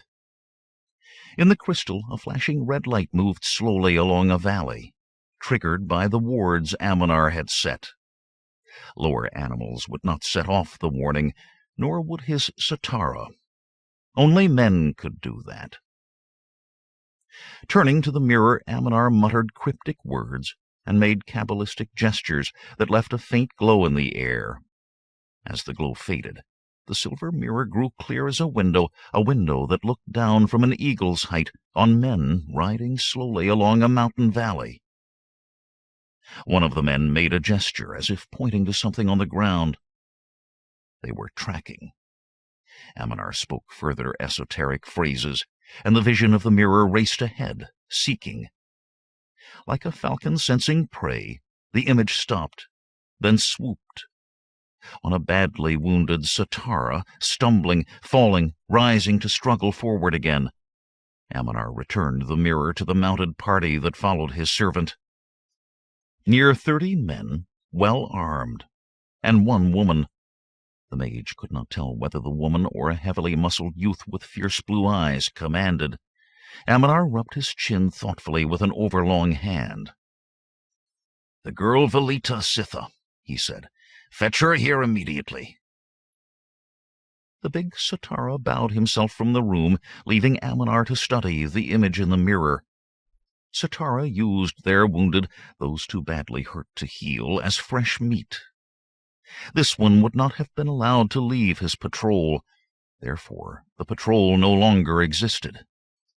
Since these men followed, it was likely they had destroyed the patrol, and that was no small feat. It was also unlikely that they followed to no purpose. "The girl, master." Sitha appeared in the door, grasping Velita by her hair, so that the dark-eyed girl perforce must walk on the balls of her feet. Her hands hung passively at her sides, though, and she shivered in terror both of that which gripped her and of the man she faced. "Let her down," Aminar commanded impatiently. "Girl, come here and look into this mirror. Now, girl." She stumbled forward, though with her grace it seemed more a step of her dancing, and gasped when she saw the images moving before her. For a moment the necromancer thought she would speak, but then her jaw tightened and she closed her eyes. "You spoke a name once, girl," Aminar said. "A man who would rescue you. Conan. Is that man among these you see?" She did not move a muscle or utter a sound. "I mean the man no harm, girl. Point him out to me, or I will have Sitha whip you." A low moan rose in her throat, and she opened her large eyes long enough to roll them in terror at the huge Sitara behind her. "I cannot," she whispered. Her body trembled, and tears streamed down her face in silent sobs, but she would speak no more. Aminar made an exasperated noise. "Fool girl, all you do is delay me for a few moments. Take her, Sitha. 20 strokes." Fanged mouth open in a wide grin, the massive Sitara gathered her hair once more in its fist, lifting her painfully as they left. Tears rolled down her face all the harder, yet still her sobs were soundless. The mage studied the images further. She had actually answered his question, in part at least, though she likely thought she had protected the man.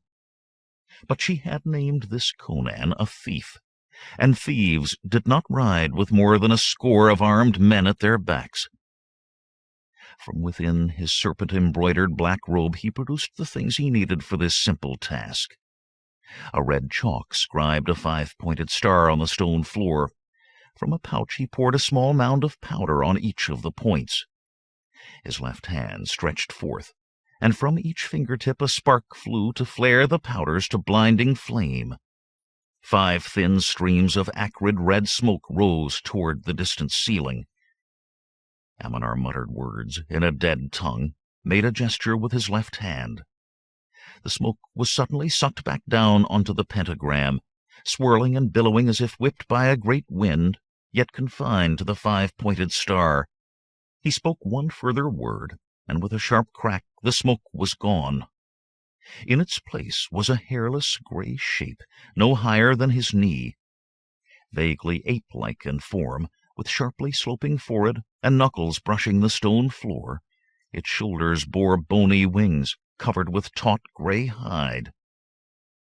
The creature chattered at him, baring fangs that seemed to fill half its simian face, and sprang for the mage. At the boundary of the pentagram it suddenly shrieked, and was thrown back in a shower of sparks to crumple in the center of the star. Unsteadily it rose, claws clicking on the stone. The bat-like wings quivered as if for flight. "Free!" it barked shrilly. Aminar's lip curled in disgust and anger. He was far beyond dealing with these minor demons personally. That the girl had forced him to it was a humiliation he would assuage personally, to her great discomfort. "Free!" the demon demanded again. "Be silent, Zath," the necromancer commanded. The gray form recoiled, and Aminar allowed himself a small smile. "Yes, I know your name, Zath, and you fail to do as I command. I'll use the power that gives me. Others of your kind have from time to time annoyed me, and have found themselves trapped in material bodies of solid gold." Aminar threw back his head and laughed. The ape-like creature shuddered. Its dead white eyes watched the sorcerer malevolently from beneath bony eyebrow ridges, but it said, "Zath, do what?" "These two," Aminar said, touching the images of Conan and Corella. "Discover for me their names, and why they follow one of my Sitara." "How?" the demon shrilled. "Play no games with me," Aminar snapped. "Think you I do not know? If you are close enough to an ordinary man to hear his speech, you can hear his thoughts as well, and you may as well stop trying me. You know it will not work." The demon chattered his fangs angrily. "Zath goes!" With a thunderous clap, it disappeared. A wind ruffled Aminar's robe as air rushed into the pentagram. The sorcerer dusted his hands as though he had touched something demeaning, and turned back to the mirror. For a time the images rode on, then suddenly one of their number pointed aloft.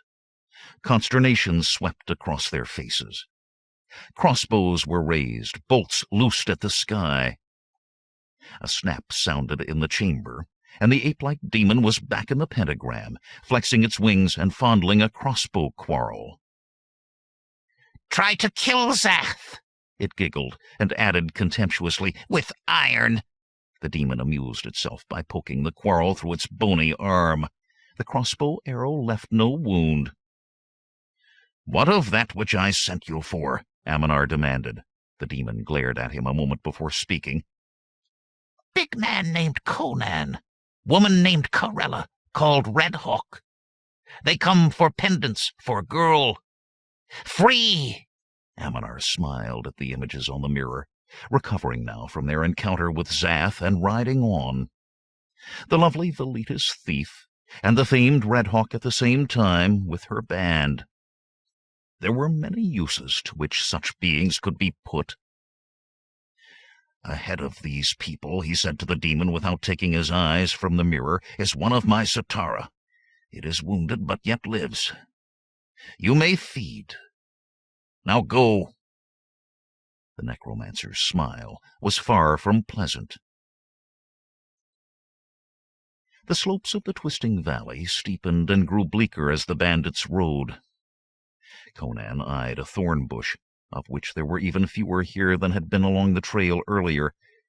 It was stunted and bent as if something in air or soil distorted the dark branches into an unwholesome simulacrum of the plant it had once been.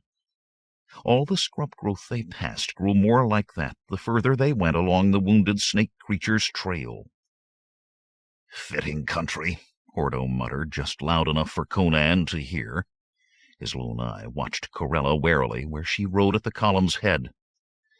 "First snake men, then that flying Mitra alone knows what." "It didn't hurt anyone," Conan said flatly, "and it went away." He was not about to say anything that might dissuade the others from turning back, but at the same time he could not entirely dispel his own sense of unease. "It was hit," the one-eyed man went on.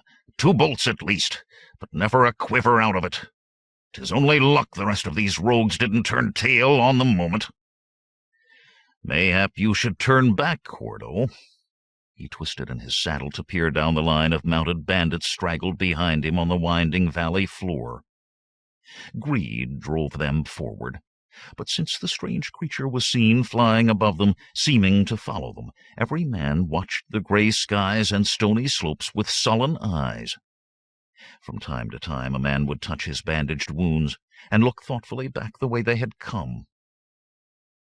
Conan shook his black-maned head at the bearded brigand.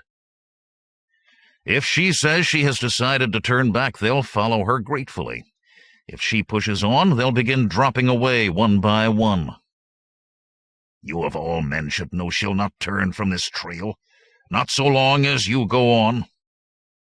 Conan was spared answering by a loud hail from Aberius. The weasel-faced bandit had been riding ahead of them to track the wounded snake creature.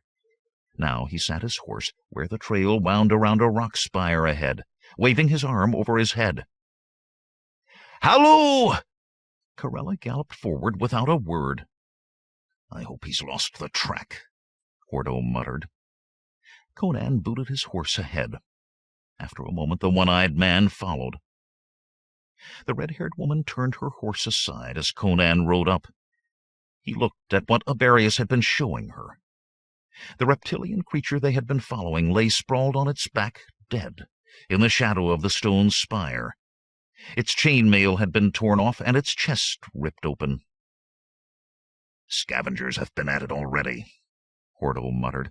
"It's too bad the other one crawled off somewhere to die." He did not sound as if he thought it too bad at all. "No vultures in the sky," Conan said thoughtfully, "and never have I heard of jackals that rip out a heart and leave the rest." Aberius's horse whinnied as he jerked at the reins. "Mitra! The Cimmerian's right. Who knows what slew him? Perhaps that foul thing that flew over us and took no mind of crossbow bolts." His beady eyes darted wildly, as if expecting the apparition to appear again from behind a rock. "Be silent, fool!" Corella snapped. "It died of the wounds it took last night, and your approach frightened a badger or some such off its feeding." "It makes no matter," Aberius said slyly. "I can track this carrion no further." The woman's green-eyed gaze was contemptuously amused. "Then I've no more need of you, have I? I'll wager I can find where it was going myself." "It's time to leave these accursed mountains." The pinch-faced man swiveled his head to the other bandits, waiting down the trail. Enough fear of the Red Hawk remained to keep them back from her counsel.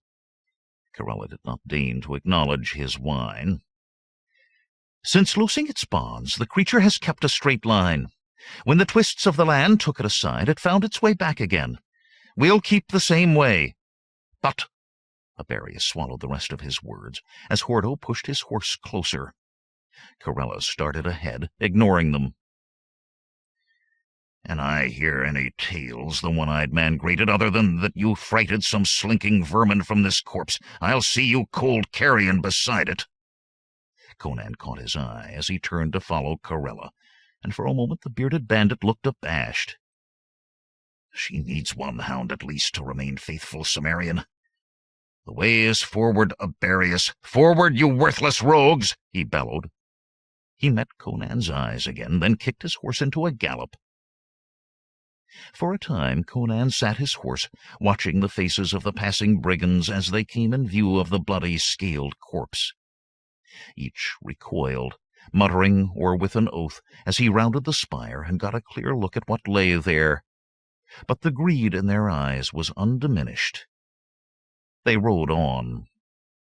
Muttering his own oath, Conan spurred after Corella and Hordo. 17. Hieronydes wearily raised his hand to signal a halt to the bedraggled column behind him. The site among the boulders at the face of the cliff had been a camp. An attempt had been made to hide the face, but a thin tendril of smoke still rose from ashes not covered well enough with dirt. "Dismount the men, Hieronydes," the captain commanded, wincing as he did so himself.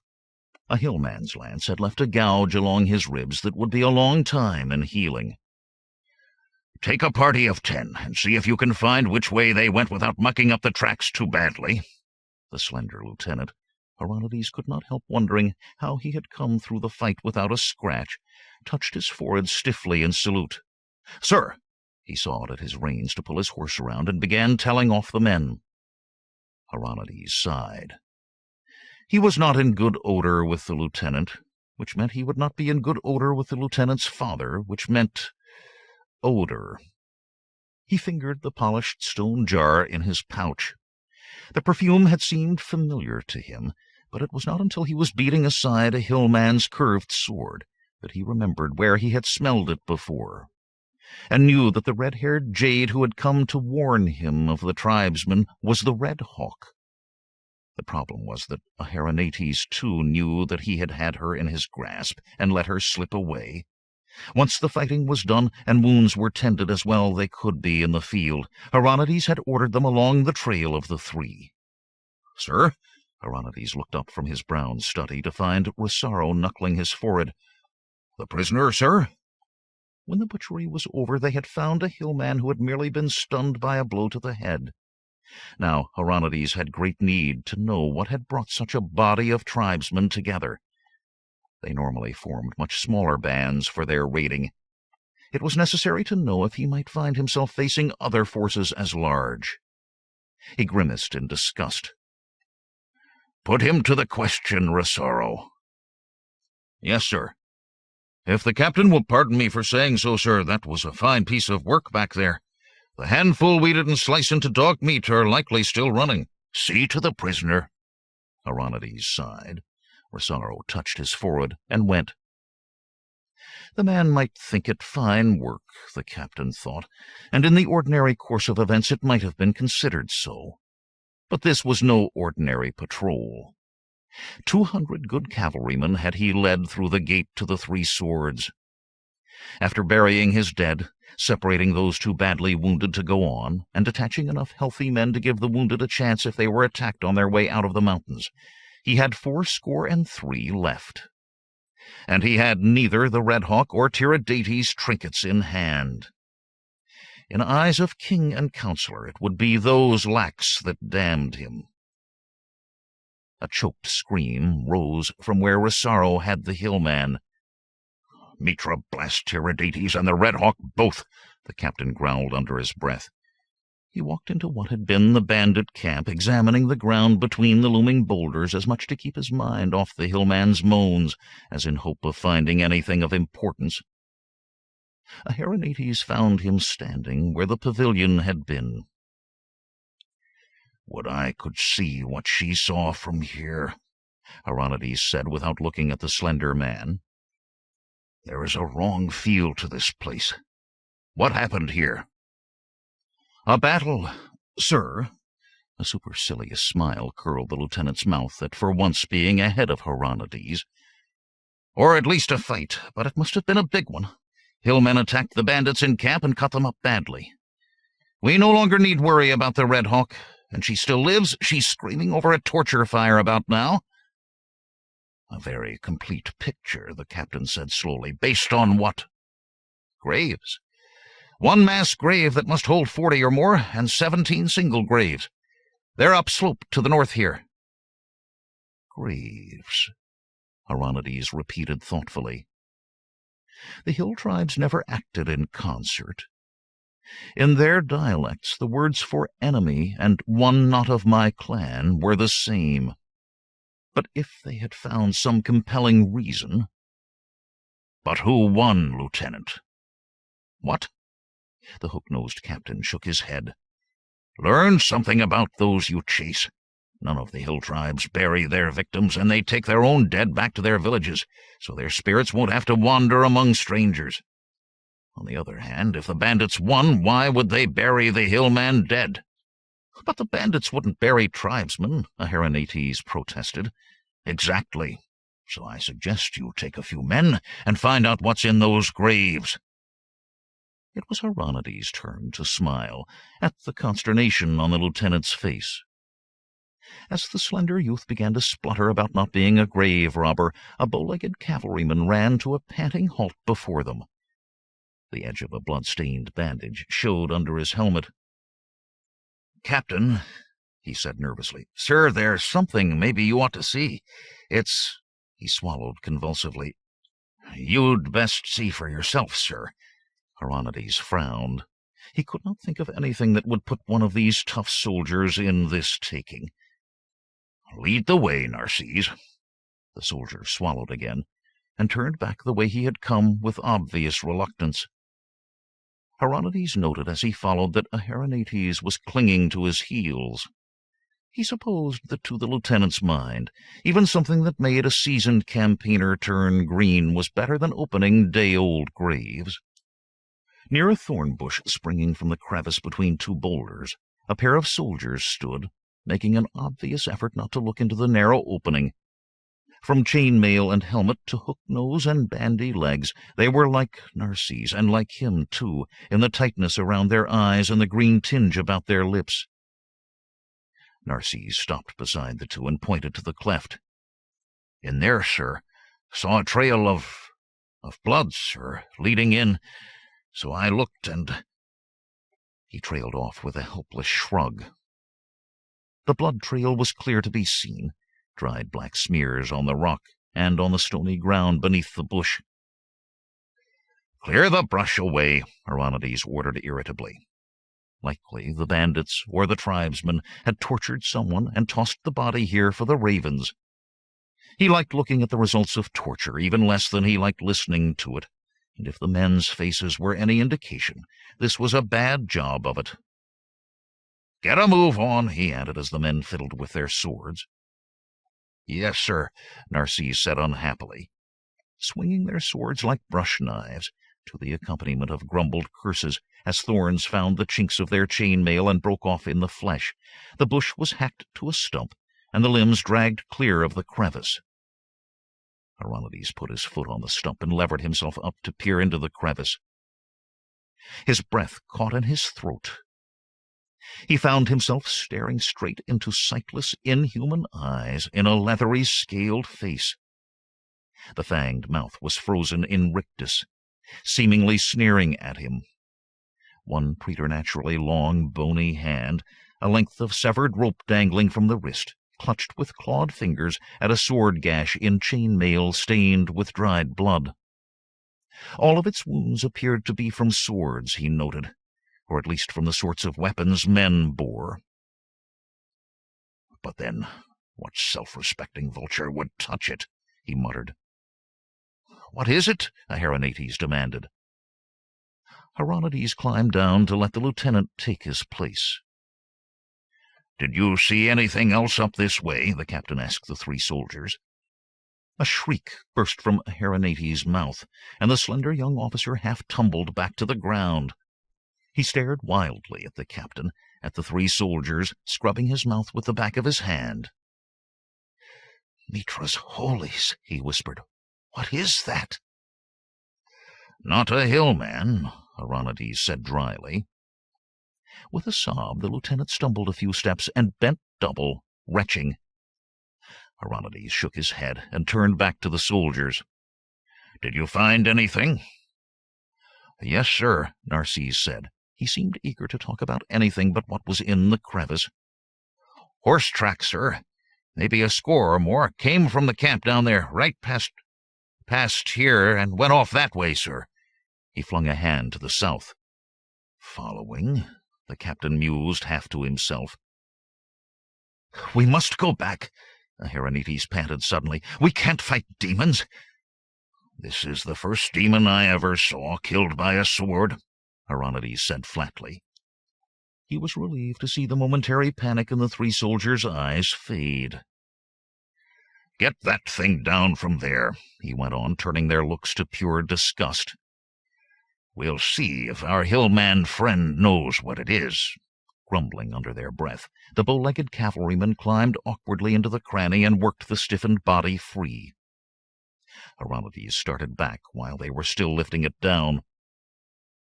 The hillman was spread-eagled between pegs in the ground, surrounded by cavalrymen betting among themselves on whether or not he would open up at the next application. From the coals of a small fire projected the handles of half a dozen irons. The smell of scorched flesh and the blisters on the soles of the hillman's feet and on his dark hairless chest told the use to which the irons had been put. Rosaro, squatting by the tribesman's side, thrust an iron carefully into the fire. "He isn't saying much so far, sir." "Unbelieving dogs!" the hillman rasped. His black eyes glared at Hieronydes above a long, scraggly mustache that was almost as dark. "Sons of diseased camels! Your mothers defile themselves with sheep. Your fathers—" Rosaro casually backhanded him across the mouth. "Sorry, sir, be a lot worse done to one of us in his village, but he seems to take it personally that we expect him to talk instead of just killing him outright." "Never will I talk," the hillman growled. "Cut off my hands, I will not speak. Pluck out my eyes, I will not speak. Slice off—" "Those all sound interesting," Hieronydes cut him off. "But I can think of something better." The black eyes watched him worriedly. "I'll wager the odds are good there's a hillman up there somewhere watching us right this minute. One of your lot or another one, it doesn't matter. What do you think would happen if that man sees us turn you loose with smiles and pats on the back?" "Kill me," the hillman hissed. "I will not talk." Hieronydes laughed easily. "Oh, they'd kill you for us, a lot more slowly than we would, I suspect. But worst of all," his smile faded, "they'll curse your soul for a traitor. Your spirit will wander for all time, trapped between this world and the next, alone, except for other traitors and demons." The hillman was silent, but unease painted his face. He was ready, Hieronydes thought. "Narcisse, bring that thing in here and show it to our guest." The watching soldiers gasped and muttered charms as Narcisse and another carried the rigid corpse into the circle. Hieronydes kept his eyes on the hillman's face. The dark eyes slid away from the reptilian creature, then back again, abruptly so full of venom as to seem deadly. "You know it, don't you?" the captain said quietly. The hillman nodded reluctantly. His eyes were still murderous on Hieronydes. "It is called a satara." His mouth twisted around the word, and he spat for punctuation. "Many of these thrice accursed dung-eaters serve the evil one who dwells in the dark fortress to the south. Many men, and even women and children, disappear within those light-forsaken stone walls, and none are seen again. Not even their bodies to be borne away for the proper rites. Such abominations are not to be endured. So did we gather—" The thin-lipped mouth snapped shut. The tribesman resumed his glare. "You lie," Hieronydes sneered. "You know not the truth, as your mother knew not your father. Hill dogs do not attack fortresses. You cower in fear of your women, and you would sell your children for a copper." The dark face had become engorged with rage as Hieronydes spoke. "Loose me!" the tribesman howled. "Loose me, drinker of jackal's urine, and I will carve your manhood to prove mine." The captain laughed contemptuously. "With such numbers as you had, you could not have taken a mud hut held by an old woman and her granddaughter. Our strength was as the strength of thousands for the righteousness of our cause." The dark man spat. "Each of us would have killed a score of the diseased demon spawn." Hieronydes studied the hillman's anger-suffused eyes and nodded to himself. That was as close as he was likely to get to confirmation that there were no more hillmen out. "You say they take people," he said finally. "Do valuables attract them? Gold? Gems?" "No!" Hieronydes burst out. Hieronydes rounded on him angrily, but the slender man babbled on.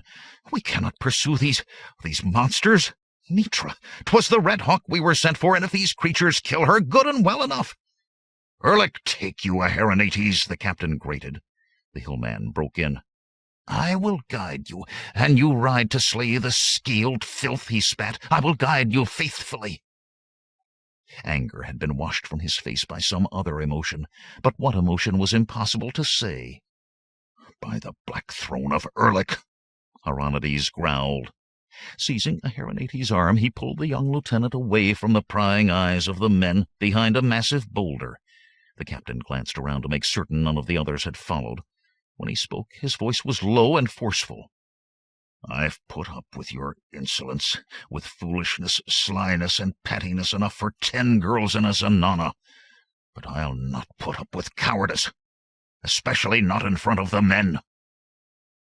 "Cowardice!" The Hieronytes' slender frame quivered. "My father is Menerxes, who is friend to—" "I care not if your father is Mitra. Hanuman stones, man. Your fear is so strong it can be felt at 10 paces. We were sent to return with the Red Hawk, not with a rumor that she might possibly be dead somewhere in the mountains." "You mean to go on?" Hieronydes gritted his teeth. The fool could make trouble for him once they returned to Shadazar. "For a time, Lieutenant. We may overtake the bandits, and if they have been captured by these Satara, well, the hill tribes may consider their keep a fortress, but if they thought to take it with fewer than 10 score, it's possible 80 real soldiers can do the task. In any event, I won't turn back until I'm sure the Red Hawk and the King's playthings are beyond my grasp." "You've gone mad." Hieronytes' voice was cold and calm, his eyes glazed and half-focused. "I have no other choice. You cannot be allowed to kill us all." His hand darted for his sword. In his shock, Hieronydes was barely able to throw himself back away from the lieutenant's vicious slash. Hieronytes' eyes were fixed. His breath came in pants. Hieronytes rolled aside, and the other's blade bit into the stony ground where his head had been. But now the captain had his own sword out. He lunged up from the ground, driving it under the young man's ribs to thrust out behind his shoulder. Hieronytes stared down incredulously at the steel that transfixed him. "My father is Menerxes," he whispered. "He—" A bubble of blood formed on his lips. As it broke, he fell. Hieronytes got to his feet, cursing under his breath, and tugged his sword free of the body. He started at a footstep grating on the rock behind him. Rosaro stepped up to look down at Hieronytes' body. "The fool," Hieronymus began, but Rosaro cut him off. "Your pardon for interrupting, sir, but I can see as you're distraught over the lieutenant's death, and I wouldn't want you to say something in anguish, so to speak, that I ought to hear." "What are you saying?" the hook-nosed captain asked slowly. Rosaro's dark eyes met his levelly. "The lieutenant was a brave man, sir. Hid the terrible wounds he took against the hillmen till it was too late for him. But I expect he saved us all. His father will be proud of him." He fumbled a rag from beneath his tunic. "You'd best wipe your sword, sir. You must have dropped it and got some of the lieutenant's blood on it." Hieronymus hesitated before accepting the cloth. "When we get back to Shadazar, come see me. I'll need a good sergeant in my next posting. I'll get the hillman on a horse, and we'll see if we can find the Red Hawk." "Yes, sir." "And thank you, sir." Rosaro knuckled his forehead and disappeared, but Hieronymus stood looking at the lieutenant's corpse. Whatever slight chance he might have had of surviving a return to Shadazar without the Red Hawk and the Tiridates trinkets had died with that foppish young idiot. With a muttered oath, he went to join his men. 18. Conan's keen eyes swept the ridges as the bandit column wound its way along the floor of the narrow, twisting valley. Hordo was by his side, muttering unintelligibly beneath his breath, while Corella maintained her usual place ahead of them all. Her emerald cape was thrown back, and she rode with one fist planted jauntily on her hip. With the need for tracking past, Aberius was back with the rest of the brigands, riding strung out behind. "She acts as if this is a parade," Hordo growled. "It may be," Conan replied. He eased his broadsword in its worn shagreen sheath. His gaze still traversed the ridge-lines, never stopping in any one place for long. "We have watchers, at least." Hordo tensed, but he was too long in the trade of banditry to look around suddenly. He loosened his own blade. "Where are they?" he asked quietly. "Both sides of the valley. I don't know how many." "It won't take many in here," Hordo grumbled, eyeing the steep slopes. "I'll warn her." "We both go," Conan said quickly, slowly, as if we're just riding forward to have a casual word. The one-eyed man nodded, and they kicked their mounts to a faster walk. Corella looked around in surprise and irritation as they rode up on either side of her. Her mouth opened angrily. "We're being followed," Hordo said before she could speak, "along the ridges." She glanced at Conan, then turned back to Hordo. "You're sure?" "I'm sure," Conan said. Her back stiffened, and she faced forward again without speaking. He went on. "Half a glass past, I saw movement on the east ridge. I thought it was an animal, but now there are 2 to the east and 3 to the west, and they move together." "Hanuman stones," she muttered, still not looking at him. They rounded a bend in the trail, and whatever else she had to say was lost in a gasp. In the center of the trail, only 20 paces from them, stood 8 reptilian warriors like those they had killed, in chain mail and ridged helmets, bearing on their shoulders the 4 crossed poles of a bier.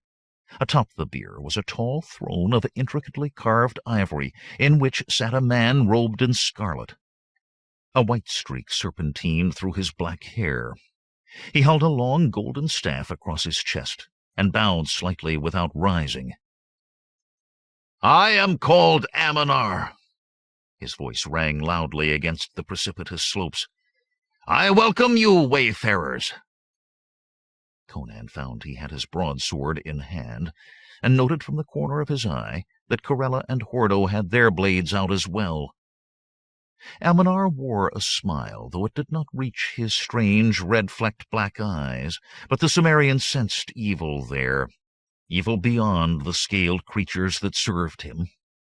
There was nothing rational in his perception. It was a primitive intuition that came from bone and blood, and he trusted it all the more for that. "Be not affrighted," Aminar intoned. The sounds of sliding rock and gravel jerked Conan's gaze away from the man on the bier. He was shocked to realize the other had held his eyes thus, to find the abrupt rises to either side of the trail swarming with hundreds of the snake men, many with javelins or crossbows.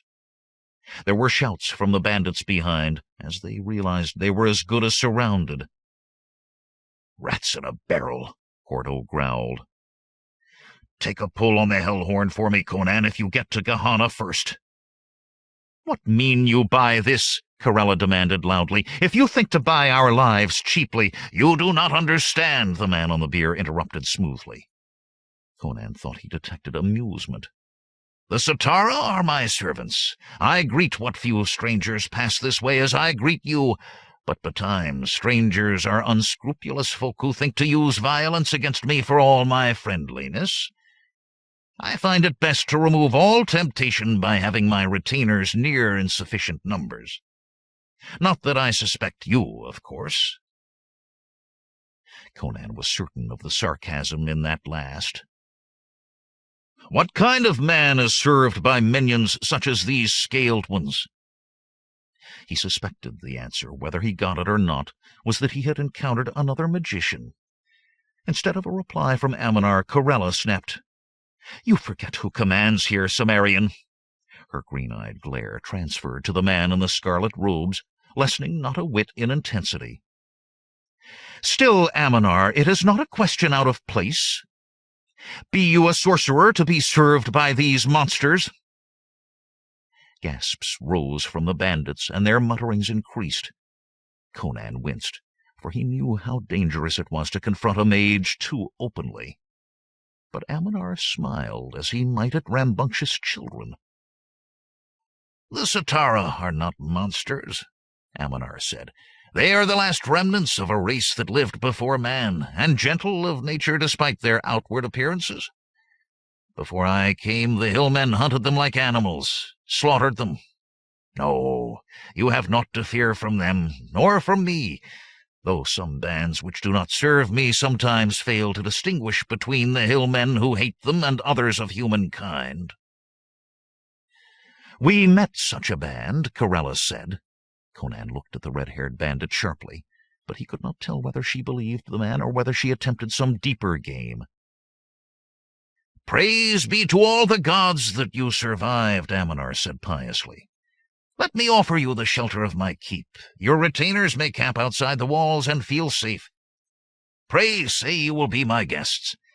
I have few visitors, and there is something I would speak to you of, which I think you will find to your advantage." Conan looked at the Satara arrayed on the slopes above, and wondered wryly how many refused Aminar's invitations. Corella did not hesitate. "I accept gratefully," she said. Aminar smiled. Once more it did not touch his eyes, bowed slightly to her, and clapped his hands. The 8 Satara bearing his ivory throne turned carefully and started up the trail. Corella rode after him, and Conan and Hordo quickly followed her. On the slopes of the narrow valley, the Satara kept alongside the bandits, moving over the slanted ground with lizard-like agility. Honor guard, Conan wondered, or simply guard? "How much of what he says do you believe?" Hordo said softly. Conan glanced at the throned man leading them. He had experience of the acuity of wizards' hearing. Aminar seemed to be ignoring them. "Not a word," he replied. "That Satara, did he call it, was headed here." The one-eyed man frowned. "If we turned suddenly, we could be free of his minions before they had aught but a crossbow shot or two at us." "Why?" Conan laughed softly. "We came for the pendants, and what else we might find. He takes us into his very keep, right to them." I never thought of that, Hordo said, joining Conan's quiet laughter. Corella looked over her shoulder, her tilted green eyes unreadable. "Leave the thinking to me, old one," she said flatly. "That beard leaches your brain." An uncomfortable silence fell over them. 19. As the narrow, twisting gorge they had followed so long debouched into a broader valley, they saw the keep of Ammonar. Ebon towers reared into the sky, their rounded sides seeming to absorb the afternoon sun. Black ramparts, crenellated and sprouting bartizans, grew from the stone of the mountain. A ramp led to the barbican, topped by troughs for pouring boiling oil on those who approached unwarily. Not even a thorn bush grew in the stony soil surrounding it all. Ammonar gestured to the wide expanse of the valley below the fortress. "Camp your men where you will. Then come you inside, and I will speak with you." His bier was carried swiftly up the ramp, leaving the bandits milling at its foot. "Find a spot for my hounds, Hordo," Corella said, dismounting and handing him her reins. Conan climbed down as well. Her green eyes sparkled dangerously. "What do you think you're doing, Cimmerian?" "I'm not one of your hounds," he replied levelly. He started up the ramp, noting the guard positions on the walls. It would not be an easy place for a thief to enter. The Cimmerian tensed as running boots pounded up behind him. Corella eased her pace to a walk beside him, her heavy breathing coming more from anger, he suspected, than exertion. "Conan, you don't know what you're doing here. You're out of your depth." "I need to see what's inside, Corella. These walls could hold off an army. I may yet have to scale them in the night if we're to gain the pendants. Unless Ammonar and his scaly henchmen have frightened you out of it." "I haven't said that, have I? And I won't have you accusing me of cowardice." They stopped before the lowered portcullis. From behind the heavy iron bars, a Satara peered at them with red eyes that seemed to glow slightly in the shadows of the gateway. Two more stepped from the arched doorway of the barbarian, pikes in hand. "We are expected by Ammonar," Conan said. "I am expected," Corella said. The Satara made a lifting gesture, and with a clanking of chain, the grating began to rise. "Yes," it hissed. "The master said the two of you would come. Follow me." Turning on its heel, it trotted into the dark recesses of the fortress. "How did he know we'd both come?" Corella said as they followed. "I'm not the one out of my depth," Conan replied. Behind them, the portcullis creaked shut. The muscular Cimmerian found himself hoping it would be as easy to get out as it had been to get in. The granite-paved baileys of the fortress, the sable stone barracks and casemates, were as bleak as the exterior, but then the Satara led them through great iron-bound doors into the dungeon, a massive obsidian cube topped by the tallest tower of the keep.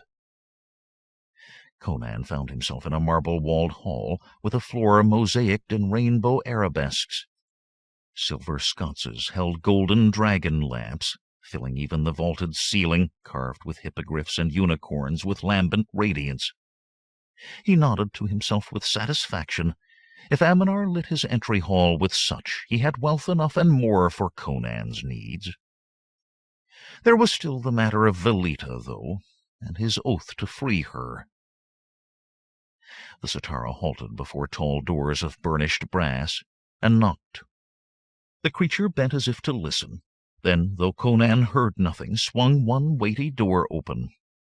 The music of flutes and harps drifted out as the creature bowed, making a gesture for them to enter. Conan strode in, Corella rushing so as not to seem to be following. He smiled at her, and she bared her teeth in return. "Welcome," Ammonar said. "Sit, please." He sat in an ornately carved chair beside a low ebony table, fondling his golden staff. Two similar chairs were arranged on the other side of the table. The music came from 4 human musicians sitting cross-legged on cushions against the wall. They played softly, without looking at one another or raising their eyes from the floor. A woman appeared from behind a curtain with a silver tray, holding wine. Her gaze, too, never left the costly carpets that covered the floor as she set the tray on the table, bowed to Aminar, and scurried silently from the room. Aminar seemed not to notice her. His red-flecked eyes were on Corella. "I didn't know you had any human servants," Conan said. He sat on the edge of his chair, careful to leave his sword free. Aminar swung his gaze to the Cimmerian, and Conan found himself hard-pressed not to look away. The scarlet flecks in the man's eyes tried to pull him into their inky depths. Conan gritted his teeth and stared back.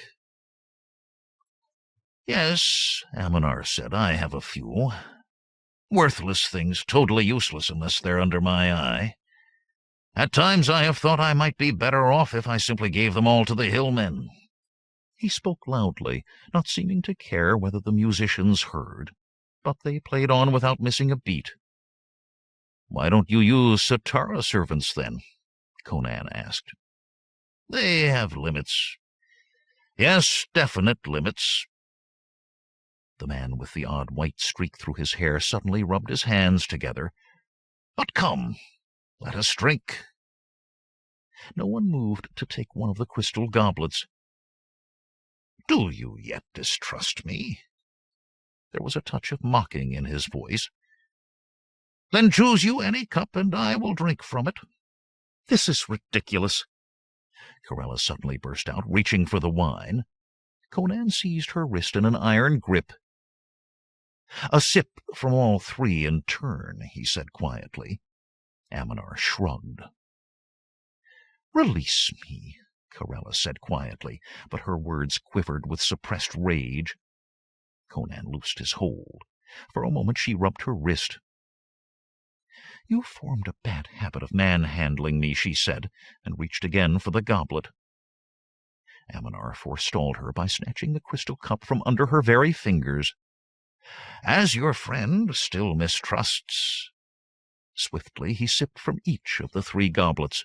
"You see," he said, as he set the last one back on the silver tray. "I do not die. Why should I bring you here to kill you when I could have had the Satara bury you beneath boulders in the valley where we met?" With an angry glare at Conan, Corella grabbed a goblet and drank, throwing her head back. Conan picked up another slowly as Aminar took his. The fruity taste was a surprise. It was one of the heady wines of Aquilonia, costly so far from that western land. "Besides," Aminar said quietly, "why should I wish harm to Conan, the thief of Cimmeria, and Corella, the Red Hawk?" A scream burst from Corella. Conan bounded to his feet with a roar, crystal cup falling to the carpet as he drew his broadsword. Aminar made no move except to sway toward Corella, standing with her jeweled tulwar in hand, her head turning wildly as if seeking attackers. The dark man's heavy-lidded eyes half closed, and he inhaled deeply as if breathing in her perfume. The musicians played on unconcerned, eyes never lifting. "Yes," Aminar murmured, leaning back in his chair. He appeared surprised to see Conan's sword. "Do you need that? There is only me, and I can hardly fight you with my staff." He extended the staff to tap Conan's blade. "Put it away and sit. You are in no danger." "I'll stand," Conan said grimly, "until a few questions are answered." "Conan was right," Corella whispered. "You're a sorcerer."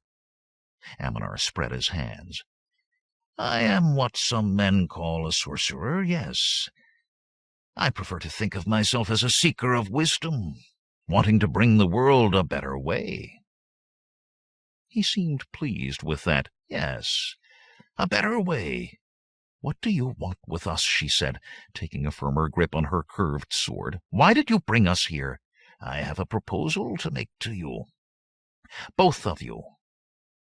The mage fingered his golden staff and smiled.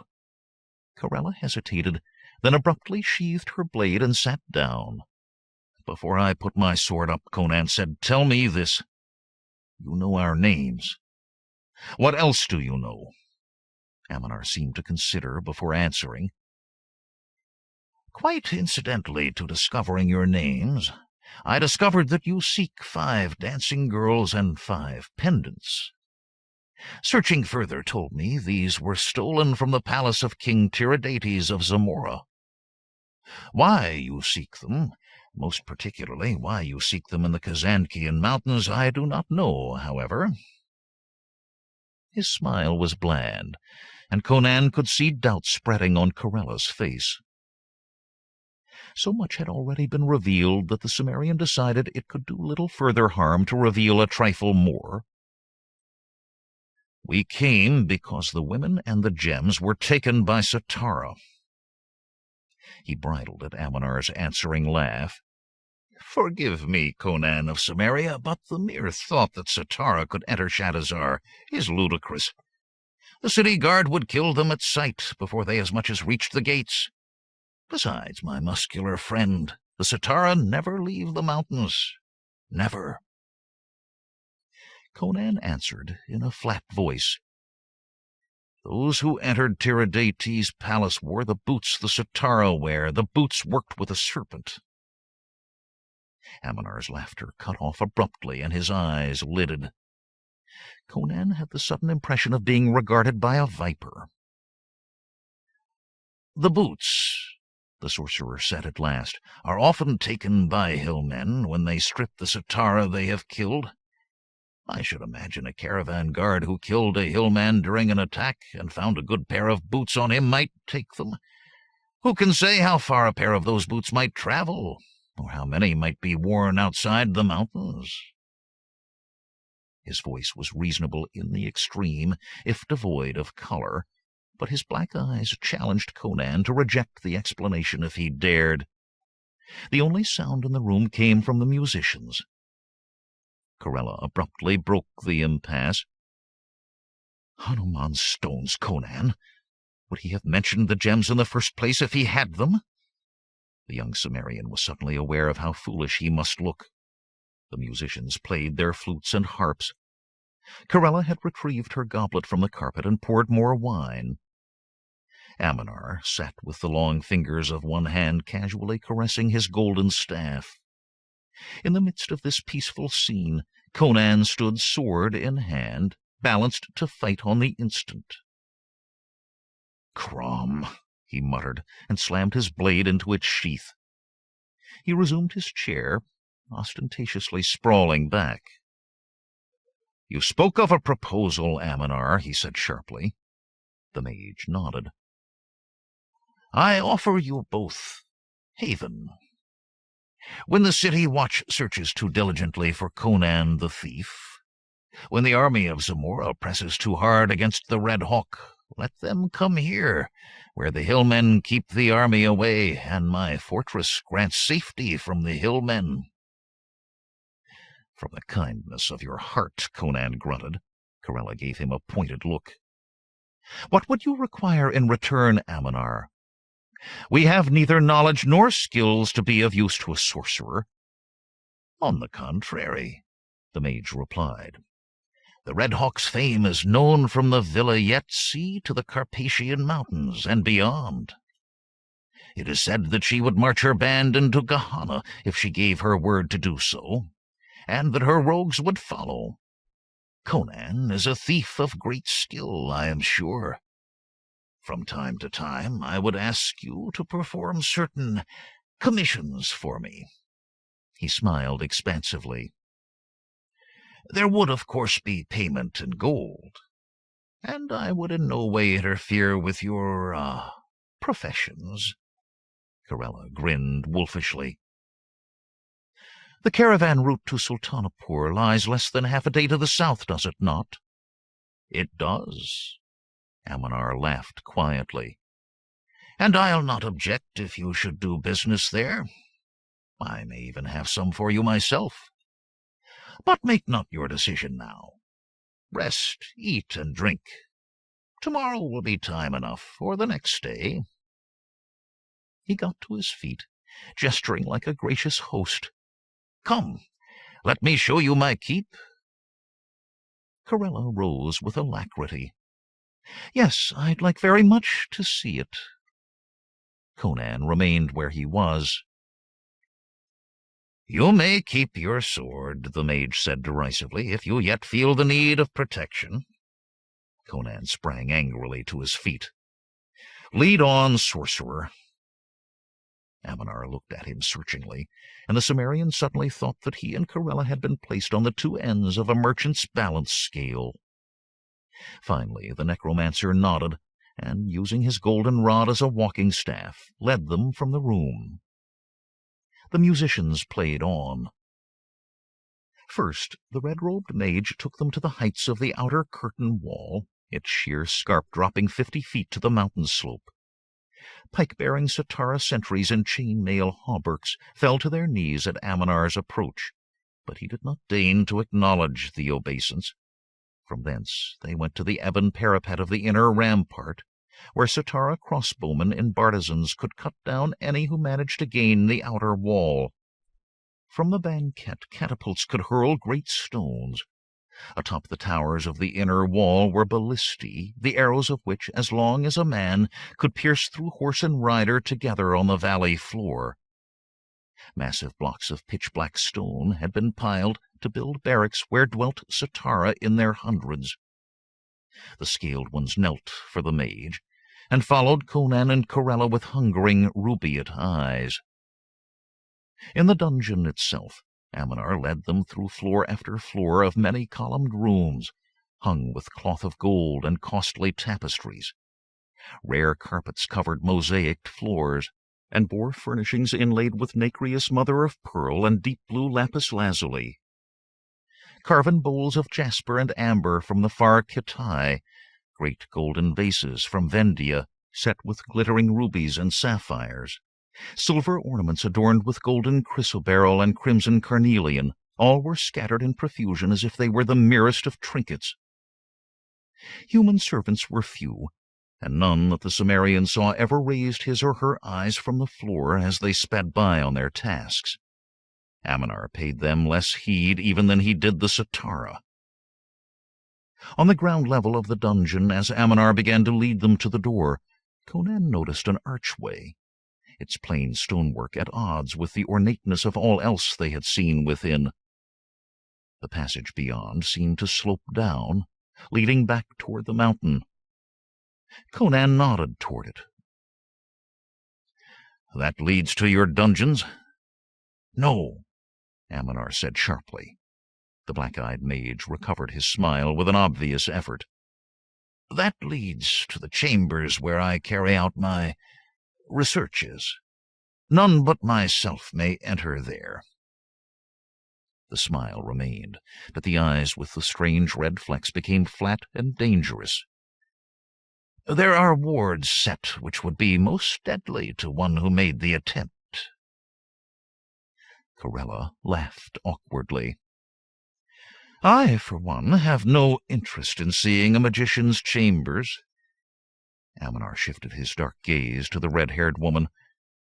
"Perhaps some day I will take you down that passage. But not for a time yet, I think. Sitha will show you out." Conan had to control a desire to reach for his sword as a Satara fully as large as he suddenly stepped from a side passage. He wondered if the mage had some means of communicating with his servants without words. Such a thing could be dangerous to a thief. The big Satara gestured with a long, claw-tipped hand. "This way," it hissed. There was no subservience in its manner toward them, but rather a touch of arrogance in those red eyes. Conan could feel the eyes of the sorcerer on his back as he followed the dark-eyed man's minion. At the portcullis, Sitha gestured without speaking for the heavy iron grate to be raised. From within the barbican came the creak of the windlass. Clanking chains pulled the grate to chest height on Corella. Sitha gestured abruptly, and the creak of the windlass eased. The Sitara's fanged mouth cracked in a mocking smile as it gestured for them to go. "Do you not realize we are your master's guests?" Corella demanded hotly. Conan grabbed her arm in his huge hand and pulled her protesting under the grate after him. It began to clank down at the very instant they were clear. "Let's just be thankful to be out," Conan said, starting down the ramp. He saw Hordo waiting at the foot of it. Corella strode angrily beside him, rubbing her arm. "You muscle-bound oaf! I'll not take much more of this from you. I intend to see that Ammonar punishes that big lizard. These Sitara must learn their proper respect for us, else my hounds will constantly be goaded into fighting them. I might even carve that Sitha myself." Conan looked at her in surprise. "You intend to accept this offer? The Red Hawk will wear the sorcerer's jesses and stoop at his command? Have you no eyes, Conan? 500 of the scaled ones he commands, perhaps more. My hounds could not take this keep were they 10 times their number, and I will not waste them against its walls in vain. On the other hand, if all the gold that you and I and all my pack have ever seen in our lives were heaped in one pile, it would not equal the 100th part of what I saw within." "I've seen a lot of gold," Conan snorted. "How much of it stuck to my fingers, and how much of this wood is another matter. This Ammonar prates of a better way for mankind, but I've never met a sorcerer who did not tread a black path. Think you what he will ask you to do for his payment?"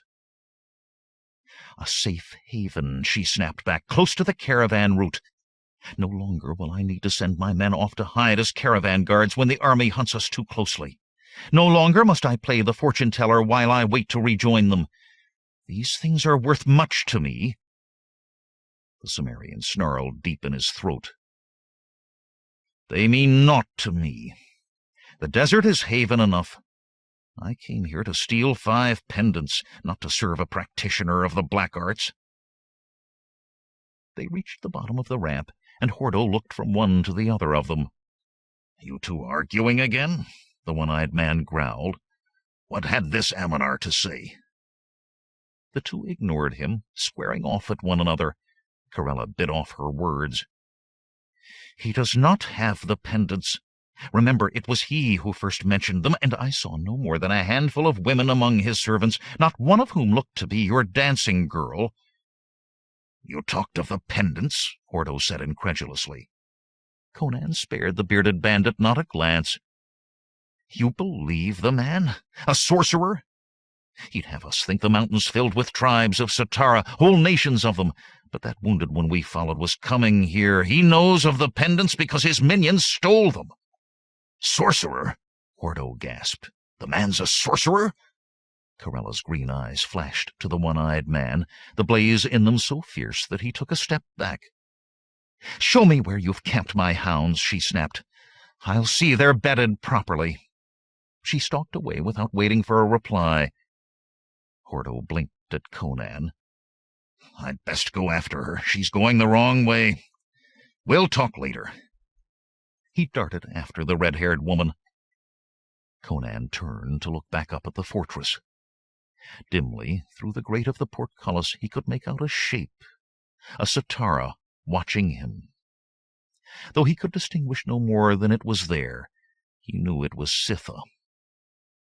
Fixing what he could remember of the keep's interior in his head, he went in search of the others. 20. A gibbous moon crept slowly over the valley of the keep of Ammonar, while purple twilight yielded to the blackness of full night.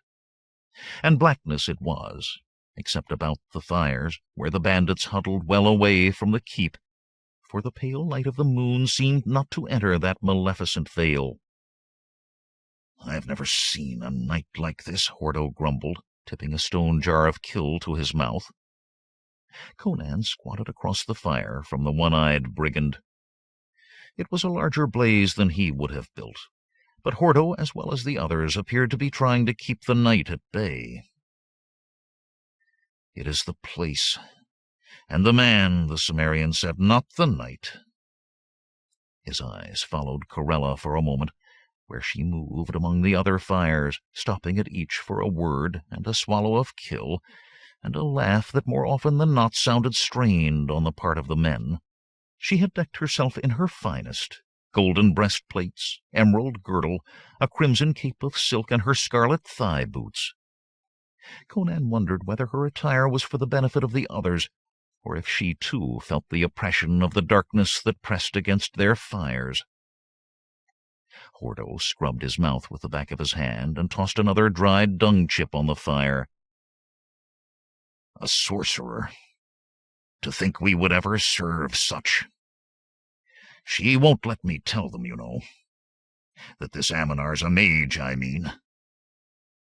He added yet another chip to the blaze.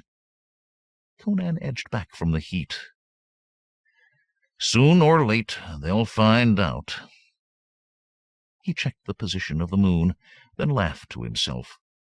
In that valley there might as well be no moon and sky full of rain clouds. A good night for a thief. More kill, Cimmerian? No? More for me, then. The one-eyed man turned the stone jar up and did not lower it until it was dry. It'd take vats of this to comfort my bones this night.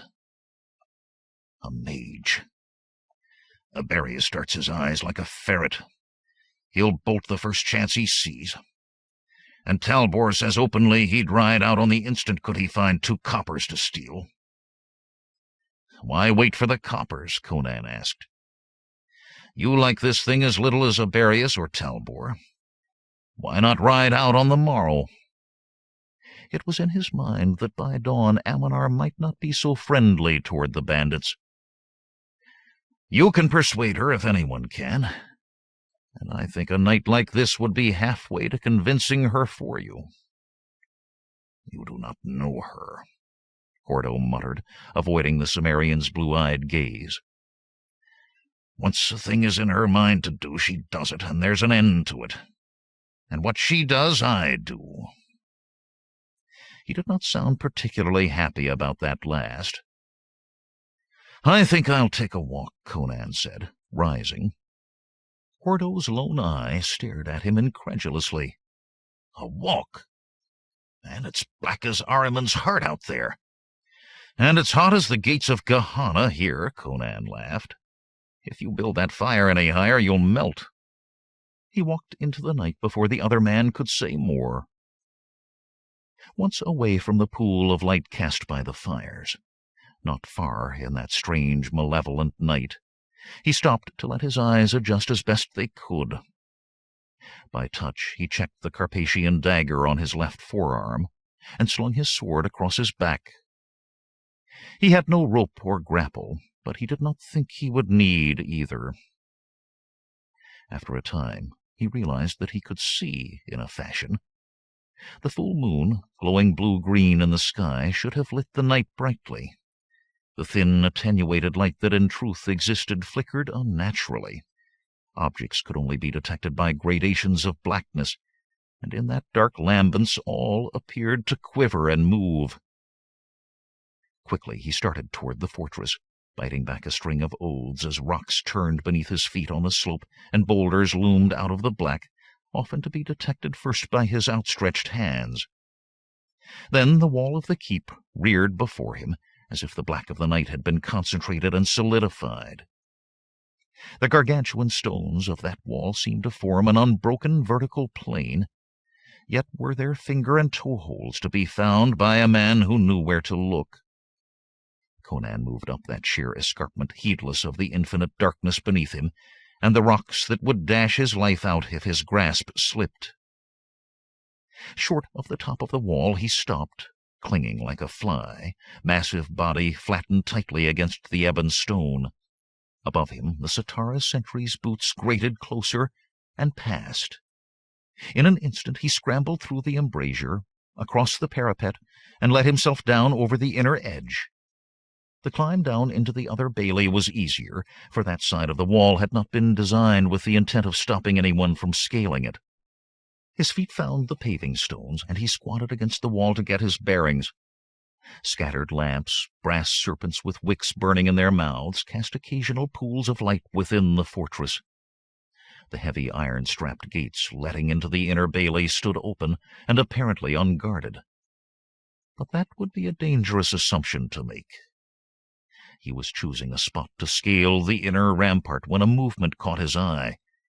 From the shadows to his left down the wall, a man darted across the bailey. As he passed through the meager light cast by a serpent lamp, Conan recognized Talbor. So the man was not waiting to find his 2 coppers to steal. The Cimmerian only hoped the other raised no alarm to make his own task more difficult. Talbor ran straight to the open gate into the inner bailey and passed through. Conan forced himself to wait. If Talbor was taken, it would be no time for him to be halfway up the inner wall. No alarm was raised. Still he waited, and still there was no sound. The Cimmerian uncoiled from his crouch and walked across the bailey, carefully avoiding the sparse pools of light from the serpent lamps. If glimpsed, he would be no more than another moving shadow, and it was rapid motion that drew the eye at night. He slowed, examining the gateway carefully. The guard-post was empty. He went through the gate at the same slow walk, and crossed the inner bailey. From the walls behind he could hear the tread of sentries' boots, their pace unchanging. As he approached the huge cube of the dungeon, he chose his entry point. Best, because highest, would have been the single black tower that rose into the darkness at one corner, but he had seen in the daylight that whatever mason had constructed it had been a master. He had been able to detect no slightest crack between the carefully fitted stones. It reminded him uncomfortably of the elephant tower of the necromancer Yara, though that had glittered even in the dark where this seemed one with the night. The walls of the dungeon itself presented no such problem, though, and he quickly found himself squeezing with difficulty through an overly broad arrow slit on the top level. Once inside, he swiftly drew his sword. A single oil lamp on the wall was lit. He began to examine his surroundings. The purpose of the room he could not fathom. Its only furnishing, other than tapestries on the walls, seemed to be a single high-backed chair of carved ivory set before a game board, 100 squares of alternating colors set in the floor. Pieces in the shapes of bizarre animals, each as high as his knee, were scattered about the board. He hefted one and grunted in surprise. He had thought it gilded, but from its weight it had to be of solid gold. Could he depart with 2 or 3 of those, he would have no need of the pendants. Even one might do. Regretfully, he set the piece, a snarling winged ape creature, back on the board. He must yet find Velita, and to attempt to do so burdened with that weight would be madness. With great care he cracked the door. The marble-walled hall was brightly lit by silver lamps, and empty. He slipped out. As he moved along that corridor, its floor red and white marble lozenges in an intricate pattern, he realized that he moved through a strange silence. He had entered many great houses and palaces in the dead of night, and always there was some sound, however slight. Now he could have moved through a tomb in which no thing breathed. Indeed, as he cautiously examined room after room, he saw no living thing, no Satara, no human servant, no Velita. He hurried his pace and went down curving alabaster stairs to the next floor. Through 2 more floors he searched, and the opulence he saw paled the golden figures to insignificance. A silver statue of a woman with sapphire for eyes, rubies for nipples, and pearls for the nails of her fingers. A table encrusted with diamonds and emeralds, till it cast back the light of silver lamps 100-fold. A golden throne set with a king's ransom in black opals. And then he was peering into a room, plain beside the others for merely being paneled in amber and ivory, peering at a pair of rounded female buttocks. Their owner knelt, naked, with her back to the door and her face pressed to the floor. The muscular youth found himself smiling at the view, and sternly drew his mind back to the matter at hand. She was the first living soul he had seen, and human rather than Satara. One quick stride took him to the bent form. A big hand clasped over her mouth lifted her from the floor, and he was staring into Velita's large, liquid brown eyes. "Come, girl," he said, loosing his hold. "I was beginning to think I'd never find you." She threw her arms around him, pressing her soft breasts against his broad chest. "Conan, you did come. I never really believed, though I hoped and prayed. But it's too late. You must go away before Aminar returns." A shudder went through her slim form as she said the name. "I swore to free you, didn't I?" he said gruffly. "Why are you kneeling here like this? I've seen no one else at all, neither Satara nor human." "Satara are not allowed in the dungeon when Aminar isn't here, and humans are locked in their quarters unless he desires them." She tilted her head up, and her voice dropped to a whisper. "I didn't betray you, Conan, not even when Sitha whipped me. I would not tell Aminar who you are." "It's over, Velita," he said. She seemed not to hear. Tears trembled on her long lashes. He became enraged. "For my punishment several times a day, without warning, I am commanded to come to this room and kneel until I am told to leave. When I hear footsteps, I never know if I am to be sent back to my mat, or if it is Aminar. Sometimes he merely stands, listening to me weep. I hate him for making me fear him so, and I hate myself for weeping, but I can't help it. Sometimes he beats me while I kneel, and if I move, the punishment begins again." "I'll kill him," Conan vowed grimly. "This I swear to you on pain of my life. Come, we'll find the pendants, and I'll take you away this night." The lithesome naked girl shook her small head firmly. "I cannot go, Conan. I am spell-caught." "Spell-caught?" "Yes. Once I tried to escape, and my feet carried me to Aminar. Against my will I found myself telling him what I intended. Another time I tried to kill myself, but when the dagger point touched my breast, my arms became like iron. I could not move them, even to set the knife down. When they found me, Aminar made me beg before he would free me." "There must be a way. I could carry you away." But he saw the flaw in that, even as she laughed sadly. "Am I to remain bound the rest of my life for fear of returning to his place? I don't know why I even tried to take my life," she sighed heavily. "I'm sure Aminar will kill me soon. Only Susa and I remain.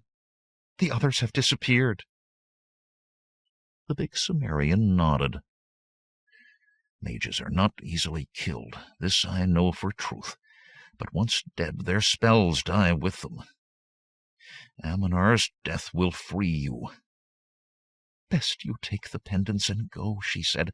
"I can tell you where they are. 4 are in the jeweled casket, in a room I can show you. The 5th, the one I wore, is in the chamber where he works his magics." She frowned and shook her head. "The others he tossed aside like offal. That one he wrapped in silk and laid in a crystal coffer." The memory of the stone came back to Conan. A black oval the length of his finger joint, with red flecks that danced within. Suddenly he seized Velita's arm so hard that she cried out. "His eyes," he said urgently. "That stone is like his eyes. In some way it is linked to him. He'll free you rather than have it destroyed. We'll go down to his thaumaturgical chamber." "Down? His chamber is in the top of the tower above us. Please release me, Conan. My arms are growing numb." Hastily he loosed his grip. "Then what lies at the end of that passage that seems to lead into the mountain?" "I know not," she replied, "save that all are forbidden to enter it. His chamber is where I said. I've been taken to him there. Would the gods had made him like Tiridates," she added bitterly, "a lover of boys." "Then we'll go up to his chamber," Conan said. She shook her head once more. "What's the matter now?" he asked. "There is a spell on the stairway in the tower whenever he is out of the dungeon. Truly he trusts no one, Conan. One of the human servants climbed that stair while Ammanar was gone to meet you." She shivered and buried her face against his chest. "He screamed forever, it seemed, and none could get close even to end his misery." He smoothed her hair awkwardly with a big hand. "Then I must enter the dungeon when he is here. But if he isn't here now, Velita, where is he?" "Why, in your camp of bandits. I heard him say that the night might affright them, so he has taken them rare wines and costly viands for a feasting." Conan raised his hand helplessly. It seemed the gods conspired against him at every turn. "Velita, I must go back to the camp. If he suspects I'm here—" "I know," she said quietly. "I knew from the first you could not take me with you. Does not my standing here tell you my oath-sworn word is good? I will see Ammanar dead and you free." "No," she cried. "Ammanar is too powerful. You'll die to no purpose. I release you from your oath, Conan. Leave these mountains and forget that I exist." "You cannot release me from an oath sworn before gods," he said calmly, "and I will not release myself from one sworn on my life." "Then you will die. Yet I do pray that somehow you will find a way. Please go now, Conan. I must await Ammanar's return, and I don't want you to see me." The slender girl's head dropped, and her shoulders quivered with sobs. "I swear," Conan grated. Almost wishing to find himself face to face with the sorcerer, he strode from the room. 21. As Conan approached the bandit camp, he was struck with the sounds of raucous laughter and drunken off-key singing. Stumbling into the light, he stared in amazement. The brigands were in full carouse. Hook-nosed Reza squatted with a whole roast in his hands, tearing at it with his teeth. Aberius staggered past, head tilted back and a crystal flagon upturned. Half the wine spilled down his chest, but the weasel-faced man laughed and tossed the costly vessel to shatter against the rocky ground. Hordo swung his tulwar in one hand, a golden goblet in the other, roaring an obscene song at the moon. Every man sang or laughed, ate or drank, as was his wont and his mood, belching and wiping greasy fingers on his robes, gulping down costly Aquilonian wines like the cheapest tavern swill. Through the midst of the revelry, Corella and Ammanar approached Conan. She held a crystal goblet like a lady of high degree, but there was a stagger to her walk, and the mage had his long arm about her slim shoulder. Ammanar had pushed back her scarlet cape so that his elongated fingers caressed her silken flesh in a possessive manner. Remembering Velita, Conan was both disgusted and offended. But he knew he must yet control his temper until the pendant was in his grasp. "We wondered where you were," the red-haired woman said. "Look at this feast Ammanar has brought us. This has cured the fit of sulking that had taken my hounds." Ammanar's dark eyes were unreadable. "There is little to see even in daylight, Conan of Samaria, and few men care to wander here in the night. What did you find to interest you in the darkness?" "They built the fires too hot for my northern blood," Conan replied. He eyed the way those long fingers kneaded Corella's shoulder. "That's a shoulder, mage," he said with more heat than he had intended. "Not a lot of bread dough." Corella looked startled, and Ammanar laughed. "The hot blood of youth. Just how old are you, Sumerian?" He did not remove his hand. "Not yet 19, Conan said proudly, but he was saddened to see the change in Corella's eyes. He had seen the same in other women's eyes, women who thought a man needed a certain number of years to be a man. "Not yet 19, Ammanar choked on his own laughter. "Practically a beardless youth for all his muscles. The Red Hawk, the great robber of caravans, has robbed a cradle." She shrugged off the mage's arm, her tilted green eyes glowing dangerously. "A barbar boy," she muttered. Then in a louder voice, "I have considered your offer, Aminar. I accept." "Excellent," the sorcerer said with a satisfied smile. He rubbed the side of his long face with the golden staff and regarded Conan. "And you, young Cimmerian who likes to wander in the dark, despite your youth, my offer to you yet holds, for I think there must be skill in those massive shoulders." Conan managed to force a smile onto his lips. "I need to think longer. In a day or two, as you first spoke of, I will give you my answer." Aminar nodded. "Very well, Cimmerian. In a day or two we shall see what your future will be." His red-flecked eyes turned to Corella with a caressing gaze that made Conan's flesh crawl. "You, my dear Corella, must come to the keep on the morrow. Without the young Cimmerian, of course, as he has not yet made up his mind. We must have a number of long, private discussions concerning my plans for you." Conan longed to smash his fist into that dark face, but instead he said, "Perhaps you'll speak of some of those plans to us all. Knowing what they are might help me decide, and some of these others as well." Corella's head had been turning between the two men with a comparing gaze, but at that she jerked rigidly erect. "My hounds go where I command, Cimmerian." A sudden silence fell, laughter and song all dying away. Conan looked around for the cause, and found Sitha standing at the edge of the light, clutching a great double-bladed battle-axe across its broad chest. Red eyes glowed faintly as it surveyed the men around the fires, and they shifted uneasily, some loosening their weapons in their scabbards. The Sitara's lipless mouth curled back from its fangs in what might have been meant for a smile or a sneer. "Sitha!" Aminar said sharply. Looking neither to left nor right, the Sitara strode through the camp to kneel at Aminar's feet. At an impatient gesture, Sitha rose and leaned close to whisper in its master's ear. Conan could catch no sound of what was said, nor read anything on the mage's dark face, but Aminar's knuckles grew white on his golden staff, telling Conan the man found the news displeasing. Talbor, Conan thought. Aminar gestured for his minion to be silent. "I must leave you," the mage said to Corella. "A matter requires my attention." "Not trouble, I hope," she said. "A small matter," Aminar replied, but his mouth was tight behind his close-cropped beard.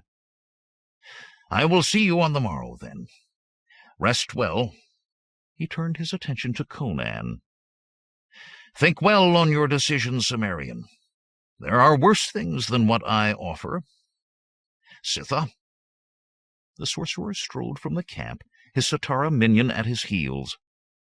With the departure of the scaled creature, the noise level of the camp began to rise again quickly. Hordo staggered up to Conan and Corella. "I do not like those things," the one-eyed brigand said unsteadily. He still held his bared tulwar and the now empty golden goblet, and he swayed as he spoke. "When are we to leave this accursed valley and be about what we know? When are we for the caravan routes?" "You're drunk, my old hound," Corella said affectionately. "Find yourself a place to sleep it off, and we'll talk in the morning." "I entered the keep tonight," Conan said quietly. Corella's green eyes locked with his sapphire gaze. "You fool!" she hissed. Hordo stared with his mouth open. "He has the pendants," the Cimmerian went on, "and the women. At least he has 2 of the women. The other 3 have disappeared. It's my belief he killed them." "Killed slave girls?" Hordo said, scandalized. "What sort of man does a thing like that?" "Even a sorcerer—" "Keep your voice down," Corella snapped. "I told you not to bandy that word about until I gave you leave. And you, Conan, what's this nonsense you're babbling? If the women are gone, likely he sold them. Or was your precious Velita one of them? She was not, Conan growled back. And why should she still raise your hackles? You know there's nothing between us, though there seems to be quite a bit between you and Ammonar from the way he was fondling you. No, Hordo protested, putting a hand on her shoulder. Not Ammonar. Not with you. I'll admit I thought better of you taking Conan to your bed, but— Face flaming, Corella cut him off sharply. Be silent, you old fool. What I do and with whom is my business. Her eyes flung green daggers at Conan, and she stalked away, snatching a flask from Aberius as she passed him. Hordo shook his massive head. Why did you not speak, Conan? Why did you not stop her? She's a free woman, Conan said coldly. His pride was still pricked by the way she had accepted Ammonar's arm about her. I have no claim on her. Why didn't you stop her? I'm too old to have my liver sliced out, Hordo snorted. Your Velita was truly in the keep, then? I wonder you didn't take her, hand the pendants, and ride from this place. He swept his curved sword in an arc that took in all the dark outside the firelight. She's spell-caught, Conan sighed, and told him how he had found Velita and what she had said. So he lied to us, the bearded man said when Conan finished. And if about the pendants and the women, about what else? About everything. I had thought to tell her about what he's done with Velita to show him for the man he is. But now I think she'd believe I made it up. And likely tell Ammonar about it, to amuse him with your jealousy. Or what she'd see as jealousy, he added quickly as the big Sumerian youth glared at him. What am I to do, Conan? Even now I cannot abandon her. Conan lifted his broadsword an inch free of its sheath and slammed it back again. Keep your sword sharp and your eye open. His steely gaze took in the motley rogues sprawled drunkenly around the fires. And have these hounds of hers ready to move at an instant, without letting her or Ammonar discover it, of course. You don't ask much, do you, Sumerian? What are you going to do? Conan peered through the darkness toward the fortress before answering. Even in that overpowering blackness, those massive walls seemed blacker still. Kill Ammonar, free Velita, steal the pendants, and return to Shadazar, of course. Trifles like that. Trifles like that, Hordo groaned. I need another drink. So do I, Conan said softly. The night weighed heavily on his broad shoulders. This valley would be a poor place to die. 22. The strange darkness lingered in the valley, resisting morning and fading to a gray dawn only after the blood-red sun stood well above the mountain tops. It was mid-morning before full daylight came, but Conan alone noticed in the bandit camp, for the others lay sprawled in drunken stupors. As the sun at last sucked the last senescence from the valley air, the Sumerian made his way to the spring that bubbled from a cleft not far from the camp. Scooping water in his cupped hands, he drank and made a disgusted sound in his throat. Though cold, the water was flat and lifeless, like everything else in the barren and foreboding rift. He contented himself with splashing it on his face and settled to observe the valley. On the battlements of the keep, Satara moved, but nothing else stirred except vultures making slow circles in the distance. Conan wondered grimly how Velita had fared at Ammonar's return. The sorcerer seemed not to know how far Conan's nocturnal peregrinations had taken him. At least there was no sign of alarm, no squads of Satara sent for him. But that spoke not at all to her faring. Tonight, the muscular youth vowed. Aberius, tottering up to fall on his knees beside the spring, glanced incuriously at him. The man's usual hostility seemed momentarily expelled by wine fumes. The weasel-faced bandit dashed a few handfuls of water over his head and staggered away to be replaced by Hordo, who threw himself at full length by the spring and plunged his head into the pool. Just as Conan was about to go over and pull him out, the one-eyed man lifted his head and peered at the Cimmerian through dripping hair and beard. "Has this water no taste?" he mumbled. "Or did my tongue die last night?" "Both," Conan chuckled. Hordo groaned and lowered his head once more to the water, but this time only far enough to drink. "Have you seen Talbor this morning, Hordo?" "I've seen nothing this morning but the insides of my own eyelids. Let me decide in peace whether I desire to live or not." "Talbor was inside the fortress last night when I was." Hordo lifted himself on his elbows, flipping water at his face with spatulate fingers. "Such a thing to tell a man with my head. Do you think that's why Aminar was summoned to the keep?" Conan nodded. "Talbor's not in the camp. I checked at first light. He could have stolen what he wanted, taken a horse, and be halfway out of the Kazankians by now," the other man protested. "He's not as particular as you. He'd not insist on Tiridates' play pretties, and a dancing girl besides." "You could be right," Conan said flatly. "I know," Hordo sighed. "I don't believe it either. So is he dead, or is he in the sorcerer's dungeon? And what do we tell her?" "We wait to see what Aminar tells her.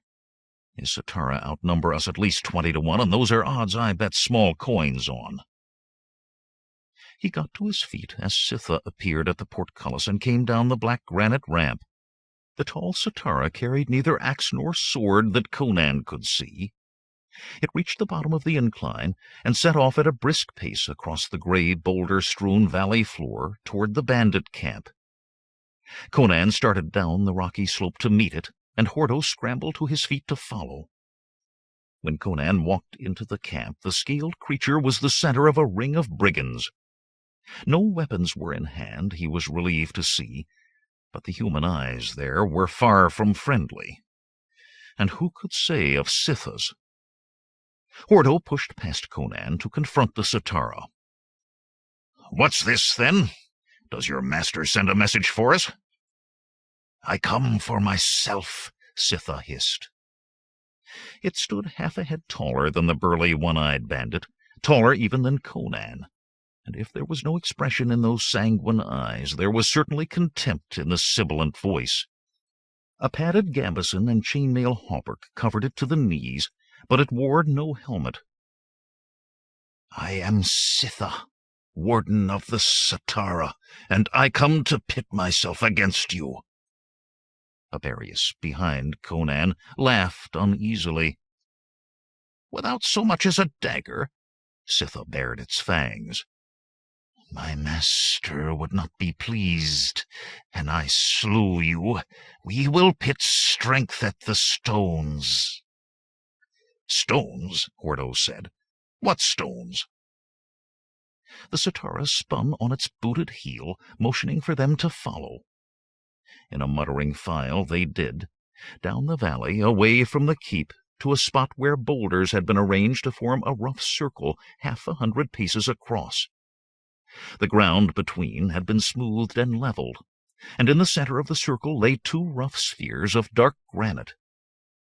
Conan estimated the smaller at twice the weight of a man, the larger at half again as much. "Lift one of the stones," Sitha said. "Any one of you." It flashed bare fangs again, briefly. "Any 2 of you." "Hordo!" someone called. "Hordo's strongest!" Aberius eyed the stones, then Corella's one-eyed lieutenant. "Who'll wager?" he cried, his narrow face taking on a malicious smile. "Who thinks old Hordo can lift the small stone?" "Old Hordo, is it?" Hordo spat. He bent to the lesser of the huge stones as a babbling knot formed around Aberius to get their wagers marked. The burly man threw his arms about the stone, fitting his hands carefully to the undercurves, and heaved. The scar running from under his eye patch whitened with strain, and his eye bulged. The round stone stirred.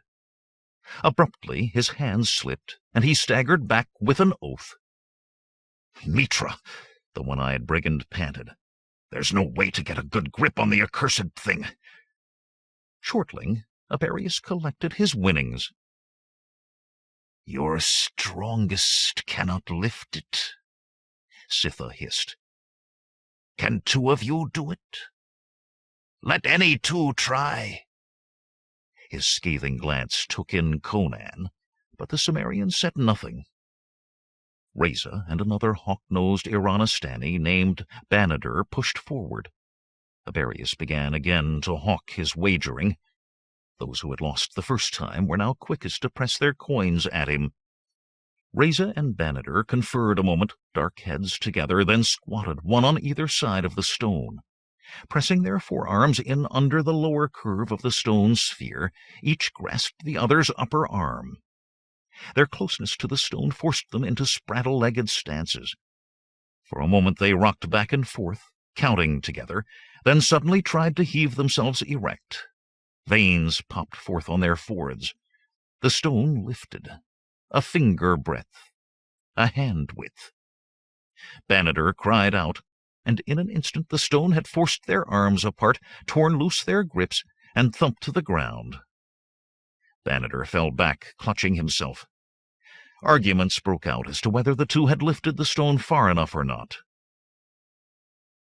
"This," Sitha's shout riveted the bandits, drying their arguments in mid-word. "This I mean by lifting the stone." The Sitara bent over the large granite ball, locked its arms about it, and straightened as easily as if it had been a pebble. Gasps broke from the bandits as it started toward them. They parted before it. 5 paces, 10. Sitha let the stone fall with a crash, and turned back to the dumbstruck men. "That I mean by lifting." Peals of hissing laughter broke between its fangs. "I'll have a try," Conan said. The Sitara's laughter slowed and stopped. Red eyes regarded Conan with open contempt. "You human? Will you try to carry the stone back to its place, then?" "No," the young Cimmerian said, and bent to the larger stone. 2 to 1, he fails, Aberius cried. 3 to 1. Men eyed Conan's massive chest and shoulders, weighed the odds, and crowded around the weasel-faced man. Conan squatted low to get his arms below the largest part of the big stone. As his fingers felt for purchase on the rough sphere, he found Sitha's frowning gaze on him. With a sudden roar, the big Cimmerian heaved. His mighty thews corded, and his joints popped with the strain. The muscles of his broad back stood out in stark relief, and his massive arms knotted. Slowly he straightened, every fiber quivering as he came fully erect. His eyes met Sitha's once more, and snarling, the Sitara took a backward step. With great effort Conan stepped forward, back bowed under the strain. He took another step. "Conan," someone said softly, and another voice repeated louder, "Conan!" Teeth bared by lips drawn back in a rictus of effort, Conan went forward. Now his eyes were locked on the stone Sitha had carried. 2 more voices took up the cry. "Conan!" 5 more. "Conan!" 10. "Conan!" The shouts were flung back from the mountain slopes as a score of throats hurled forth their chant with his every step. "Conan! Conan! Conan!" He came level with the other stone, took 1 step more, and let the great sphere fall with a thunderous thud that every man there felt in his feet. Conan's shoulder joints creaked as he straightened, looking at Sitha. Will you try to take my stone back? Cheering bandits darted between a glowering Aberius, parting with all his former winnings and more, and Conan, some clasping his hand, others merely wanting to touch his arm. Sitha's hands twitched in front of its chest, as if clutching for the thick haft of a battle-axe. Of a sudden, the bronzen tones of a great gong broke from the fortress and echoed down the valley. Sitha whirled at the first tone and broke into a run for the Black Keep. The gong pealed forth again, and again, its hollow resonance rolling against the mountains. Atop the ebon ramparts of the keep, Sitara ran. "An attack?" Hordo said, bewildered. The bandits crowded in close behind the one-eyed man, their exuberance of moments before already dissipated. Some had drawn their swords. Conan shook his head. "The portcullis is open, and I see no one near the ballistae or catapults. Whatever's happening, though—" He let his words trail off, as Corella galloped up to face them, one fist on a scarlet thigh boot. "Are the lot of you responsible for this?" she demanded. "I heard all of you bellowing like oxen in a mire. Then this infernal gong began." As she spoke, the tolling ceased, though the ghost of it seemed yet to hang in the air. "We know no more than you," Hordo replied. "Then I'll find out what's happening," she said. "Corella," Conan said, "do you not think it's best to wait?" Her green eyes raked him scornfully, and without a word she spun her horse and galloped toward the fortress. The big black's hooves rang on the black granite of the ramp, and after a moment's delay she was admitted. Minutes later the portcullis opened once more. Sitha's massive form, helmeted and bearing the great battle-axe, galloped through the gate, followed by paired columns of mounted Sitara. Conan counted lances as they streamed down the incline and pounded across the valley toward a gorge leading north. 300, the Cimmerian said after the last Sitara had disappeared. "More wayfarers, do you think?" "So long as it's not us," Hordo replied. Slowly the bandits returned to the cold ashes of their campfires, breaking into twos and threes to cast lots or dice. Aberius began maneuvering 3 clay cups and a pebble atop a flat rock, trying to entice back some of the silver he had lost. Conan settled with his back to a tilted needle of stone, where he could watch both the keep and the gorge into which Sitha had led the Sitara. The day stretched long and flat, and except when Hordo brought him meat and cheese and a leather flagon of thin wine, Conan did not change his position. As the sanguinary sun sank on the western mountain peaks, the Sitara returned, galloping from the same knife-sharp slash in the valley by which they had left. "No casualties," Hordo said, coming up beside Conan as the Sitara appeared. Conan, once more counting lances, nodded. "But they took something." 20 riderless horses were roped together in the middle of the column, each bearing a long bundle strapped across it. A spark of light in the east caught the Cimmerian's eye, a momentary glitter that flashed against the shadows of mountains already caught in twilight, and was gone. It flashed again. Frowning, he studied the slopes around the valley. High above them, to the north, another spark flared and was gone. "Think you Aminar knows the valley is watched?" Hordo asked. "You use that eye," Conan said approvingly. The Sitara rode up the long incline to the fortress, the portcullis creaking open to let them ride in without slowing. "I worry more about who does the watching." The one-eyed brigand let out a long, low whistle between his teeth. "Who? Now that's a kettle of porridge to set your teeth on edge." Conan knew the choices of who it could be: hillmen, the army, Zamoran or Turanian, or Imhep-Aten. But he was certain which would be worst for him and for the bandits, or even if those two would be the same. Time ran short for him. "I mean to bring Velita out of the keep tonight, Hordo. It may mean trouble for you, but I must do it." I've half a memory of you saying as much last night, Hordo mused. Corella appeared, riding slowly down the ramp from the fortress. Almost I wish you would, Cimmerian. 'Twould give the excuse to get her away from this place. Away from the sorcerer. Corella reached the bottom of the ramp and turned her big black toward the camp. She rode with one fist on her hip, her Calamastian form swaying with the motion of the horse. The bloody sun was half obscured behind the peaks now, yet enough remained to bathe her face in a golden glow.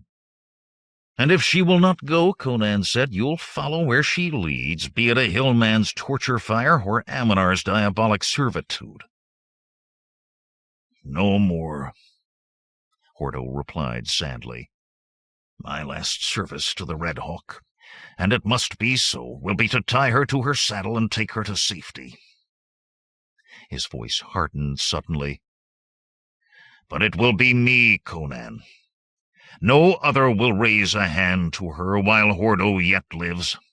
Not even you. Conan met the fierce single-eyed gaze levelly. On the one hand, an oath not to lift a hand to save her. On the other, how could he stand and watch her die? It was a cleft stick that held his tongue. Corella reined in before the two men, raising a hand to shield her eyes as she peered at the mountain-shrouded sun. I had not realized I was so long with Ammonar, she murmured, shifting her green eyes to them. Why are you two glaring at each other like a pair of badgers? I thought you now were almost fraternal in your amity. We stand in concord, Hordo and I, Conan said. He stretched up his hand, and the other man grasped it, pulling him to his feet. We'll give them a good turn, Cimmerian? Hordo said, before we go under. We'll drink from golden goblets in Aghrapur yet, Conan replied soberly. What do you two babble about? Corella demanded. Gather my hounds, Hordo. I'll speak to them before that accursed dark comes on us. With a quick nod, Hordo darted ahead to assemble the bandits. Corella looked at Conan as if she wanted to speak. Then the moment passed. There was much to say, he thought, but he would not speak first. He started after Hordo, and moments later heard her horse following slowly. She made no effort to catch up. 23. Do you want gold? Corella shouted. Well, do you? She stood atop a boulder as high as a man's head, crimson thigh-booted feet well apart, fists on hips, her hair an auburn mane. She was magnificent, Conan thought, from his place at the back of the semicircle of brigands who listened to her. Just looking at her was still enough to make his mouth grow dry. We want gold, Reza muttered. A few others echoed him. Most watched silently. Aberius had a thoughtful look in his beady eyes, making him look even more sly and malicious than usual. Hordo stood beside the flat-topped boulder, keeping a worried watch on the brigands and Corella both. The fires of the camp surrounded them, holding off the twilight. "Do you like being chased into hiding by the army?" she cried. "No!" half a dozen voices growled. "Do you like spending half a year at guards' wages?" "No!" a dozen shouted back at her. "Well, do you know the caravan route is less than half a day south of here? Do you know that a caravan is coming along that route, bound for Sultanapur? Do you know that in 3 days' time we'll take that caravan?" Roars of approval broke from every throat, except Aberius's, Conan noted. While the others waved fists in the air, shouted and pounded each other on the shoulder, Aberius's look grew more thoughtful, more furtive. "And the army won't hound us," she went on loudly, "because we'll come back here till they give up. The Zamoran army are not men enough to follow where we go." The cheering went on. The bandits were too caught up in imagining the Zamorans less brave than they to think too closely on how brave they themselves were. Corella raised her hands above her head and basked in their adulation. Ordo left his place by the boulder and came around to where Conan stood. Once more, Cimmerian, she has us in the palm of her hand. You don't suppose this could— Conan shrugged as the one-eyed man trailed off doubtfully.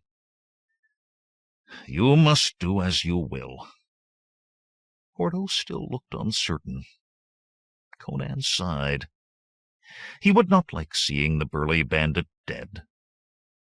Purple twilight was already giving way, night falling as if the inky air had gelled. The bandits around Corella continued their cheering. I'll be away now, the Cimmerian went on, before they notice my going. Fare you well, Ordo said quietly. Conan slipped into the colliginous night.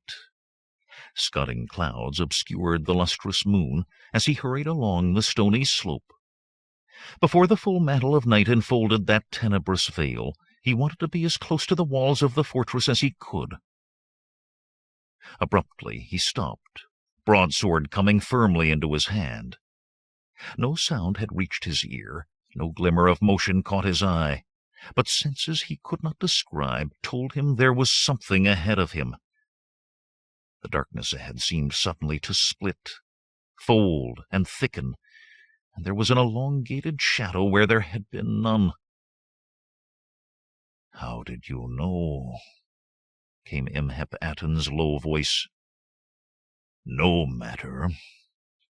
Truly now your usefulness is ended. Your pitiful efforts are futile, but as a rat scurrying beneath the feet of warrior in battle may cause him to trip and die, so may you discommode those greater than yourself." The darkling shape moved toward Conan. He could see no weapon but an outstretched hand. Of a sudden, rock behind him grated beneath a boot. Conan dropped to a full squat, felt rather than saw a pike thrust pass above his head. Grasping his sword hilt with both hands, he pivoted on his left foot, striking for where the pike-wielder must be. He felt the point of his blade bite through chainmail and flash at the same moment that he saw his attacker's red eyes glowing in the night. The falling pike struck him on the shoulder. The rubiate glow faded, and he was tugging his sword free of a collapsing body. Desperately, Conan spun back, expecting at any moment to feel the sting of Imhep Aten's steel. But before him he saw three shadowy shapes now, locked in combat. A sibilant shriek broke and was cut off, and one of the shadows fell. The other two fought on. The cascade of small stones skittering down the slope heralded the arrival of more Sitara. On the fortress walls torches began to move, and the great gong tolled into the dark. The portcullis began to clank noisily open. Conan could see two pairs of glowing eyes now, approaching him slowly, well separated.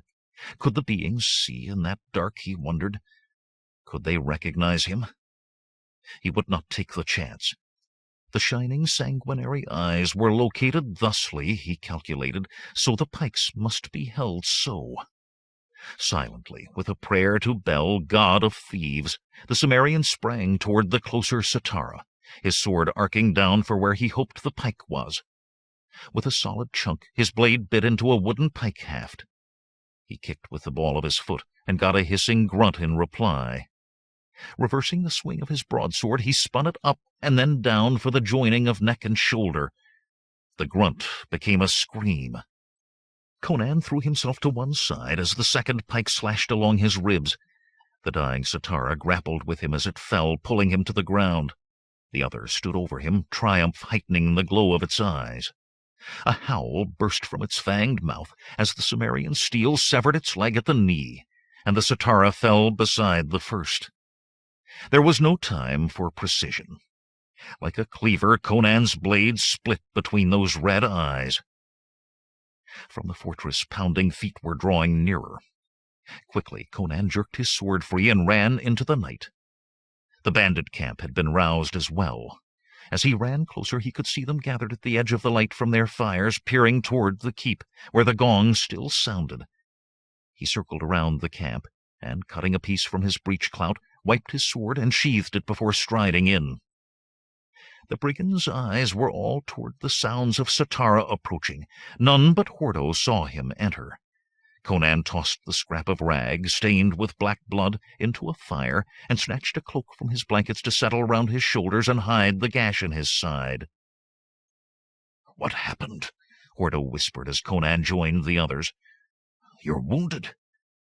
"I never reached the keep," Conan replied quietly. "Satara were waiting, and I discovered who watched from the mountain." He remembered the second light.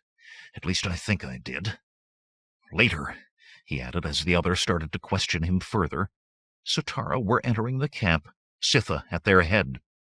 The bandits backed away, muttering, as the reptilian creatures strode into the firelight. Only Corella stood her ground. Arms crossed beneath her round breasts, the red-haired woman confronted the massive bulk of Sitha. "Why do you come here?" she demanded.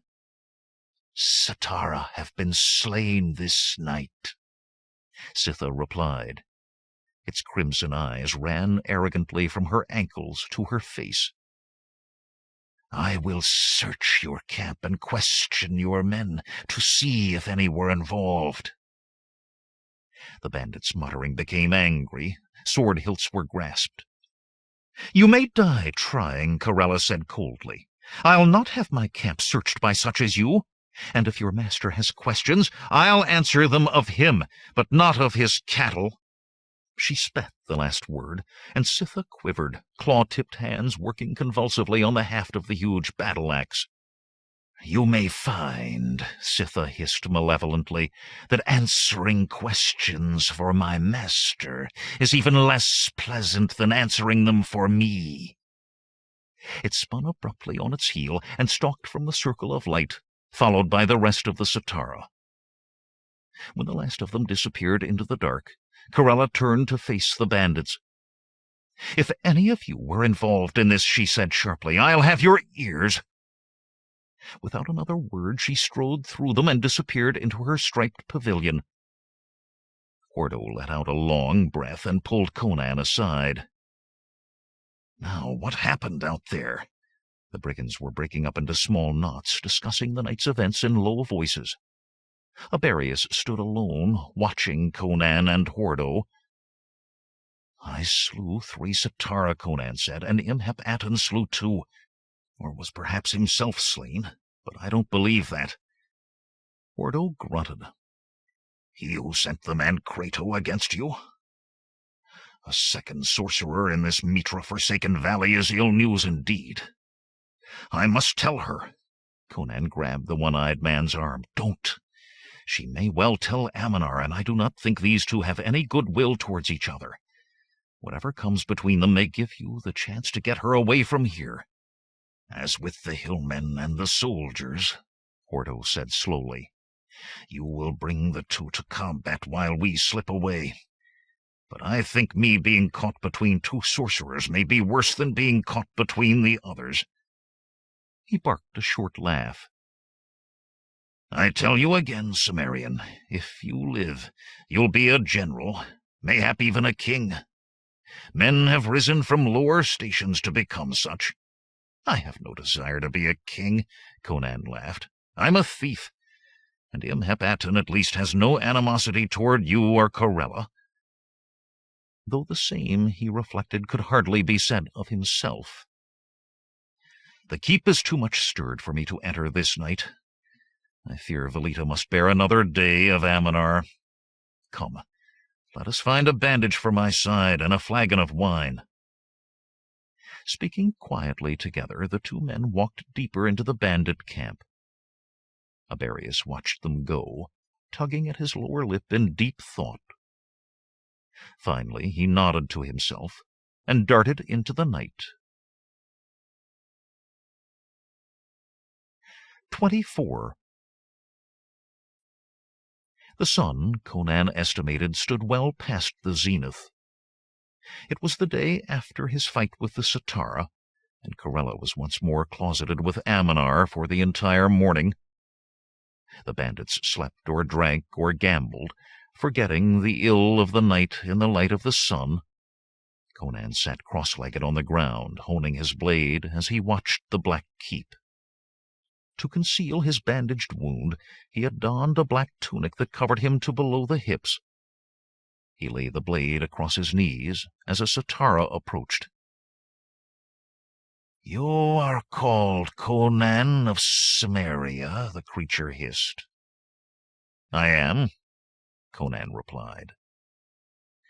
"She who is called Corella asks that you come to her." There had been no further attempt to question the bandits about the occurrences in the night. Conan could not see how he might be connected with them now. He rose and sheathed his sword.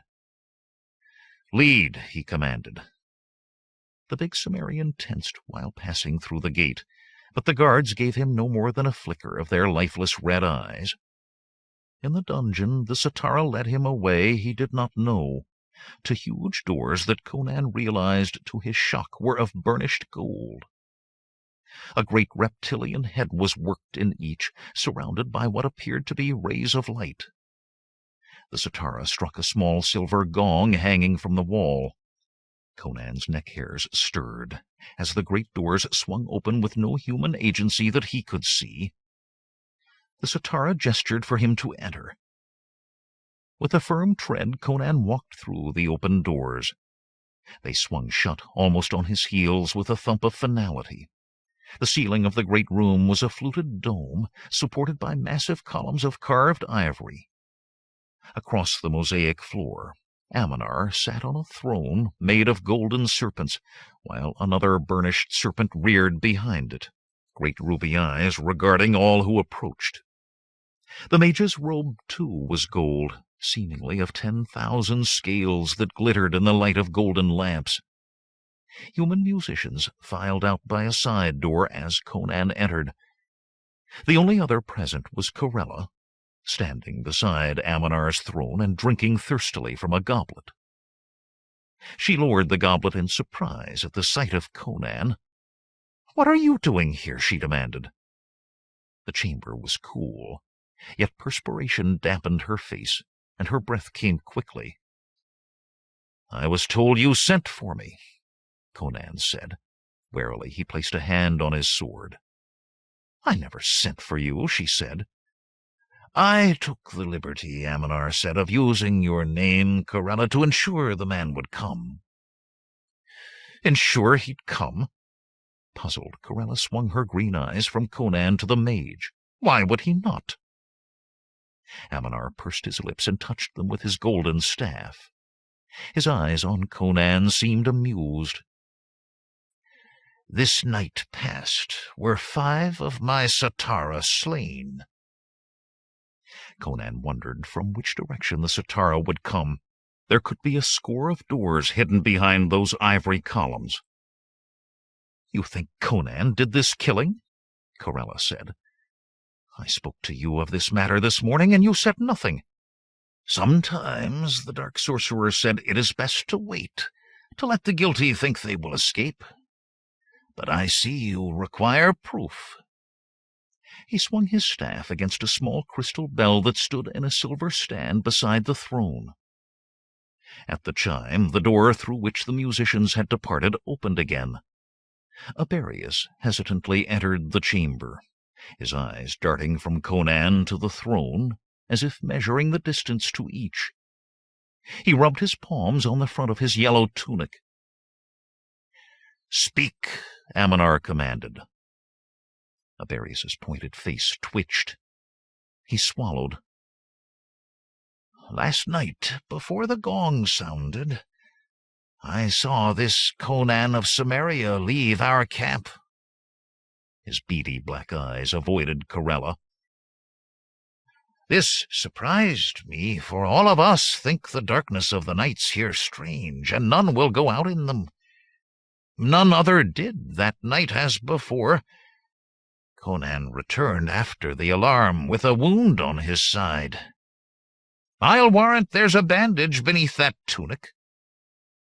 "Why did you not come to me, Aberius?" Corella said angrily. Her piercing gaze shifted to the Sumerian.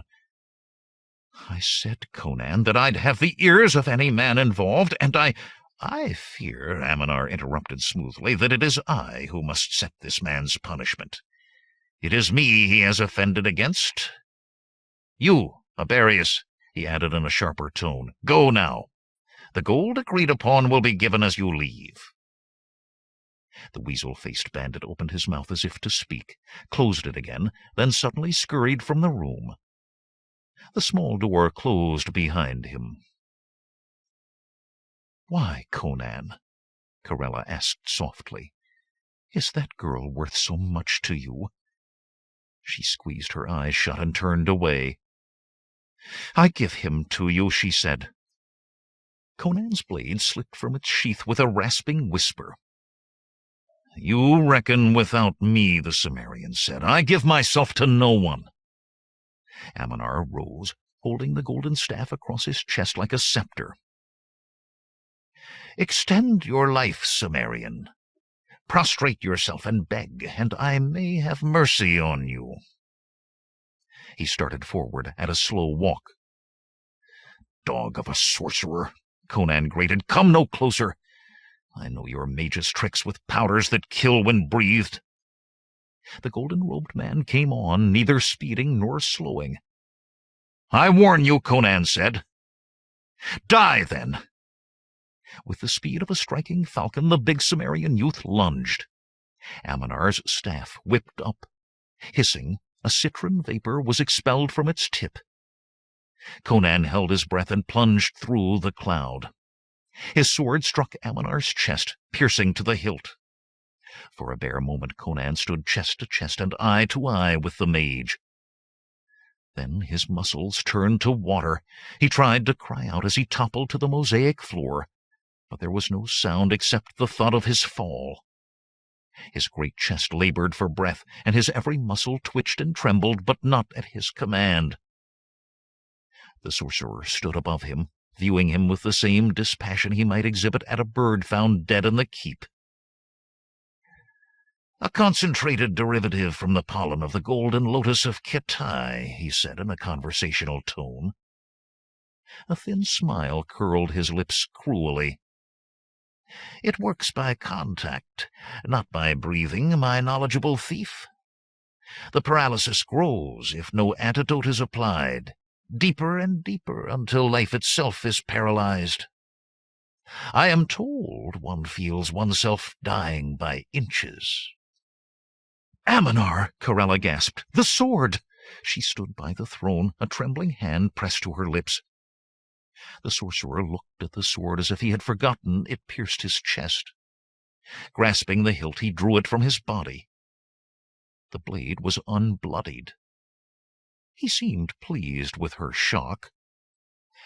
"You see, my dear Corella, no mortal weapon can harm me." Contemptuously, he dropped the sword, almost touching Conan's hand. The Cimmerian strained to reach the leather-wrapped hilt, but his arms responded only with drug-induced tremors. Aminar emitted a blood-chilling laugh and casually moved the sword even closer with his foot, until the hilt touched Conan's twitching hand. "Even before Aberius betrayed you, Cimmerian, I suspected you in the slaying, though 2 of the dead displayed certain anomalies. You see, Velita betrayed you also." His dark laugh was like a saw on bone. "The geas I placed on her commanded her to tell me if you saw her, and she did, though she wept and begged me to kill her rather than let her speak." He laughed again. Conan tried to curse, but produced only a grunt. The man would die, he vowed, if he had to return as a shade to do the deed. The sorcerer's cold-lidded eyes regarded him thoughtfully. The red flecks in their black depths seemed to dance. "You rage, but do not yet fear," he said softly. "Still, where there is such great resistance, there must be great fear once the resistance is shattered. And you will be shattered, Cimmerian." "Please," Corella said, "if he must die, then kill him, but do not torture him." As you wish, Aminar said smoothly. He returned to the throne and struck the crystal bell once more. This time Sitha appeared from the small door through which Aberius had left. 4 more Satara followed, bearing a litter. Roughly they lifted Conan onto the bare wood and fastened him with broad leather straps across his massive chest and thighs. As they were carrying him out, Conan heard Aminar speak.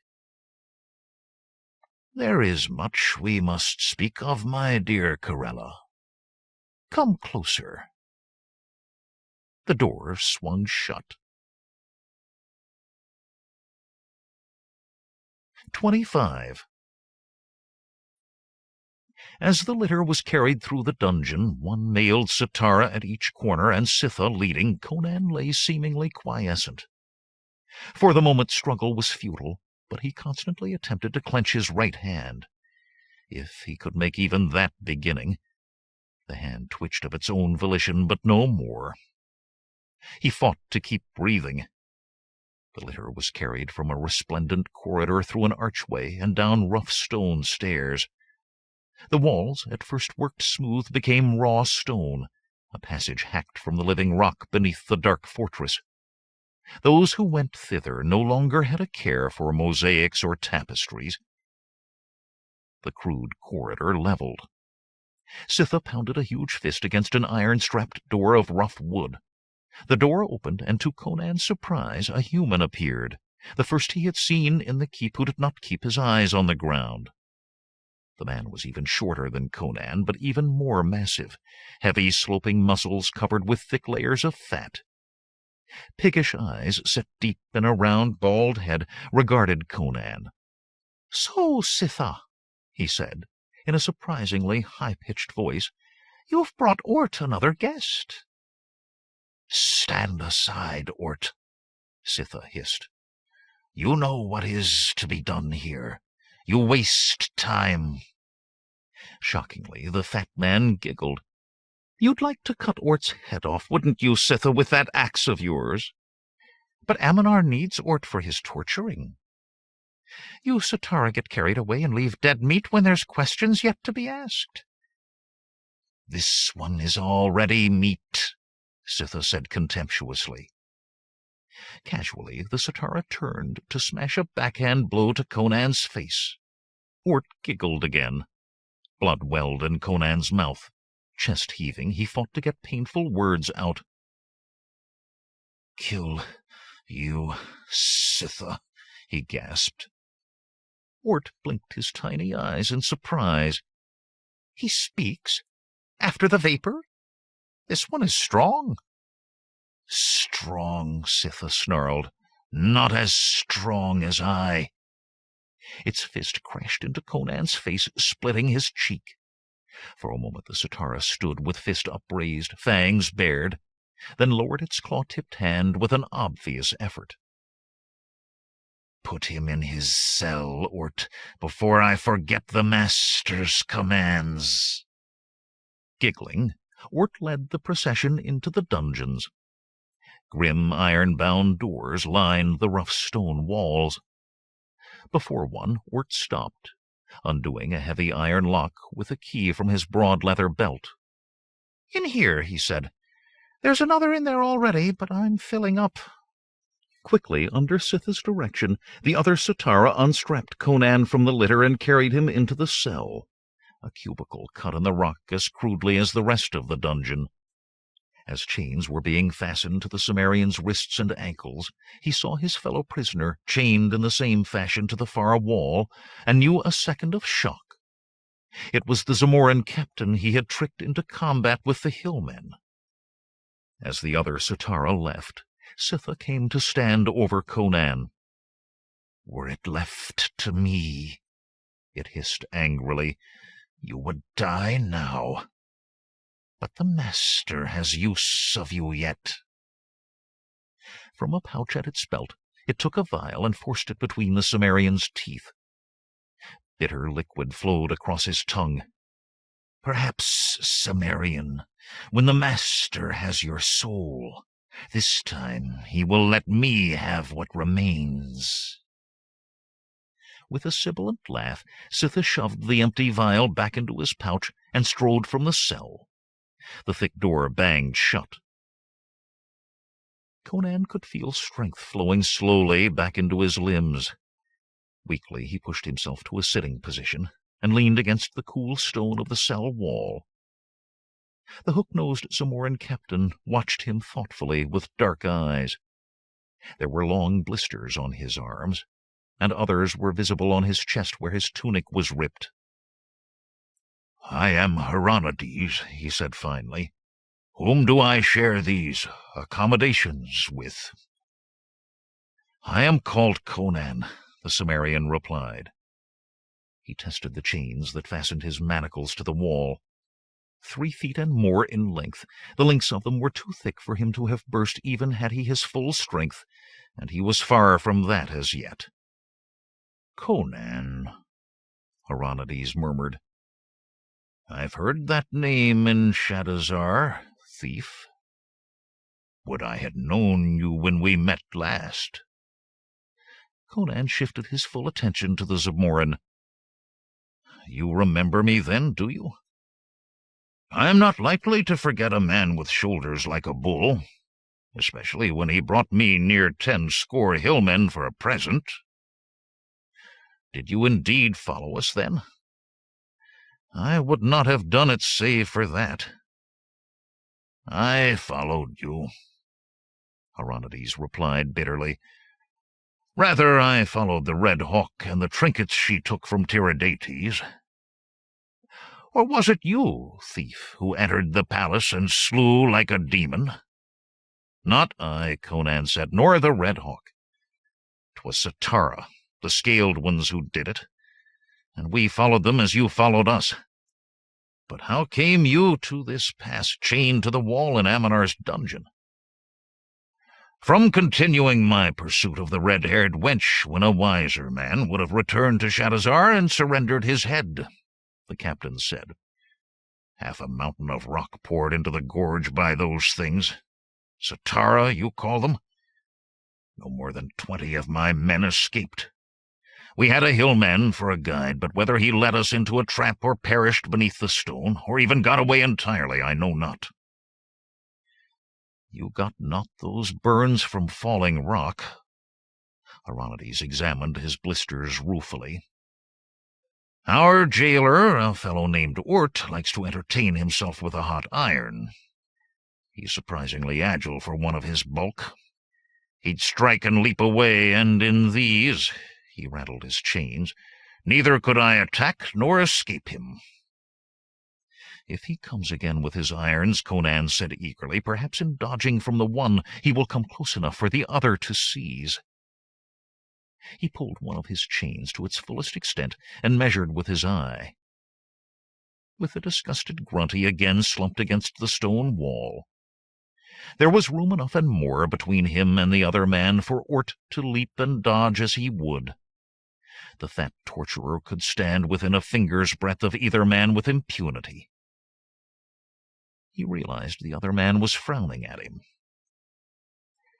"It comes to me," Hieronydes said slowly, "that already I have told you more than I told Ort. How came you to be chained like an ox, Conan?" "I misjudged the wiliness of a sorcerer," Conan replied curtly. It rankled still, the ease with which he had been taken. He seemed to remember once calling himself a bane of wizards, yet Aminar had snared him like a 3-year child. While Corella watched, too. "Then you were in his service?" Hieronydes said. Conan shook his head irritably. "No. Perhaps you are in his service still, put in here to extract information more easily than good Ort." "Are your brains moonstruck?" Conan bellowed, lunging to his feet. His chains left him paces short of the other man. At least, though, he had regained enough strength to stand. With a short laugh, he sank back. "A cell is no place for a duel, and we can't reach each other besides. I'll ask you to watch your speaking, though. I serve no sorcerer." "Perhaps," Hieronydes said. and he would say no more. Conan made himself as comfortable as the bare stone floor and rough wall would permit. He had slept in worse conditions in the mountains as a boy, and of his own free will. This time he did not sleep, though, but rather set his mind to escape, and to the killing of Ammonar, for that last he would do if his own life were extinguished in the same moment. But how to kill a man who could take a yard of steel through his chest and not even bleed? That was a weighty question indeed. Some men, he knew, had amulets, which were attuned to them by magics, so that the amulet could be used for good or ill against that man. The eye of Erlik came to mind, which bauble had at last brought down the Khan of Zambula, though not by its sorceries. That the pendant which Velita had worn nestled between her small breasts was a watch for Ammonar's evil eyes, was to the Cimmerian proof that it too was such an amulet.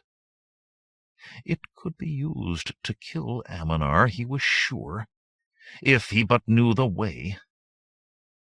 But first must come escape. He reviewed what he had seen since being carried to the dungeon, what Ort had said, what Hieronydes had told him, and a plan slowly formed. He settled to wait. The patience of the hunting leopard was in him. He was a mountain warrior of Cimmeria. At 15 he had been one of the fierce Cimmerian horde that stormed the walls of Venarium and sacked that border city of Aquilonia. Even before that had he been allowed his place at the warriors' council fires, and since then he had travelled far, seen kingdoms and thrones totter, helped to steady some and topple others. He knew that 9 parts of fighting was knowing when to wait, the 10th knowing when to strike. He would wait, for now. The hours passed. At the rattle of a key in the massive iron lock, Conan's muscles tensed. He forced them to relax.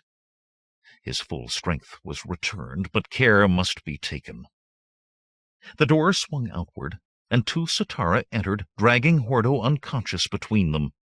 Straight to the 3rd set of chains they took him and manacled him there. Without looking at either of the other 2 men, they left, but the door did not close. Instead, Ammonar came to stand in the opening. The golden robe had been replaced by one of dead black, encircled with embroidered golden serpents. The mage fingered something on his chest through the robe as he surveyed the cell with cold, black eyes. "A pity," he murmured, almost under his breath. "You 3 could be more use to me than all of the rest together, with the sole exception of Corella herself. Yet you all must die." "Will you imprison us all, then?" Conan said, jerking his head at Hordo. The one-eyed bandit stirred and groaned. Ammonar looked at him as if truly realizing he were present for the first time. "No, Cimmerian. He meddled where he should not, as you did, as the man Talbor did. The others remain free, until their usefulness ends." Hieronydes' chains clinked as he shifted. "Mitra blast your filth-soaked soul," the captain grated. The ebon-clad sorcerer seemed not to hear. His strange eyes remained on Conan's face. "Velita," he said in a near whisper, "the slave girl you came to free awaits in my chamber of magics. When I have used her one last time, she will die, and worse than die. For if death is horrible, Cimmerian, how much more horrible when no soul is left to survive beyond?" The big Cimmerian could not stop his muscles from tensing. Ammonar's laugh curdled marrow in the bone. "Interesting, Cimmerian. You fear more for another than for yourself. Yes, interesting. That may prove useful." His hell-born laugh came again, and he was gone. Aronides stared at the closed door. "He fouls the air by breathing," he spat. "Twice now," Conan said softly, "have I heard the taking of a soul spoken of. Once I knew a man who could steal souls." The captain made the sign of the horns against evil. "How did you know such a man?" "He stole my soul," Conan said simply.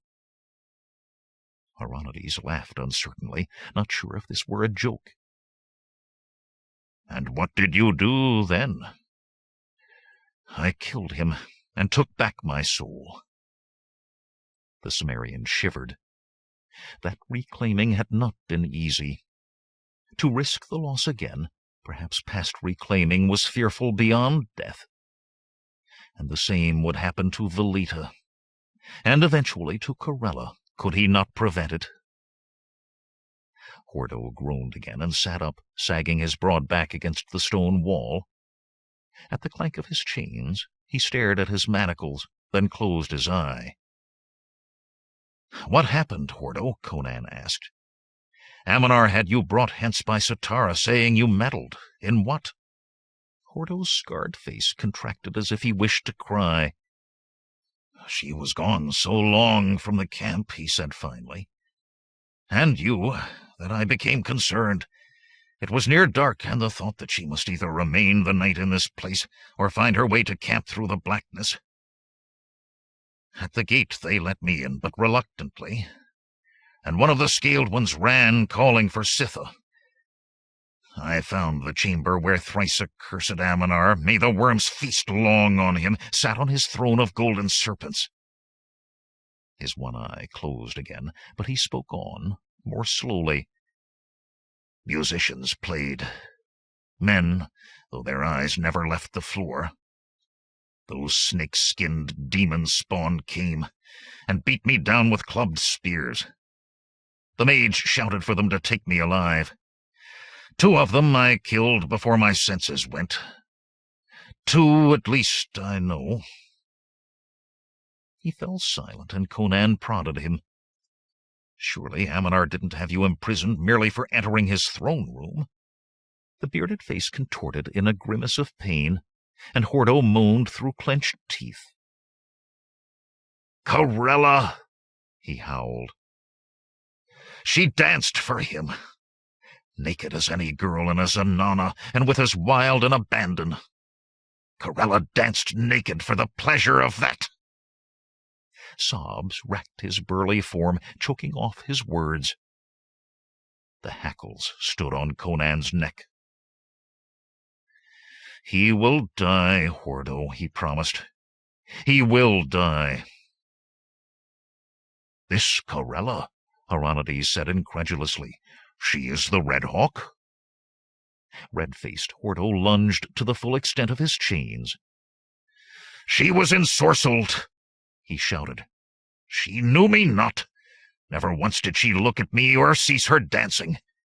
She was spell-caught." "We know it," Conan said soothingly. The one-eyed man glared at Aronides.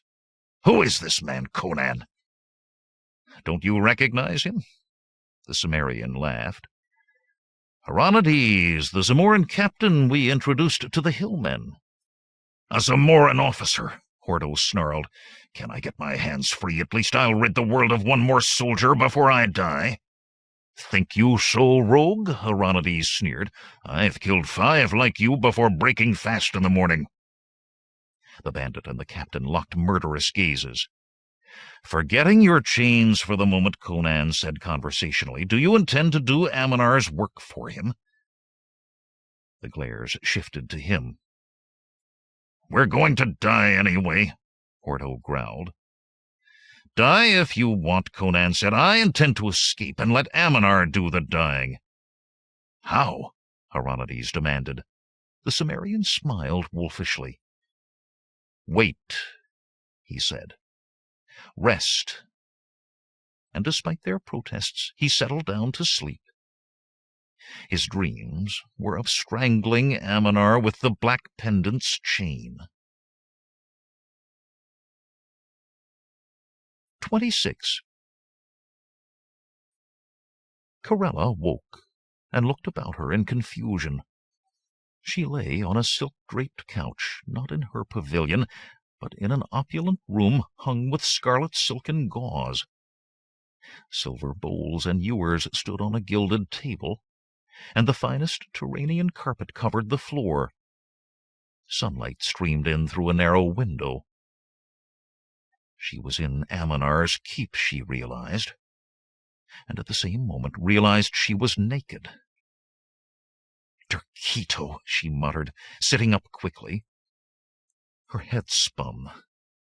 Had she taken too much wine the night before?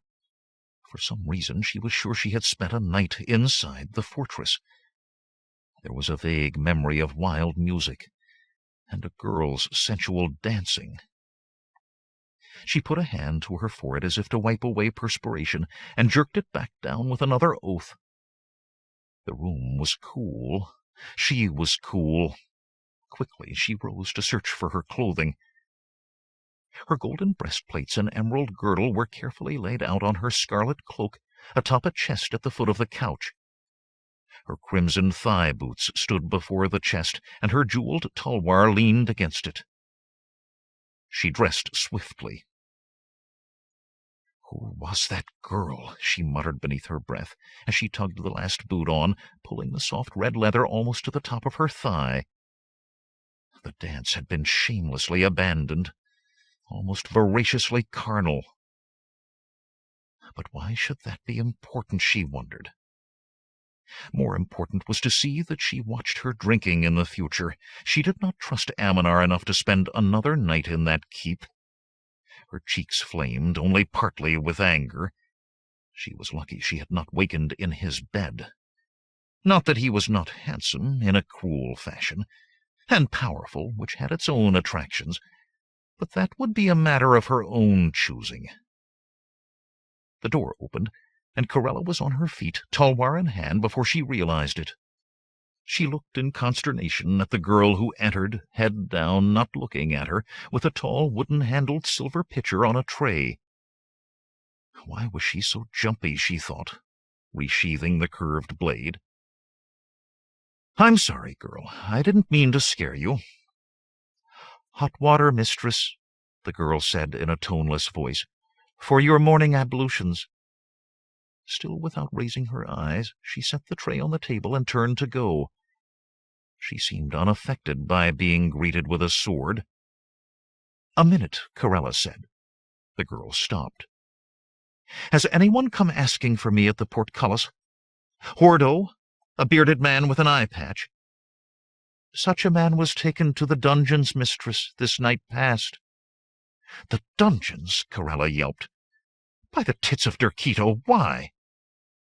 "It was said, mistress, that he was discovered attempting to free the man Conan, and also that he had many golden ornaments in a sack." The red-haired woman drew a shuddering breath. She should have expected something of the kind, should have guarded against it. Hordo and Conan had become close. Sword brothers, the hillmen called it. And men, never truly sane in her opinion, were at their maddest in such relationships. Still, for her most loyal hound, she must do something. "Where is your master, girl?" "I do not know, mistress." Corella frowned. There had been a slight hesitation before that answer.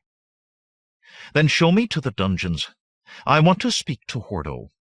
"Mistress, I cannot. My master—" The girl stood, staring at the floor. Corella grabbed the girl's chin, twisting her face up. "Look at me!" Her breath caught in her throat. The girl might have been called beautiful, except that there was no single line of expression or emotion on her face, and her brown eyes were empty, was the only word Corella could think of. She pulled her hand away and had to resist the desire to wipe it on something. The girl dropped her eyes again immediately on being released. She had made no slightest resistance then, and she stood waiting now. "Girl," Corella said, making her tone threatening, "I am here, and your master is elsewhere. Now show me to the dungeons." The girl nodded hesitantly and led the way from the room. She had been on the topmost level of the keep, Corella discovered as they took curving marble stairs, seeming to hang suspended in air down to the ground floor. In a small side corridor, the girl stopped before a plain stone archway that led onto rough stone steps. She had not raised her eyes in the entire journey, and Corella did not really want her to. "There, mistress," the girl said. "Down there. I am not permitted to descend." Corella nodded. "Very well, girl. If trouble comes of this for you, I'll intercede with your master." "The master will do as he will do," the girl replied in her toneless voice. Before Corella could speak again, she had scurried away and was gone around a corner. Taking a deep breath, and with a firm grip on her sword, the red-haired bandit descended the stairs until she came to an iron-strapped door. On this she pounded with her sword hilt. The door was opened by a huge fat man in a stained yellow tunic. She presented her blade to his face before he could speak. At least this one did not stare at the ground, she thought, though perhaps he should to hide his face. "The man, Hordo," she said. "Take me to where he is confined." "But Ammonar," the fat man began. Her sword point indented his neck and his piggy eyes bulged. "I'll take you to him," he stammered in a high-pitched voice, and added, "Mistress." Blade against his backbone, she followed him down the crudely cut corridor. He fumbled with the keys at his belt and unlocked one of the solid wooden doors. "Over there," she ordered, gesturing with her sword, "where I can see you, and do you move, I'll make a capon of you if you're not one already." Anger twisted his suety face, but he moved as she directed. She pulled open the door and stared at the three men inside. Conan, Hordo, and one who looked vaguely familiar to her. All three looked up as the door swung open. "You came!" Hordo cried. "I knew you would!" Her green eyes rested on the broad-shouldered Cimmerian. His gaze, like twinned blue agates, regarded her impassively. She was relieved to see he still lived, and angry that she was relieved. The hard planes of his unlined face were handsome, it was true, and he was virile, her cheeks colored, but he was a fool.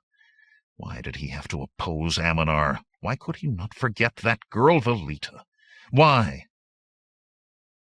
"Why?" she said, and immediately pulled her gaze to Hordo. "Why did you do it, Hordo?" The one-eyed bandit blinked at her in bewilderment. "Do what?" "Steal from Ammonar. Try to free this other fool." She jerked her head at Conan without looking at him again.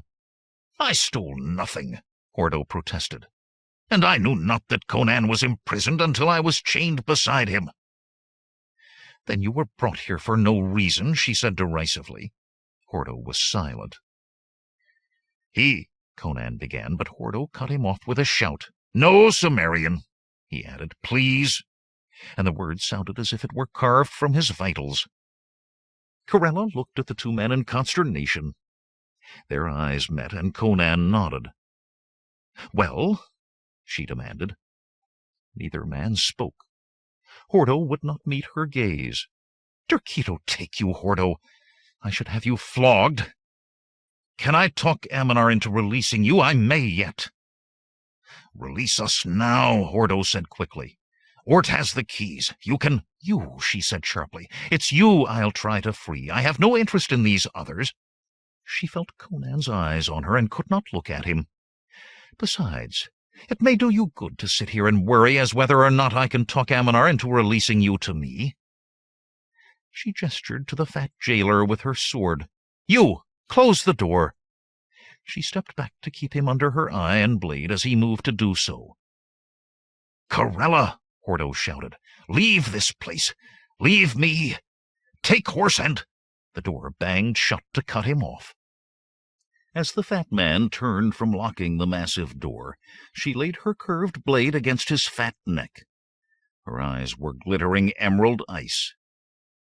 "If I find you have not taken good care of him," she said coldly, "I'll carve that bulk away to see if there's a man inside."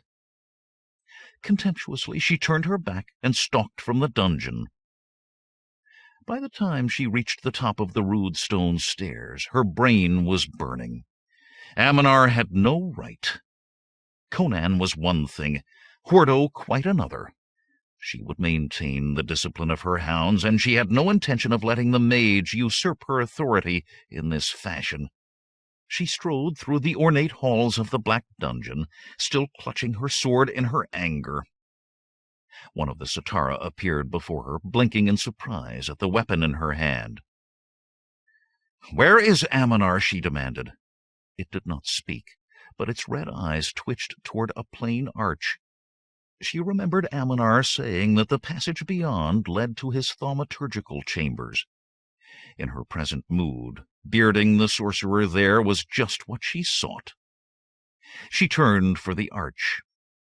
With a hissed shout, the mailed Satara leaped for her and jumped back just in time so that her blade drew sparks across the chest of its hauberk. "Follow," she growled, "and you'll never follow anything again." Its rubiate eyes remained on her face, but it stood still as she backed down the sloping passage, lined with flickering torches set in plain iron sconces. The corridor was longer than she had suspected. The archway, and the Satara still standing there, had dwindled to mere specks by the time her back came up against a pair of tall wooden doors. The doors were carved with a profusion of serpents in endless arabesques, as were the stone walls of the corridor, though this had not been so high up. She thought she might be under the very heart of the mountain. Pushing open one of the doors, she went in. The room was a great circle, surrounded by shadowed columns. The floor was a mosaic of a strange golden serpent. On the far side of the room, Aminar whirled at her entrance. Sitha, crouching near the mage, half rose. "You dare to enter here?" Aminar thundered. "I dare anything," she snapped, "while you have Hordo chained." What was beyond the black-robed sorcerer finally impressed itself on her. The red-streaked black marble altar, the slim blonde girl bound naked to it, rigid with terror. "By the black heart of Ahriman," Corella swore, "what is it you do here, mage?" Instead of answering, the cold-eyed man traced a figure in the air, and the figure seemed to stand glowing as he traced, stirring some buried memory deep inside her. Behind her eyes she felt something break, like a twig snapping. She would teach him to play his magical tricks with her. She started for the dark man, and stared down in amazement at feet that would not move. They did not feel held. They had full sensation, but they would not move. "What wizardry is this?" she demanded hoarsely. "Release me, Aminar, or—" "Throw the sword aside," he commanded. She stifled a scream as her arm obeyed, sending the jewel-hilted tulwar skittering across the mosaicked floor to ring against a column. Aminar nodded in satisfaction. "Remove your garments, Corella." "Fool," she began, and her green eyes started with horror as her slim fingers rose to the golden pin that held her scarlet cloak and undid it. The cloak slid from her shoulders to the floor. "I am the Red Hawk," she said. It was little more than a whisper, but her voice rose to a scream. "I am the Red Hawk!" She could not stop watching with bulging eyes as her hands removed the golden breastplates from her heavy round breasts, and casually dropped them, unfastened the emerald girdle that rode low on her flaring hips. "Enough," Aminar said. "Leave the boots. I like the picture they present."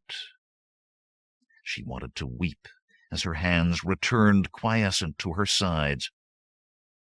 "Beyond these walls," the black-robed man went on, "you are the Red Hawk. Inside them you are whatever I want you to be. I think from now on I will keep you thus when you are with me, aware of what is happening. Your fear is like the rarest of wines." "Think you I'll return once I am free?" she spat. "Let me get a sword in my hand and my hounds about me, and I will tear this keep down about your head."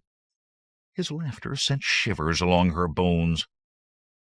"When you leave these walls, you will remember what I tell you to remember. You will go believing that we conferred on this matter or that. But when once again within this dungeon, you will remember the true nature of things. The Red Hawk will grovel at my feet and crawl to serve my pleasure. You will hate it, but you will obey." "I'll die first," she shouted defiantly. "That will not be permitted," he smiled coldly. "Now be silent." The words she was about to speak froze on her tongue. Aminar produced a knife with a gilded blade from beneath his robe and tested its edge with his thumb. "You will watch what occurs here. I do not think Susa will mind."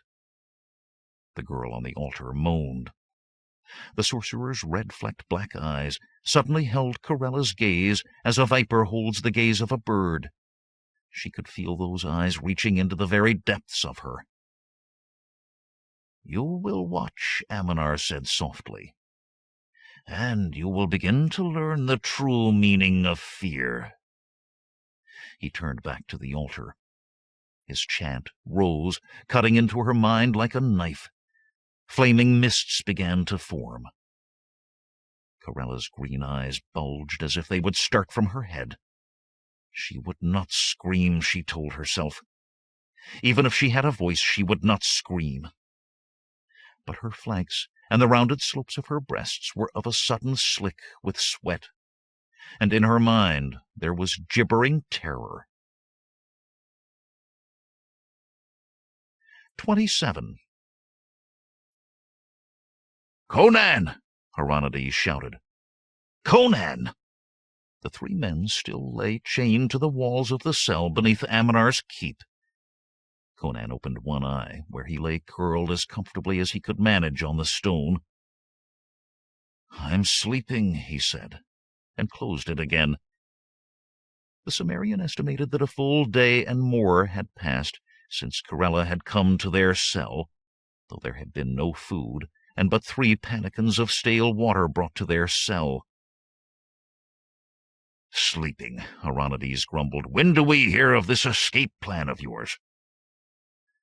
"The Red Hawk," Hordo said hopefully. "When she sets me free, I'll get the rest of you out, even you, Zamorin." Conan sat up, stretching until his shoulder joints cracked. "If she were coming, Hordo," he said, "she'd have been here long since." "She may yet come," the one-eyed man muttered. "Mayhap she took my advice and rode away." Conan said nothing. His best hope for Corella was that she had accepted Aminar's word for Hordo's crimes, and was even then in the bandit camp, surrounded by the men she called her hounds.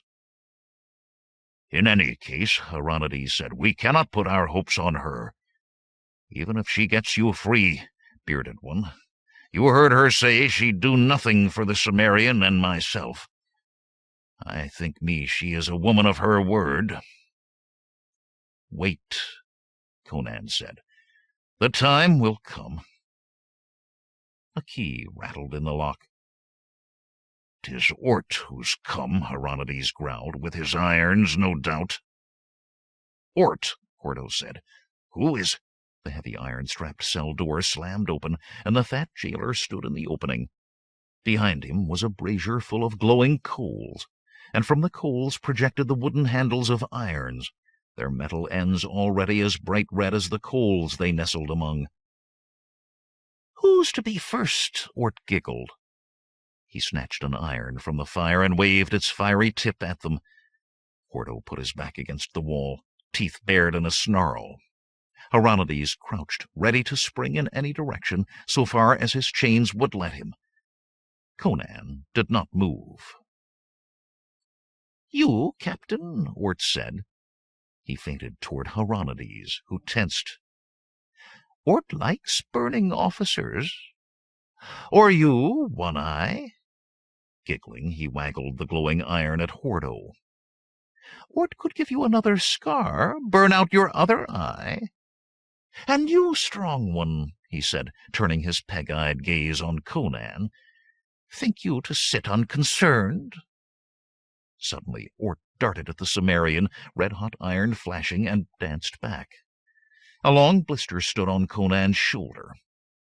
Awkwardly he raised one arm to cover his head, and huddled against the wall, half turning his back on the man with the burning iron. The other three men all stared at the big youth incredulously. "Fight him!" Hieronydes shouted, and had to throw himself back to avoid a vicious slash of the iron that would have taken him across the face. "Face him like a man, Conan," Hordo urged. Cautiously, Ort dashed again to strike and retreat, curiously agile on his feet. Conan groaned as a second blister grew across his shoulders, and pressed himself tighter to the stone. "Why, he is no man at all," Ort giggled. The nearly round jailer swaggered closer, to stand over Conan, raising his blazing weapon. A roar of battle rage broke from Conan's throat, and his mighty thews pushed him from his crouch. One hand seized Ort's bulk, pulling him closer. The other looped its chain about the jailer's neck, catching at the same time a desperately flung hand. Biceps bulging, he jerked the heavy iron chain tight, fat flesh bulging through the links. Ort's tiny eyes, too, bulged from that fat face, and his feet scrabbled desperately at the bare stone floor. The jailer had but one weapon, and he used it, stabbing again and again with the burning iron at the Cimmerian's broad back. The stench of burning flesh rose as the fiery rod seared Conan's muscles, but he locked the pain from his mind. It did not exist. Only the man before him existed. Only the man whose eyes were staring from his fat face. Only the man he must kill. Ort's mouth opened in a futile attempt to breathe, or perhaps to scream. His tongue protruded through yellowed teeth. The chain had almost disappeared into the fat of his neck. The iron dropped, and breath rattled in Ort's throat and was silent. Conan put all his strength into one last heave, and there was the crack of a breaking neck. Slowly he unwound the chain, freeing it with some difficulty, and let the heavy body fall. "Mitra," Hieronydes breathed. "You're back, Conan. I could not have stood it 1/10 so long." Wincing, Conan bent to pick up the iron. He ignored the dead man. To his mind, all torturers should be treated so. "The means of our escape," he said, holding Ort's weapon up. Its metal was yet hot enough to burn, but the glow had faded. Carefully, Conan fit the length of the iron through a link of the chain a hand's breadth from the manacle on one wrist. He took a deep breath, then twisted, the iron one way, his wrist the other.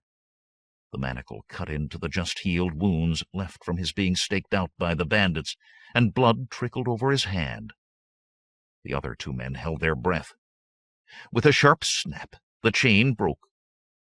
Laughing, Conan held up his free wrist, the manacle still dangling a few inches of chain, and the iron. "I'd hoped the heat hadn't destroyed the temper of the metal. It would have broken instead of the chain otherwise."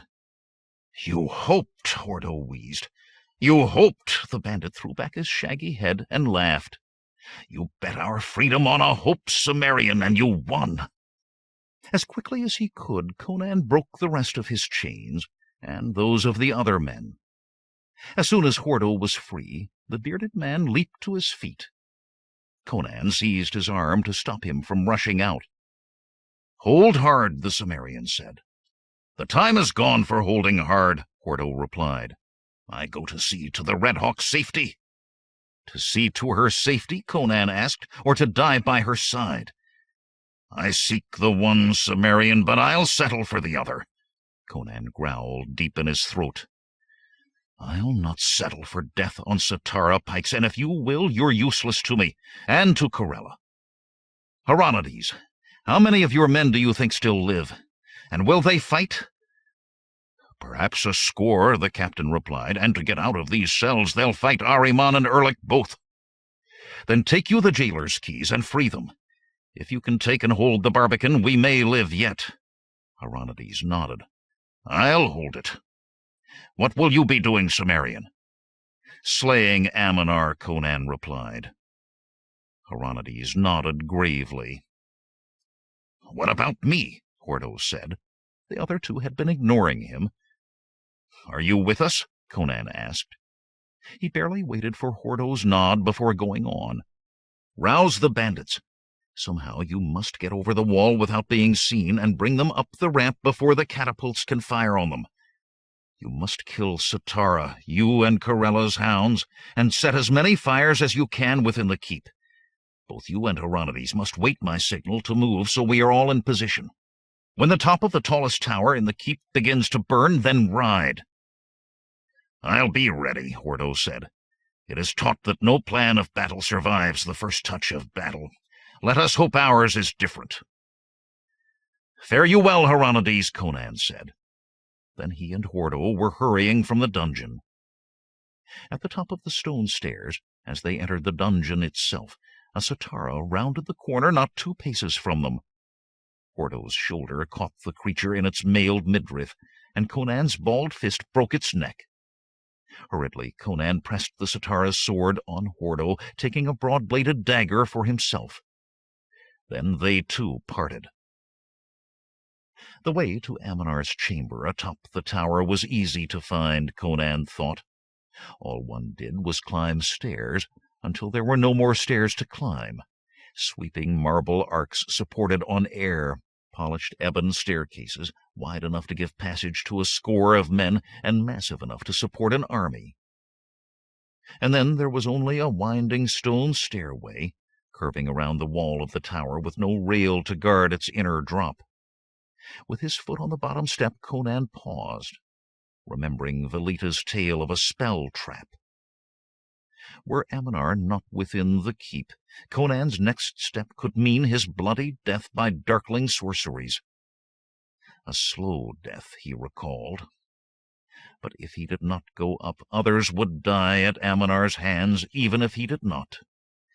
He took a step, then a second and third before he could think, continuing to place one foot in front of another until he was at the top, staring at an iron-bound door.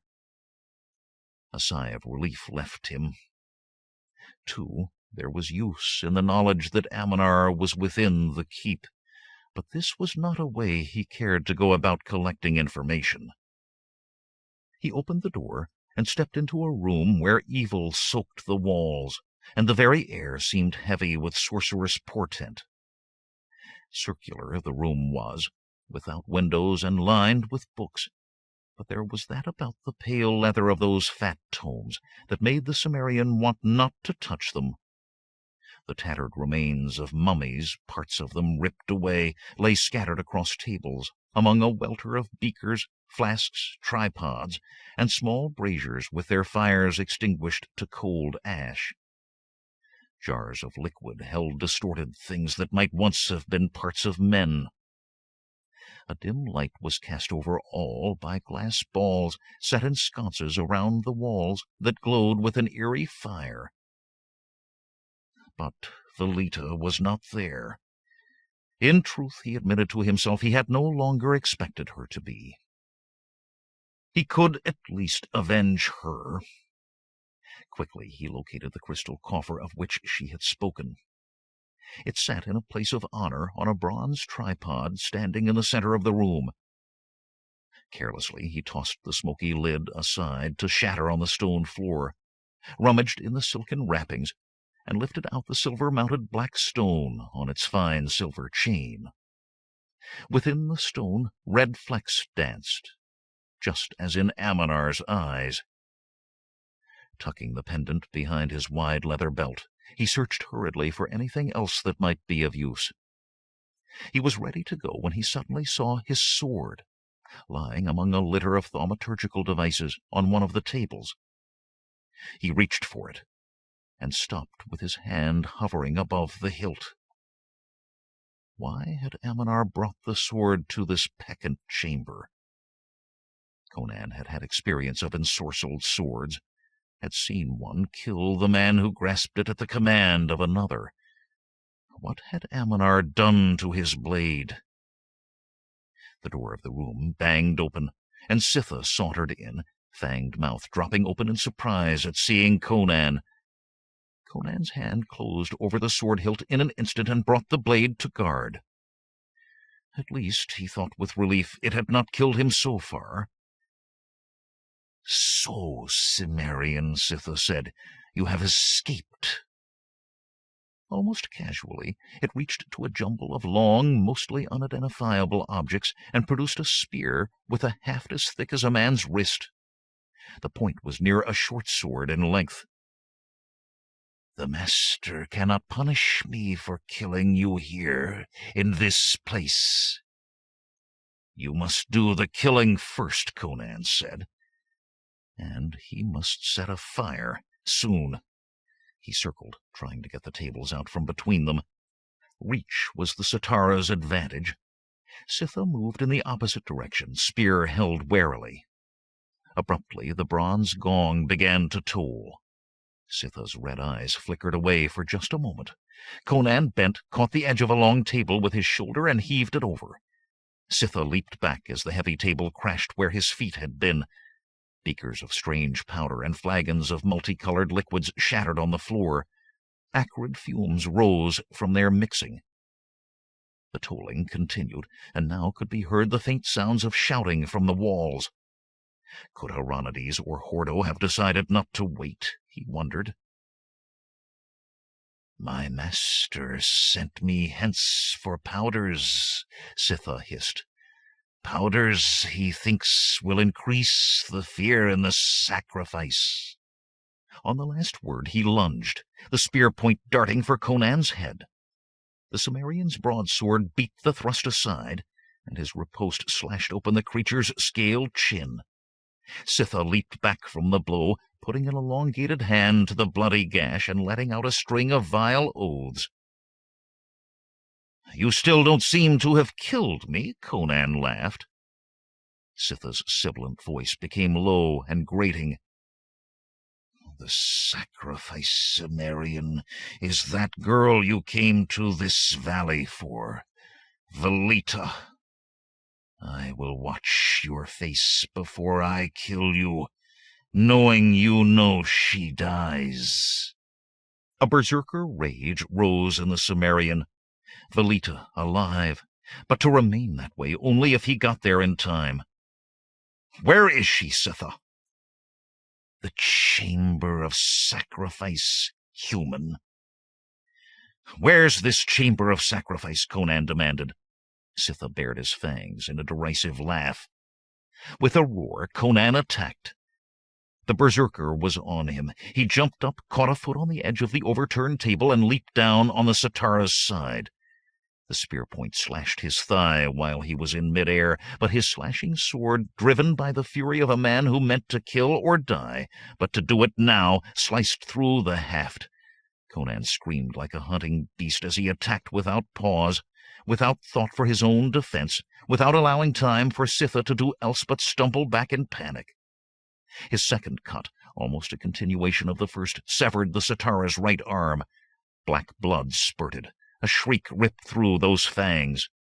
The third blow bit into Sitha's thick neck, slicing through. Those red eyes glared at him, life still in them, for a bare moment, as that head toppled from the mailed shoulders. Blood fountained, and the body fell. Panting with reaction, Conan looked about him. There was still the fire to... Where the arcane powders and liquids had mixed among shattered fragments of stone and crystal, yellow flames leapt up, emitting an acrid cloud. In seconds the fire had seized on the overturned table, igniting it as though the wood had been soaked in oil from a lamp. Choking and coughing, Conan stumbled from the chamber. Behind him flames roared. Air stirred already in the body of the tower, drifting upward. Soon that necromantical chamber would be a furnace, and the tower top would flare for the signal. The tollings of the bronze gong rolled forth, if the signal were still needed. Quickly the Cimmerian found his way from the tower to a room with a window overlooking the keep and the valley beyond. His jaw dropped. On the ramparts Sitara scurried with their weapons like ants in a stirred hill, and to good reason, for the valley floor swarmed with near 1,000 turbaned hillmen, mounted and armed with lance and tulwar. Where Hieronydes and Hordo were, Conan had no idea.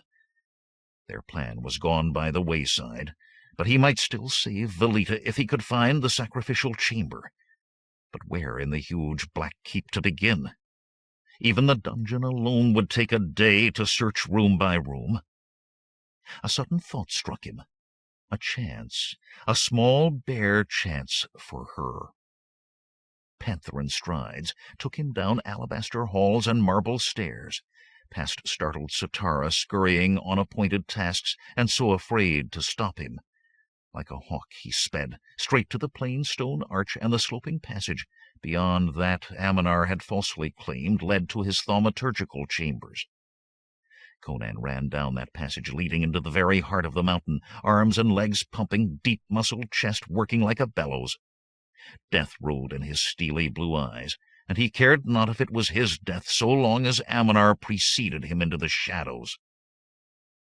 The grey walls of the passage, lit by flickering torches, began to be carved with serpents, and then there were tall doors ahead, also carved with serpents in intricate arabesques. Conan flung the 2 doors wide and strode in. Aminar stood in his black serpent-embroidered robe, chanting before a black marble altar, on which lay Velita, naked and bound. Behind the altar a mist of lambent fire swirled. Beyond the mist was an infinity of blackness. Conan stalked down the curving row of shadowed columns, his teeth bared in a silent snarl. The dark sorcerer seemed to reach a resting place in his chant, for without looking around he said, "Bring it here, Sitha! Hurry!"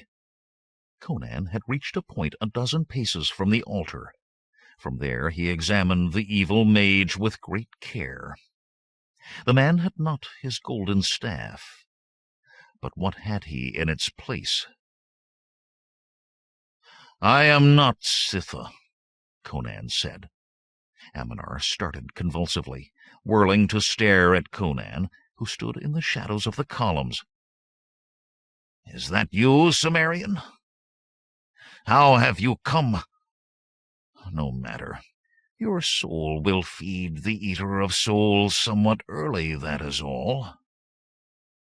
Velita peered past Aminar at Conan, with dark eyes full of hope and desperation. The fiery mists thickened.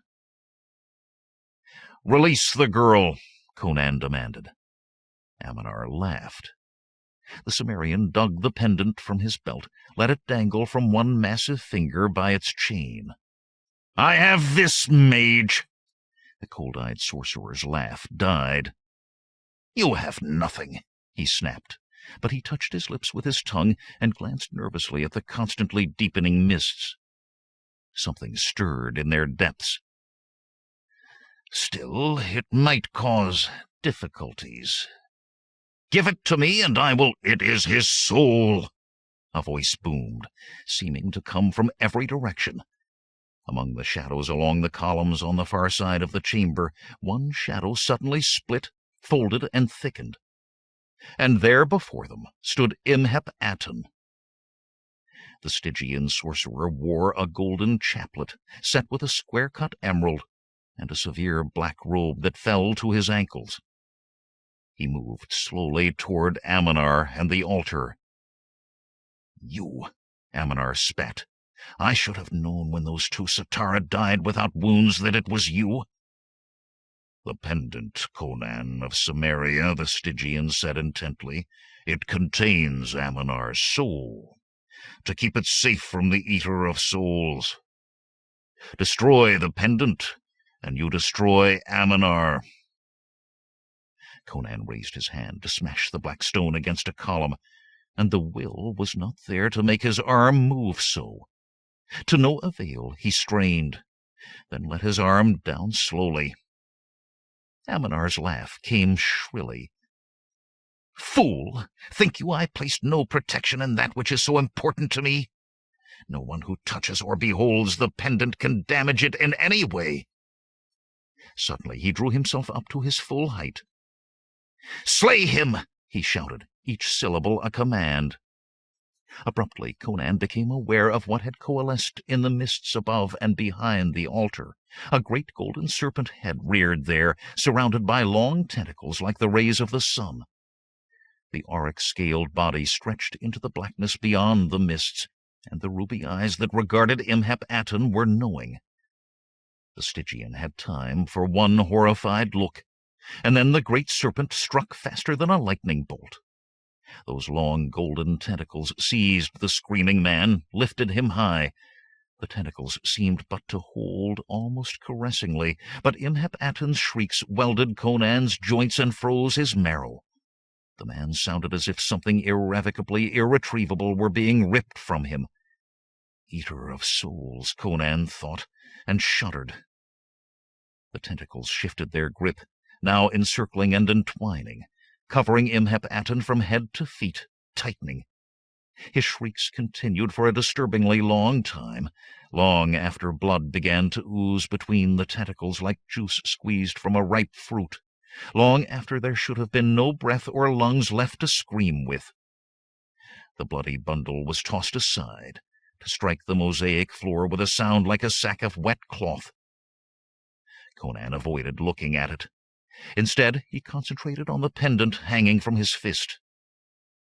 "Thou commanded me," a voice hissed in Conan's head, and he knew it was the great serpent, god or demon, which mattered little at the moment, speaking to Ammonar. "Thou growest above thyself." Conan stared at the hand holding the pendant. The grim god of his Sumerian north country, Crom, lord of the mound, gave a man only life and will. What he did with them or failed to do was up to him alone. Life and will. "Thy servant begs thee to forgive him," Ammonar said smoothly. But the smoothness slipped as the serpent's mind talk went on. "No, Ammonar, thou hast passed thy time. Remove the amulet and prostrate thyself for thy god's feeding." Life and will. Will. "No!" Ammonar shouted. He clutched the chest of his black robe. "I wear the amulet still. You cannot touch me, eater of souls." "Thou defieth me." The serpent shape swayed toward Ammonar, tentacles reaching and recoiling. Will. The soul pendant, eater of souls. Will. "Crom!" Conan shouted, and convulsively he hurled the pendant toward the great serpent. Time seemed to flow like syrup, the pendant to float spinning in air. A long scream burst from Ammonar's throat. "No!" The golden serpent head moved lazily, hungrily, the fanged mouth opening, bifurcate tongue flicking out to gather in the pendant, swallowing. Despair drove Ammonar's shriek up in pitch. Then another scream came, a hissing scream that sounded in the mind. On the altar, Velita convulsed and went limp. Conan felt his bones turning to mush. A bar of blue fire burst from the chest of the black-robed sorcerer, tearing his robe asunder to connect him with the great golden god-demon. In unison their screams rose, Ammonar's and Morath Amani's, higher, higher, drilling the brain, boring into bone and gristle. Then Ammonar was a living statue of blue fire, but screaming still, and the great golden form of Morath Amani was awash with blue flame for all that length stretching into infinity. And that scream, too, continued, a sibilant shriek in the mind, wrenching at the soul. The man's cry ended, and Conan looked up to find that Ammonar was gone, leaving but a few greasy ashes and a small pool of molten metal. But Morath Amani still burned, and now the great blue flaming form thrashed in its agony. It thrashed, and the mountains trembled. Cracks opened across the ceiling of the room, and the floor tilted and pitched like a ship in a storm at sea. Fighting to maintain his balance, Conan hurried to the black marble altar, beneath the very burning form of the god-demon in its death throes. Velita was unconscious. Swiftly the Sumerian cut her loose, and throwing her naked form across his shoulder, he ran. The ceiling of the sacrificial chamber thundered down as he ran clear, and dirt filled the air of the passage. The mountain shook still, ever more and more violently, twisting, yawing. Conan ran. In the keep above, he found madness. Columns fell and dark towers toppled. Long gaps were opened in the great outer wall, and in the midst of it all the Satara killed anything that moved, including each other. The massive Cimmerian ran for the gate, his shimmering blade working its murderous havoc among those Satara which dared face him. Behind him, Ammonar's tower, flame roaring from its top as from a furnace, cracked down one side and fell into 1,000 shards of obsidian stone. The ground shook like a mad thing as Conan fought to the gate. The portcullis stood open, and as Conan started through, the lissom dancing girl still suspended across his broad shoulder, the barbican door burst open. Hieronydes hurried out, tulwar in hand and dark face bloodied, followed by 6 men in Zamoran armor. "I held the gate for a time," he shouted above the din of earthquake and slaughter, "but then it was all we could do to keep from being shaken into jelly. At least the accursed lizards became too busy feeling each other to pay us any mind. What madness has taken them?" "No time," Conan shouted back. "Run, before the mountain comes down on us." They pounded down the ramp as the barbican and portcullis collapsed in a heap of rubble. The floor of the valley was a charnel house, the ground soaked with blood, and the moans of the dying filling the air. Savagely hacked Satara lay tangled with bleeding hillmen corpses in a hideous carpet, here and there dotted with the body of a bandit.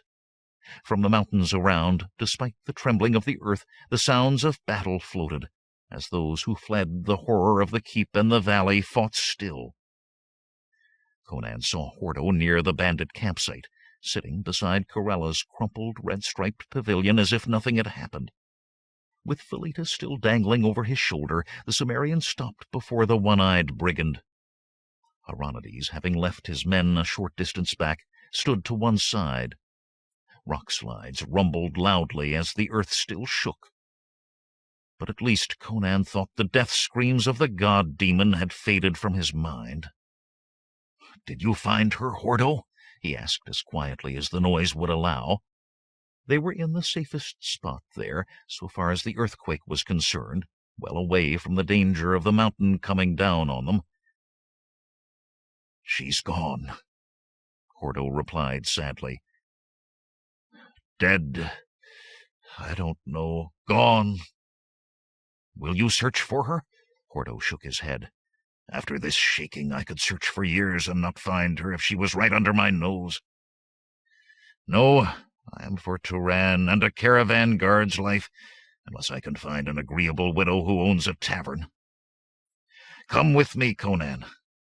I've about 2 coppers, but we can sell the girl and live off that for a while." "Not this girl," Conan replied. "I promised to set her free, and I will." "A strange oath," Hieronydes said. "But then you're a strange man, Cimmerian, though I like you for it. Look you, having decided there's no point to going back to Shadazar to lose my head, I, too, am going to Turan, with Rosaro and such other few of my men as survived. Yildiz dreams of empire. He's hiring mercenaries. What I am trying to say is, join us." "I cannot," Conan laughed, "for I'm neither soldier nor guard, nor tavern keeper. I'm a thief." He studied his surroundings. Half of the black heap was covered beneath a mound ripped from the side of the mountains. The tremors had lessened, too, till a man could stand with ease and walk without too much difficulty. "And as I'm a thief," he finished, "I think it's time for me to steal some horses before the hillmen decide to return." The reminder of the hillmen stirred them all to action. Quick farewells were said, and the 3 parted ways. Epilogue. Conan walked his mount back up to the hill to where Velita sat her own horse, watching the caravan make ready to move below on the route to Sultanapur.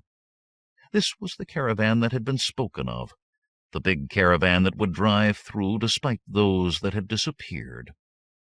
It stretched out of sight along the winding path that led through the pass. Conan did not believe they would have any trouble at all. "Your passage is booked," he told Velita. She was swathed in white cotton from head to foot. It was a cool way to dress for travel in the hot sun, and they had decided it was best she not advertise her beauty until she got to Sultanapur. "I gave the caravan master a gold piece extra to look after you, and a threat to find him later should anything untoward befall." "I still don't understand how you have the money for my way," she said. "I seem to recall waking just enough to hear you tell a one-eyed man that you had no money." "This," Conan said, pressing a purse into her hands, "I took from Amminar's chamber. 18 gold pieces left after your passage. If I had told the others of it, and I didn't lie, Velita, I just didn't tell them, they'd likely have wanted a share. I'd have had to kill them to keep it for you, and I liked them too much for that." "You are a strange man, Conan of Samaria," she said softly. She leaned forward to brush her lips delicately against his. Holding her breath, she waited. Conan brought his hand down on her horse's rump with a loud slap. "Fare you well, Velita," he shouted, as her horse galloped toward the caravan. "And I am likely a thrice accursed idiot," he added to himself.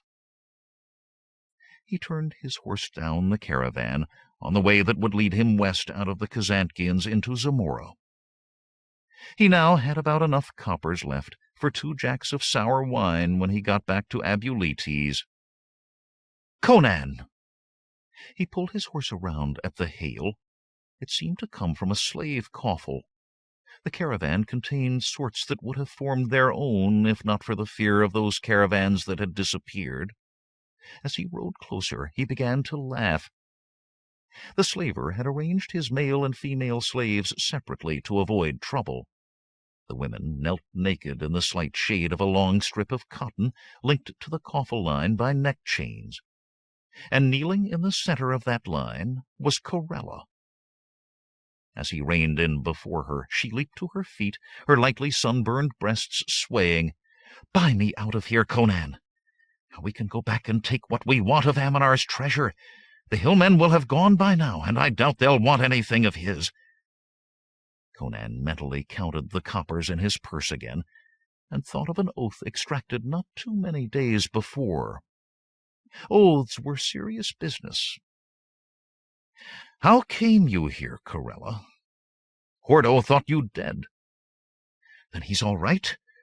Good. My tale is a strange one. I awoke in Amminar's keep, feeling as if I had had a monstrous nightmare, to find an earthquake shaking the mountains down, hillmen attacking, and the Satara gone mad. It was almost as if my nightmare had come true." "Not quite," Conan murmured. He was thankful she did not remember.